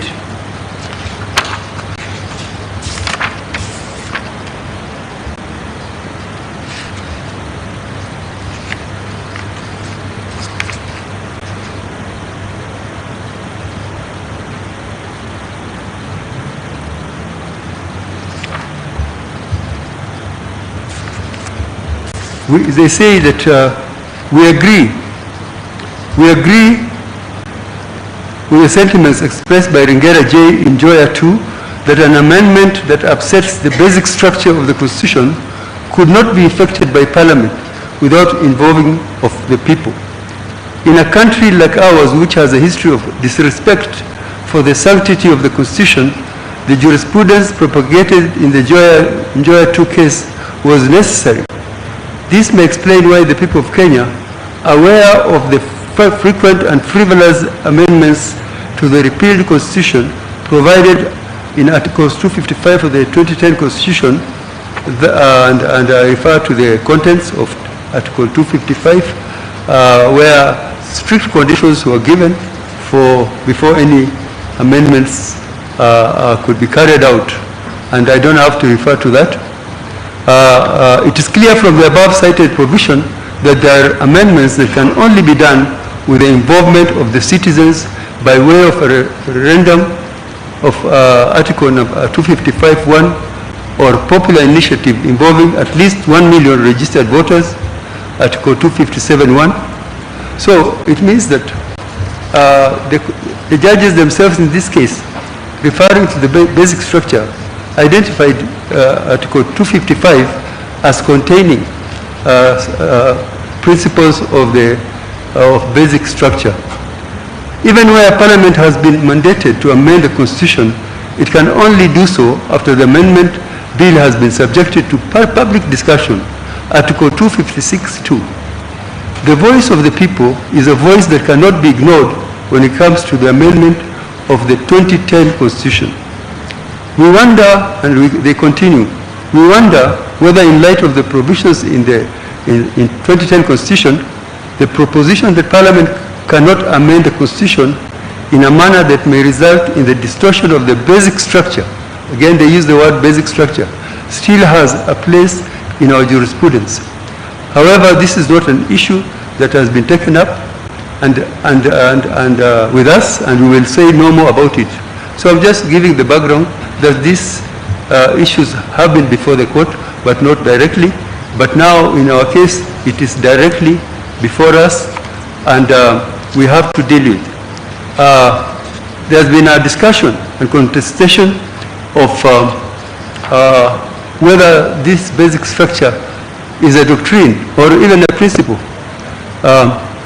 An uncontentious example of popular doctrine, for instance, is that of the separation of powers in a tripartite form of separation comprising the executive, judiciary, and legislative arms of government.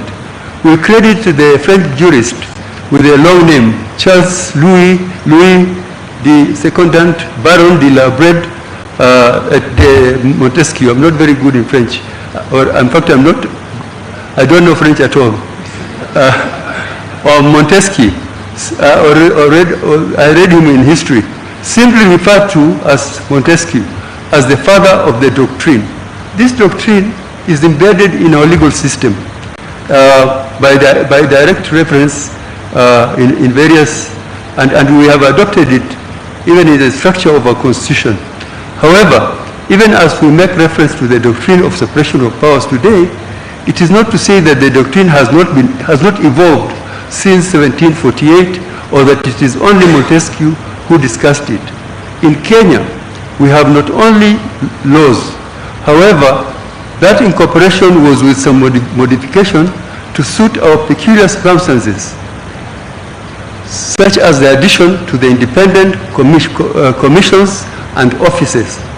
Yet in doing so, we have not explicitly provided for it, or even defined the doctrine of separation of powers in our laws. Still, it is evident that we have applied it. So the question of the basic structure as the doctrine, what is it? What does it encompass?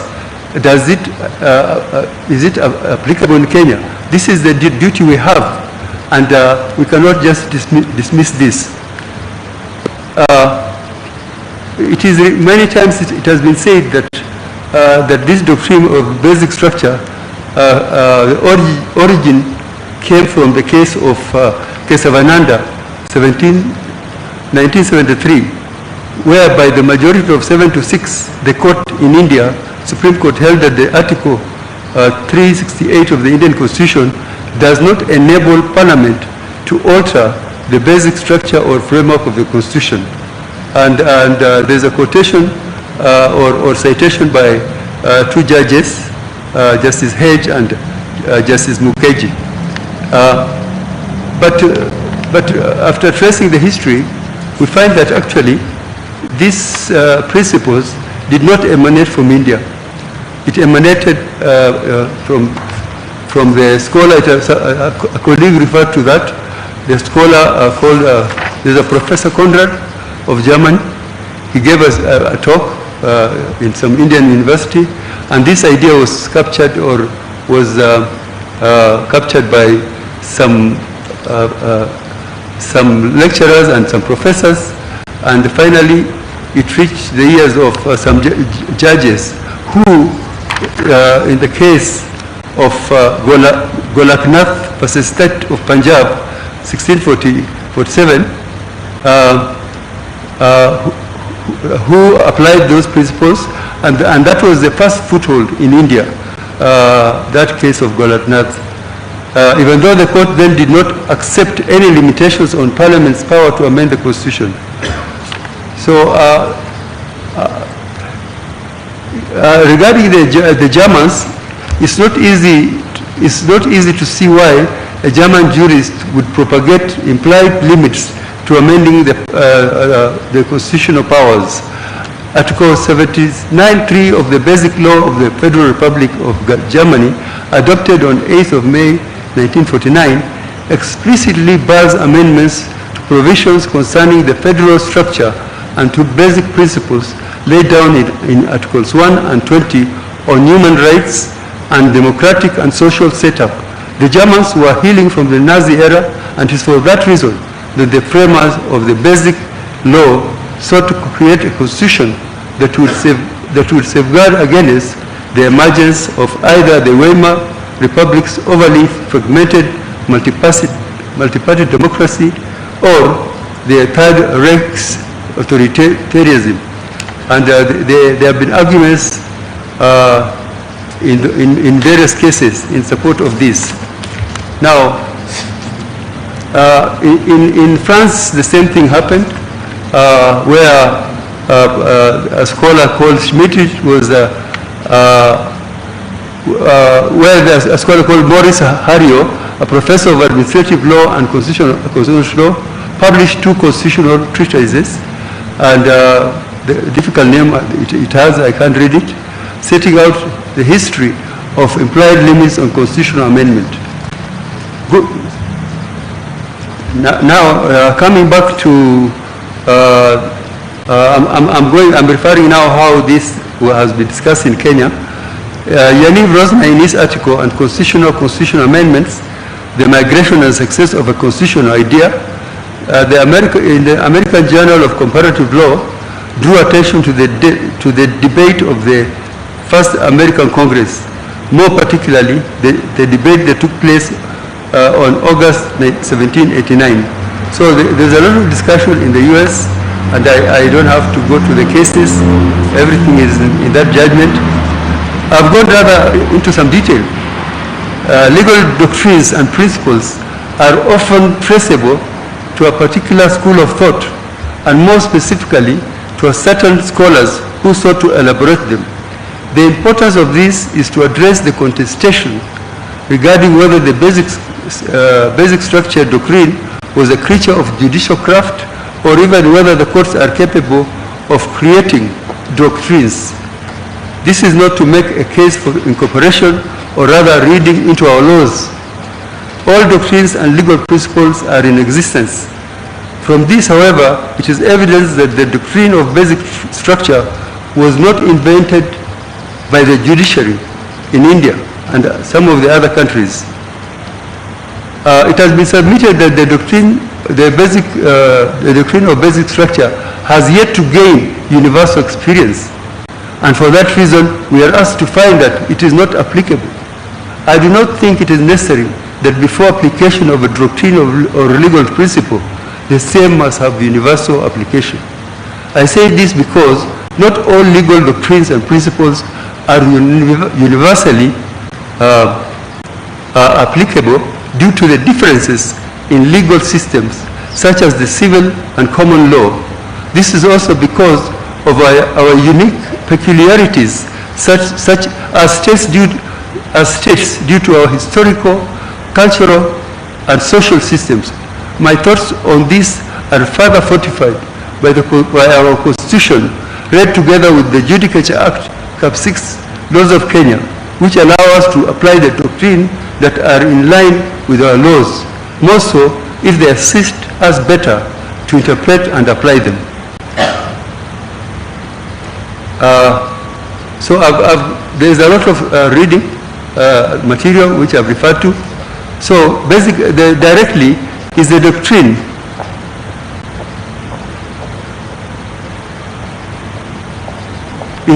of basic structure applicable to Kenya.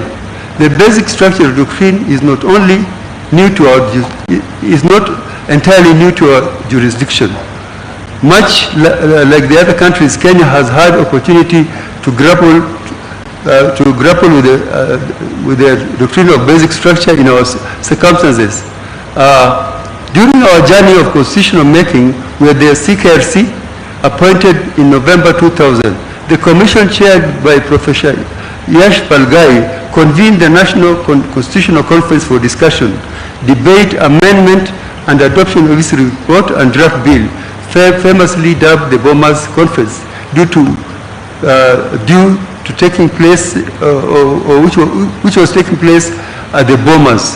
The Bombers Conference was convened and adjourned 3 times, out of which a draft was amended and adopted by the acclamation by the conference sitting in plenary on 23rd March 2003, then handed over the Constitution to the Kenya Review Commission. However, before the conference was adjourned, there was a number of challenges to the validity or legitimacy of the entire constitutional review process and its outcome, one of which was the case that I've referred to, Timothy Njoya and others, versus CKLC. The applicants sought inter alia, that was 2004. The applicants sought inter alia a declaration that certain provisions of the Constitutional Review Act transferred, diluted, and vitiated the constitutional power of the people of Kenya to adopt a new constitution. The court held that the new constitution needed to be ratified through a national referendum, as the right to a referendum was a fundamental right of the people in exercise of their constitutional power. Ringera J., who is now retired, who was in the majority, concurred with the pronouncements of Kesavananda that Parliament did not have the power to alter the basic structure of our Constitution. And there's a citation here, which I don't have to go through, where Justice Ringera, and which means our courts, recognized the principle of, this is my submission, principle of basic structure. Application of the doctrine again arose in the case I referred to, Patrick Ouma Onyango. One of the issues that arose was whether Parliament, in its limited delegated role, had the power to debate, alter or amend the Boma's draft constitution, which was the product of the view of the people. It was also questioned whether that interference by Parliament had the effect of elevating the members of National Assembly above the people of Kenya as sovereigns. The court, consisting of Nyamo, Wendo, and Mkule, held, and I think I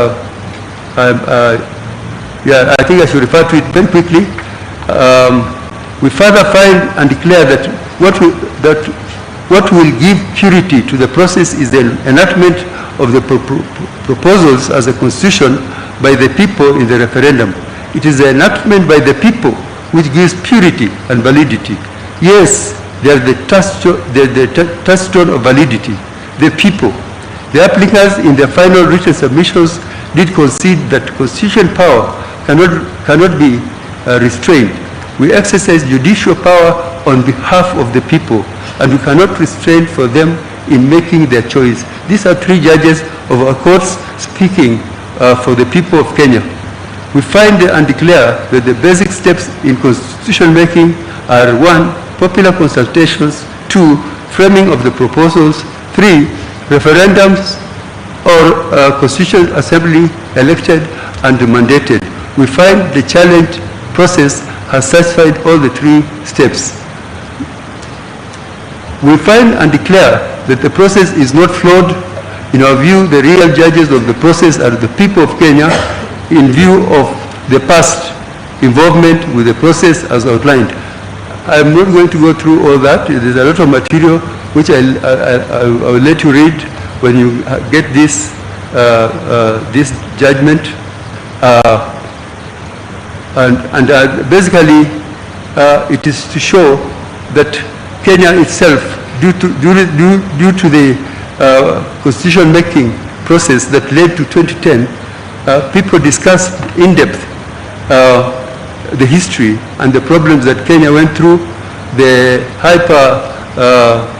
hyper amendments that we had gone through, and the result was the 2010 Constitution, and in particular Chapter 16 and Articles 255, 256, 257, which I will be persuading you in this opinion that contains the basic structure that is supposed to protect the people from amendments by even the delegated power, which is Parliament. After the promulgation of the Constitution in August 2010, there was the case of the Commission for the Implementation of the Constitution versus National Assembly of Kenya, where the National Assembly, by the Constitutional Amendment Bill 2013, sought to amend Article 260 of the Constitution in respect of the definition of state state office. I already discussed that. Then there's the case of Priscilla Kivuitu. Then we have various cases. Attorney General versus Randu Nzai, whereby the court held that in view of the foregoing, the appellant's contention that the respondent's agenda of succession is unconstitutional has no basis in law. The respondents have a constitutional right to demand succession, but that can only be done within the confines of the Constitution as stipulated under Articles 255, 256, and 257 of the Constitution. Now, in all these cases, the applicability of the basic structure doctrine was not a substantive question of the courts. The courts were asked to determine, unlike the present one. So, in this case, through my proposals here, which I don't wish to go through, and I have told you the art of brevity is not donated to everybody, and I'm not one of them. So I'll let you read. But I'd refer to what I've said here.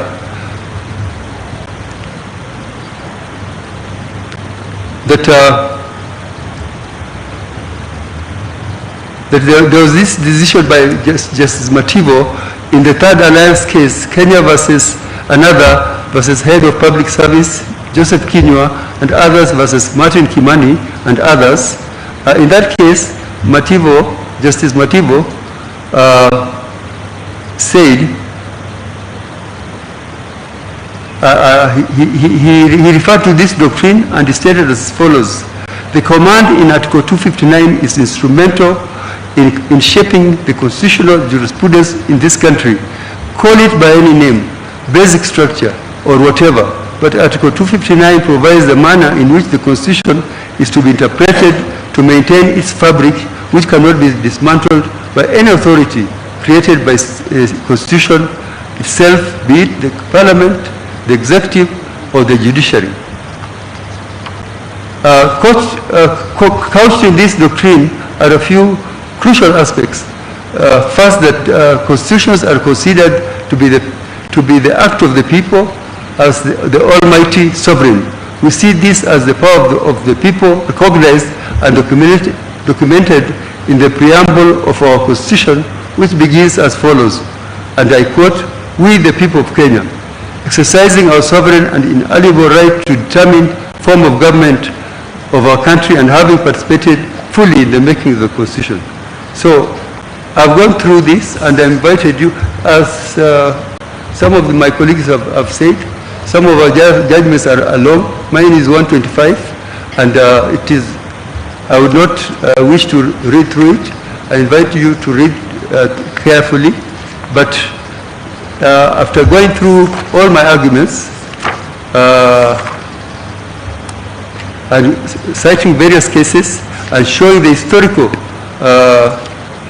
road we passed to acquire, to get this very important Constitution 2010, of which I'm sure all of us are proud of and all of us cherish, I came to the conclusion my disposition on this issue, first issue, noting our history, context, and constitutional text, I find that the doctrine of basic structure is applicable to Kenya.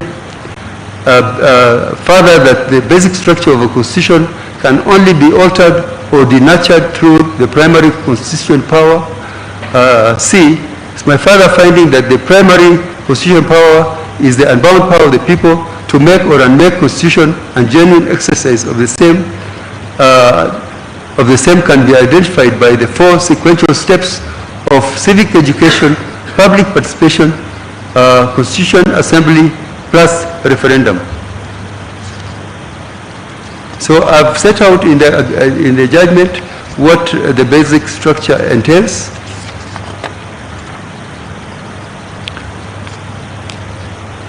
And I've set out and I've discussed the issue, where, can the basic structure of the Constitution only be altered through primary constitutional power, and what constitutes the primary power? I've discussed that, and that was my dispensation. So that is my dispensation in that question. and I invite you to read that. So in the interest of brevity of time, I'll go to another issue. Issue number 2.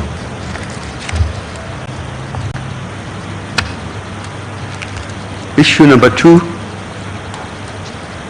whether the President can initiate changes, amendments to the Constitution, and whether constitutional amendment can only be initiated by Parliament through a parliamentary initiative under the Article 256 of the Constitution, or through a popular initiative under the Article 257 of the Constitution. I'll give a summarized view of this, with the place of public, issue number 5, the place of public participation under Article 10 vis-a-vis the role of IBC. The other 3, I wish just to set out and read and state my disposition without going into the details, and I leave that to you to read when you have the time. Regarding question 2, the TLJA rightly observes that Article 257 makes no qualification of who may or may not promote a popular initiative, and there is no explicit bar against any person, including the President, from promoting a constitution amendment by popular initiative. It is therefore upon the court to interpret and determine the parameters of the same.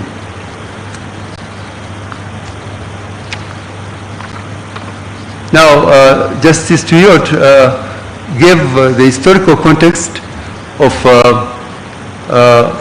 highlighting the genesis of popular initiative, the clauses in the Constitution.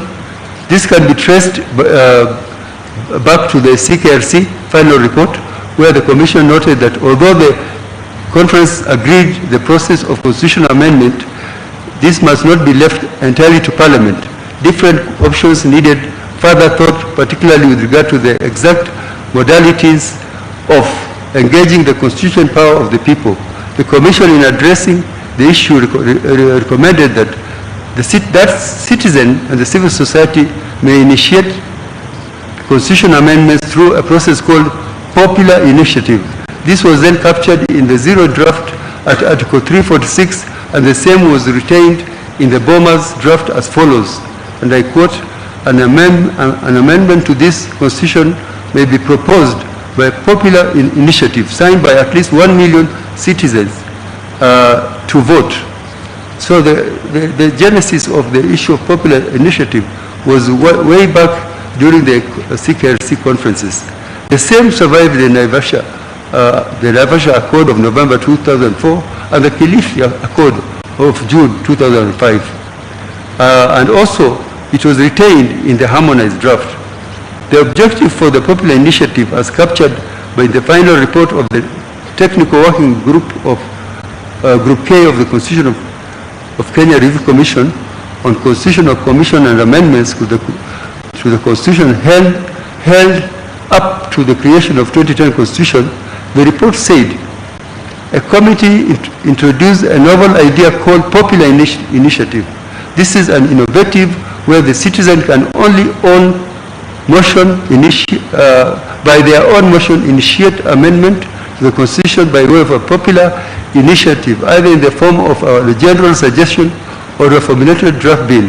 The committee explained that their intention was a starting point towards curbing dictatorship by Parliament.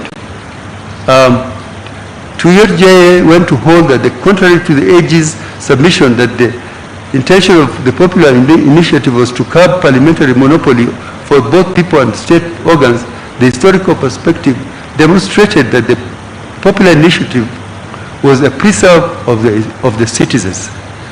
It's for this reason that I concur with Kiage J when he concluded that the popular initiative route must be citizen-conceived, citizen-initiated, and citizen-driven process, and the citizens are the ordinary people, whether as individuals or as organized civil groups.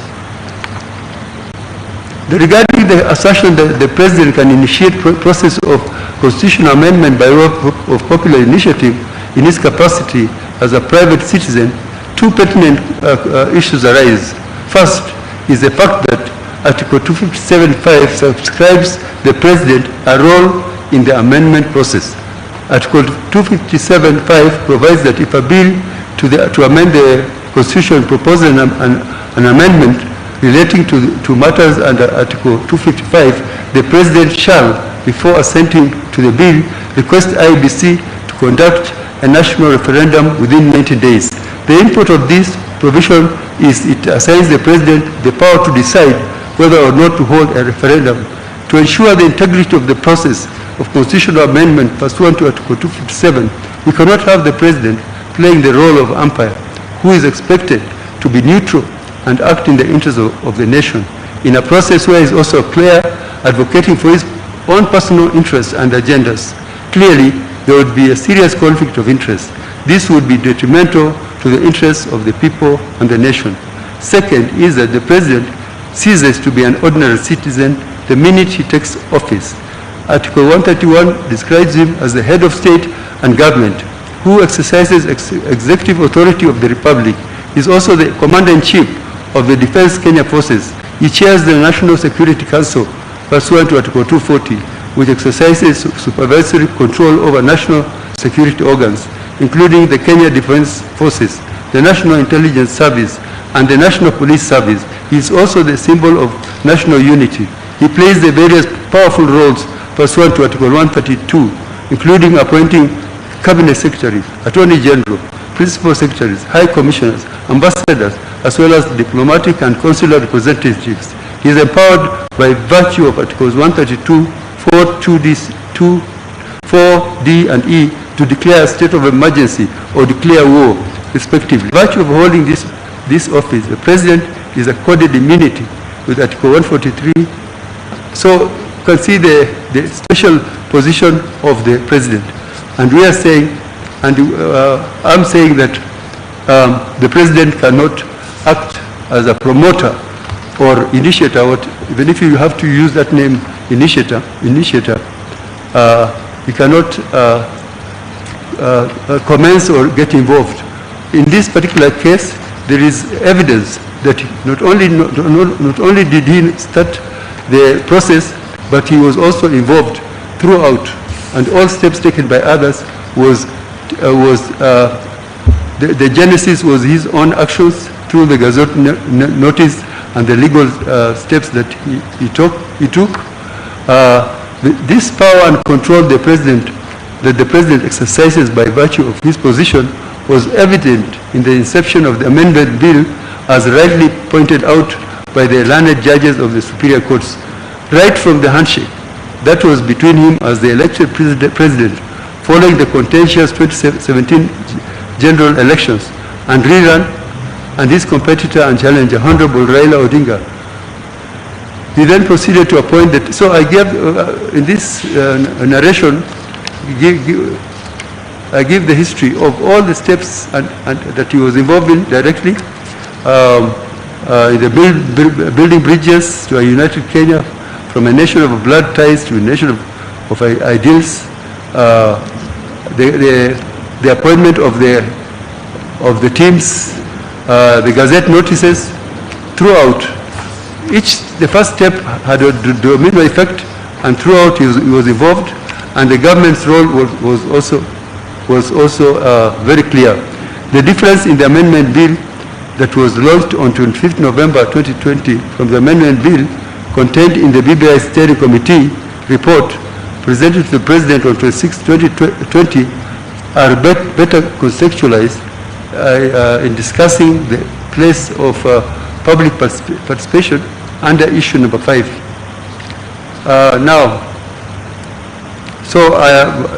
My conclusion there is that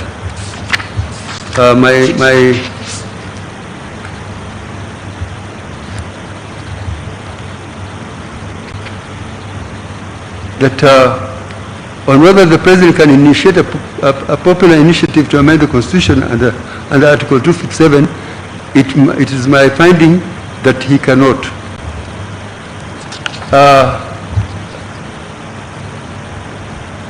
Issue number 3, on whether the second schedule to the Constitution of Kenya Amendment Bill 2020 was unconstitutional, I find that on issue number 3, I find that the second schedule of the Constitution of Kenya Amendment Bill to have been unconstitutional.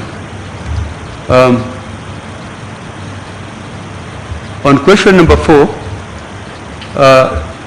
it is my finding that pursuant to Article 143(2), no civil proceedings can be instituted against the President or person performing the functions of the office of the President during their tenure of office with regard to anything done or not done contrary to the Constitution.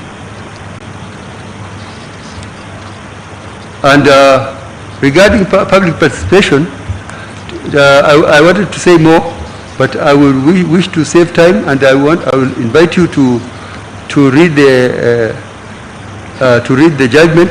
On issue number 5, I find that by the time the process was stopped by the High Court, the public participation undertaken was not sufficient, reasonable, or meaningful. Issue number 6, I find that the IBC was not properly composed or queried while it undertook the verification of signatures pursuant to Article 257(4) of the Constitution. However, in the light of the decision in Isaac Biot case, IBC's undertakings in compliance with the decision were lawful. Number 7, it is my finding that the interpretation of Article 257(10) on whether the proposed amendments should be submitted to the people as separate but distinct referendum questions, this issue was not ripe for determination for determination. On the issue of costs, I recommend that, being a public interest matter, the parties ought to bear their own costs of proceedings in the High Court, Court of Appeal, and in the present appeals. The final orders of this court are as will be contained in the lead judgment of the Chief Justice and the President of the Court, and which he will advise the court before we end these proceedings. I've had to do this, but I invite you please carefully read my whole judgment. Thank you. Thank you very much, the Honorable Mr. Justice Ibrahim Mohammed. Allow me now to invite the Honorable Justice Mwiru, the Vice President of the Court, to render her opinion. Thank you very much, Judge President. The modus operandi today from the side of the court was to deliver summarized versions of the judgment. The 150 plus pages will be at your disposal at your time that the President of the court shall advise. The lead judgment carries all the background to the case quite comprehensively, the history of these proceedings, the fact submissions of all the parties, and the prayers sought. I see no need to rehash that. But at a personal level, I shall read what I consider to be brief. The rest, those who are interested in reading judgments afterwards, shall read. To me, democracy is a perpetually contested condition. Within it, through discourse, persuasion, contention, and reconciliation, we are constantly in mutability towards improving our condition through perfecting the substance of the norms and agreements by which we agree to coexist and flourish. Whilst we see this across our courts every day, there are certain matters that attenuate our constant pursuit of socio-political perfection. The petition before this court is one such. Within the context of our national journey towards perfecting our constitutional democracy, the important role of this court and all parties to this petition becomes all the more apparent. The crux of this petition, as I said, is the extent and nature of constitutional amendment in Kenya, especially within our nation's history of constitutional development, and more specifically, the experiences and processes that birthed the Constitution of Kenya 2010. Any initiative that seeks to change that body of fundamental principles according to which we as Kenyans have agreed to be governed, our Constitution deserves the most attention of all Kenyans, whose duty under Article 3 is to respect,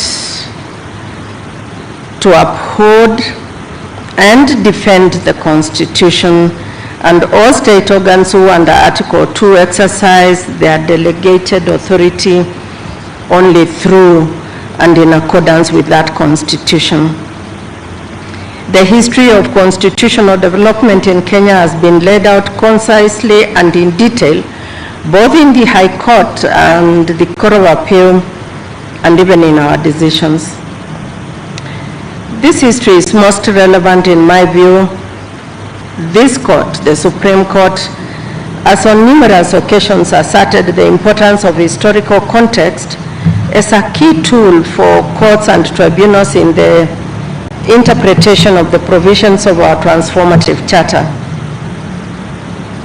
Though a significant factor, it is not and ought not be the only lens through or the weightiest factor upon which we consider the questions of constitutional interpretation.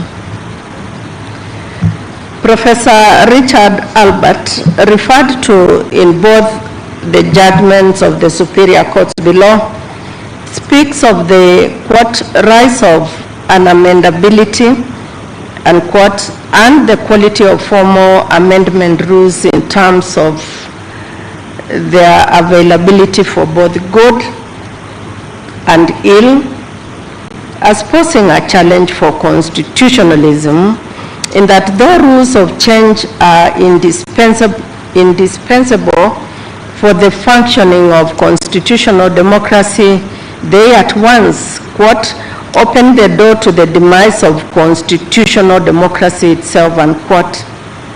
Therefore, may poses the question, how then, quote, can we protect constitutional democracy from the misuse of its own devices, unquote?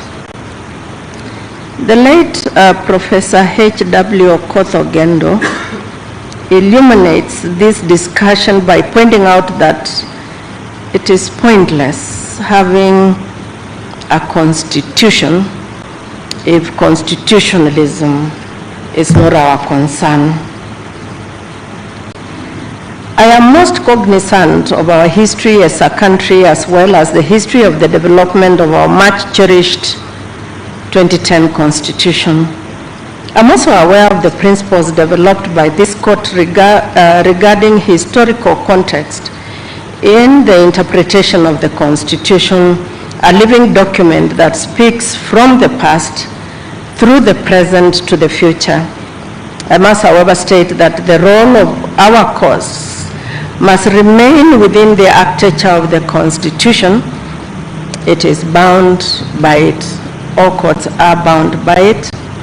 The exercise of discretion must be judicious, though it is the court's task to breathe life into the Constitution and to ensure that its text is constantly speaking to the transformative and emancipatory ideals therein.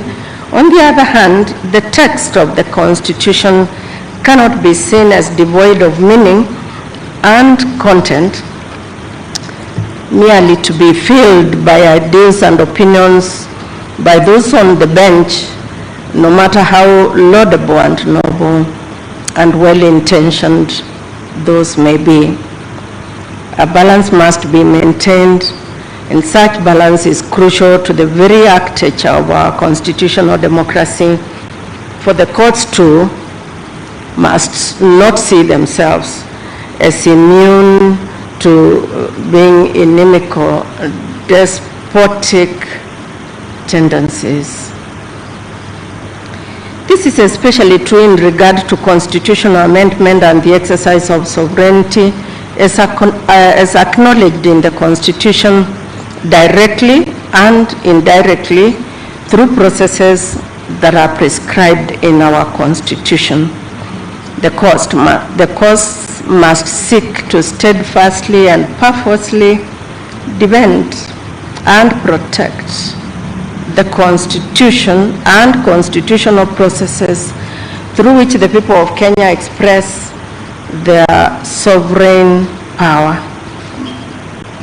not on the basis of justifiable apprehension, and no matter the nobility of the cause, employ judicial craft to retain certain moral or doctrinal limits into the exercise of such sovereign power. It is the sovereign, the people who must decide, and responsibility of all state organs only exercise state authority as delegated by the sovereign.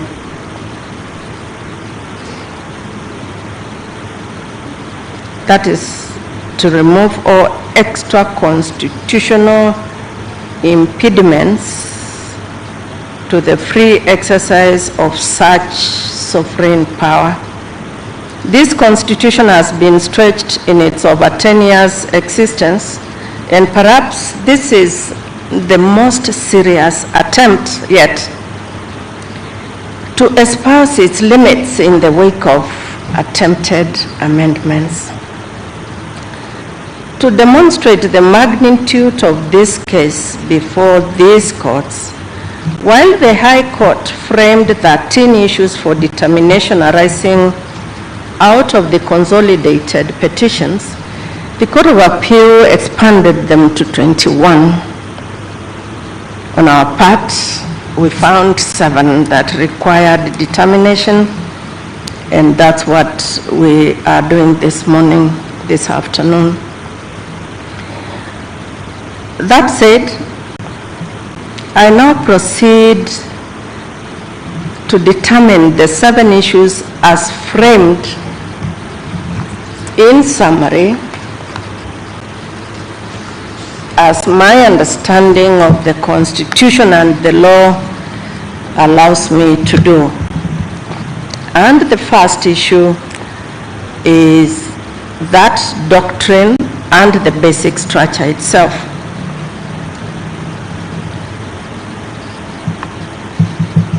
If a doctrine is a legal principle of long usage that is widely accepted as such, then my finding is that the Kesavananda case is a judicial reasoning which cannot be elevated to a doctrine above the Constitution. And therefore, the Constitution of Kenya 2010, I find, has a basic structure.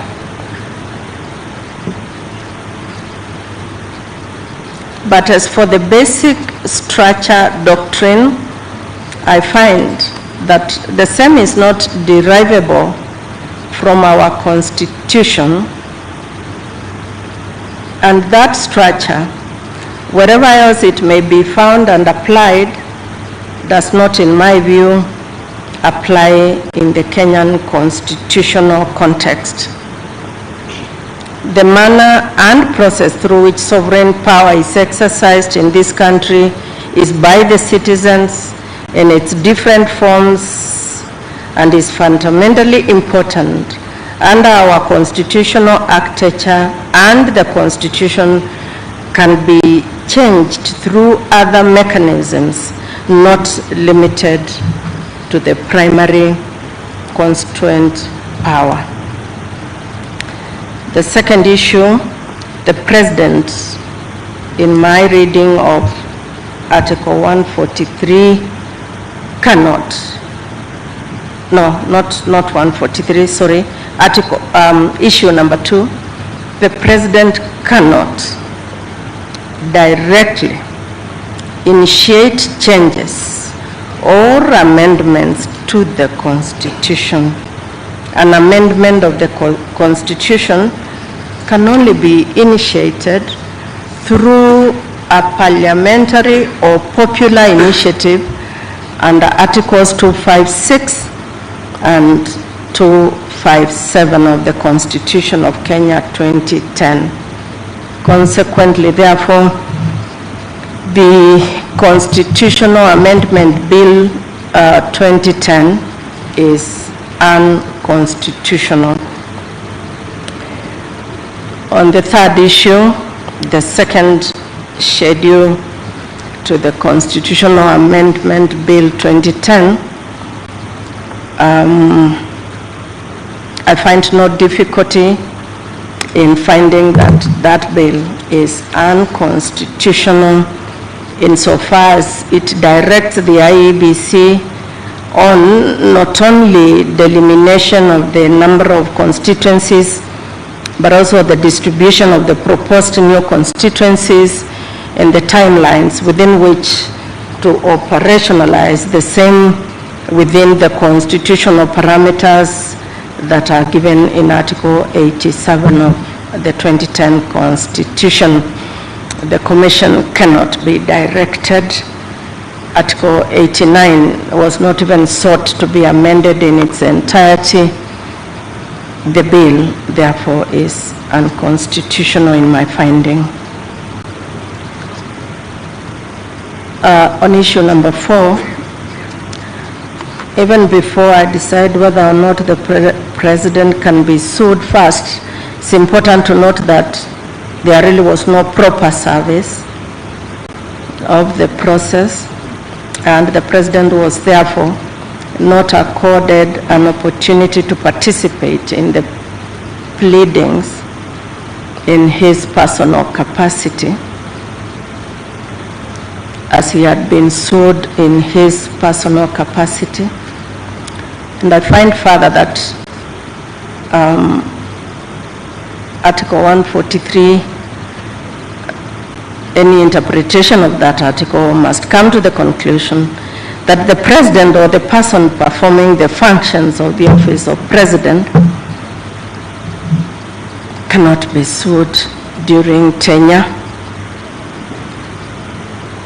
And although their immunity is not absolute immunity to impunity, it is nevertheless absolute immunity during the tenure of office. In my judgment, you will see that I have said if any proceedings were begun before assumption of office, they are stayed. That's what the Constitution says, and they are resumed, or fresh ones initiated after leaving office. On public participation, issue number 5, I have said where it mattered most, I found no reasonable or any degree of public participation, which is a value in Article 10 of our Constitution that I could consider allowing the standing of the actions that were done without public participation. This court set the test in BAT versus the CS Health, and I find therefore that for me the test was not met. On issue number 6, the totality of my finding, even considering what the findings in Isaiah B. Watt and in the Katiba case and the effect of the Katiba case on Section 5 were, I would rest with Article 250 of the Constitution and say that the IEBC was not only properly constituted with the minimum number that was required by Article 250, it had quorum, and nothing was shown to the contrary. The last issue, on the last issue, as to the referendum question, I agree with all my colleagues in this court and in the courts below that have said that the matter was not ripe. It still is not. The bill never went past the IEBC for it to be submitted to referendum. I find, therefore, that engaging in a discussion in that matter is a complete waste of precious judicial time, and I would not get myself entangled in such a non-issue as that one. As to costs, this being a public litigation issue, I would say that they lie with each party, and those are the orders. The body of the judgment shall give my explanations for each of my findings. I thank you, Judge President. Thank you very much, the Honorable Lady Justice Mwiru, Vice President, for that rendition. Before I read the final disposition of the court, allow me to express the court's appreciation to all counsel and all parties and amici appearing in this matter for your erudite and well-researched oral and written submissions. We also wish to thank you for patiently sitting and bearing with us for the last 6 hours as we delivered this judgment. The court notes in a special way the galaxy of legal luminaries, among them distinguished legal scholars, professors of constitutional law from Kenya and other jurisdictions who joined this case to enrich our judgment. We found their views very useful, although they were varied and divergent, especially on the applicability of the basic structure and doctrine and whether it had acquired international application under the provisions of Article 2.5 of the Constitution. The court's decision has been enriched and benefited a great deal from the arguments advanced by all the parties who appeared before us. We hope with the fullness of time, even our local scholars will find their way in other jurisdictions, in other countries, America, Germany, or even Africa, to share our rich jurisprudence with those courts. We also wish to thank our law clerks for their research and exceptional industry in supporting the work of this court. That said, in the course of writing this judgment, the court observed with concern some commentaries on the pending judgment carried out in the social media by some counsel, some of whom are appearing in this matter. The contents of those social media commentaries were, in our view, meant to influence, intimidate, or scandalize the court. This unfortunate practice is emerging, and unless it is checked, it will erode the confidence and the dignity of the court. It would also amount to unprofessional conduct, especially by counsel appearing in this matter, and even counsel who are not in this matter, but know very well that they cannot comment on a matter that is pending judgment.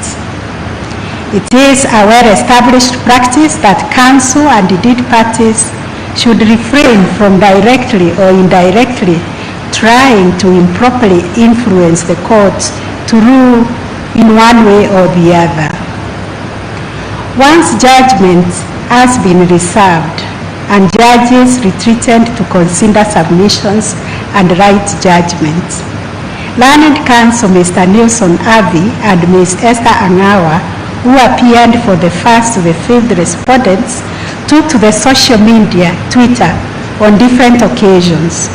On 19th February and 15th February 2022, and they cast aspersions on the court.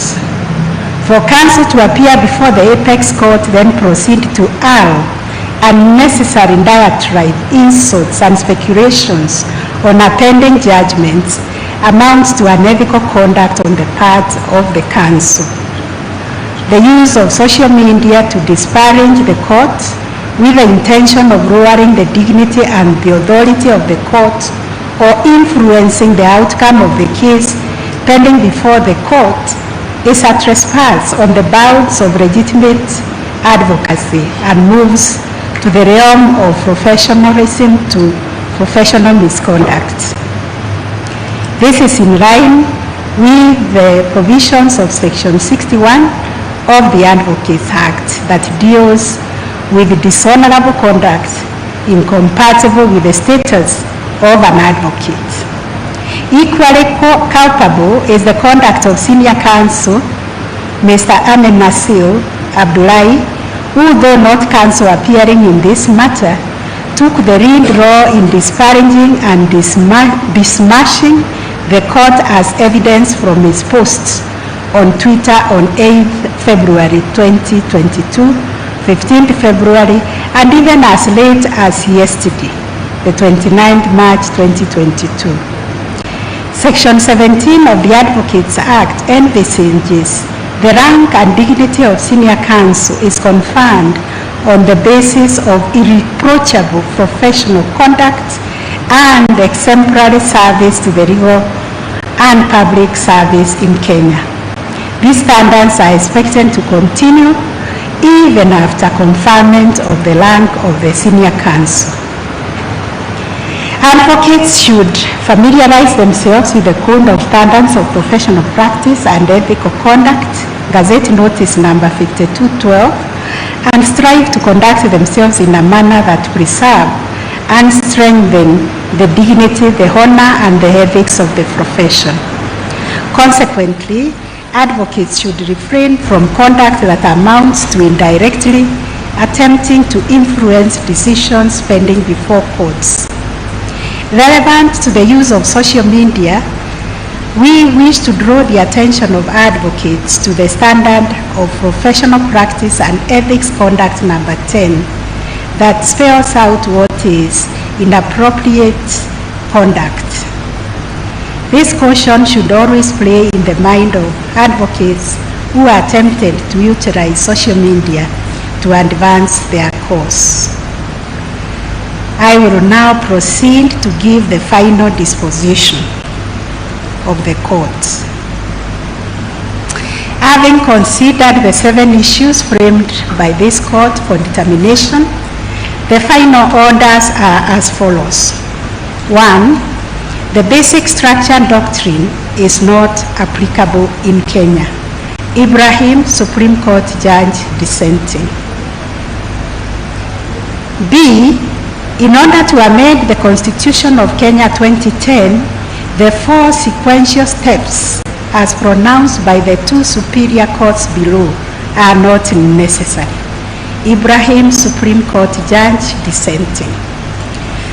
On the second issue, the first part A, the President cannot initiate constitutional amendments or changes through the popular initiative under Article 257 of the Constitution. Joaquin Dongo, Supreme Court Judge, dissenting. The B aspect of that, issue 2, the President initiated the amendment process in issue. Joaquin Dongo and Renaura, Supreme Court Judges, dissenting. Consequently, under Article 257 of the Constitution Amendment Bill of 2020 is unconstitutional. Joaquin Dongo and Renaura, Supreme Court Judges, dissenting. The third issue, the second schedule of the Constitution of Kenya Amendment Bill 2020 is unconstitutional for being in breach of Article 10(2) and 87(7)(a) of the Constitution of Kenya 2020 for lack of public participation. Joaquin Dongo, Supreme Court Judge, concurring. 4. Civil proceedings cannot be instituted in any court against the President or the person performing the functions of the office of the President during their tenure of office in respect of anything done or not done under the Constitution of Kenya 2010. That was unanimous. 5A, there was no obligation under Article 10 and 257(4) of the Constitution on IEBC to ensure that the promoters of the Constitution of Kenya Amendment Bill 2020 complied with the requirements for public participation. Unanimous.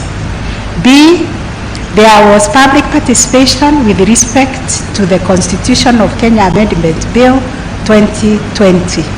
Mwiru, Vice President, Ibrahim and Wanjara, Supreme Court judges, dissenting.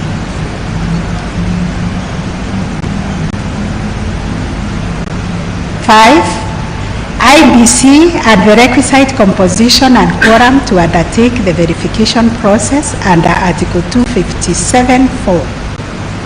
Ibrahim, Supreme Court Judge, dissenting. 7, the question raised regarding the interpretation of Article 257(10) of the Constitution on whether or not it entails requires that all specific proposed amendments to the Constitution should be submitted as separate and distinct referendum questions was not ripe for determination. Joaquin Dongo, Supreme Court Judge, concurring. Each party shall bear their own cost, this being a public interest matter. Consequently, the consolidated appeal is determined as follows. The appeal is allowed on issue number 1. The appeal is allowed on issue number 4. The appeal is allowed on issue number 5. The appeal is allowed on issue number 6. The appeal is allowed on issue number 7. The appeal is disallowed on issue number 2. The appeal is disallowed on issue number 3. Those are the orders of the court. Ladies and gentlemen, thank you very much for your patience. We will seek your indulgence to perfect the final judgment. We will seek your indulgence to perfect the final judgment. As you can see, we have so many pages to put together to come up with one judgment. Putting it together, it was very difficult because of the privacy involved and the logistics to put it together before delivery.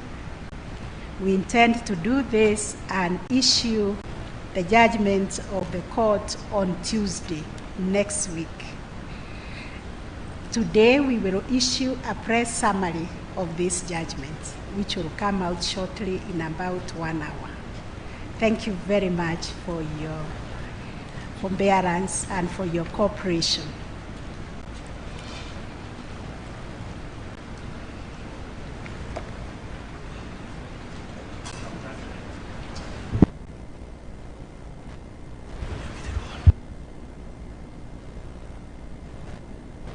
Is your mic on?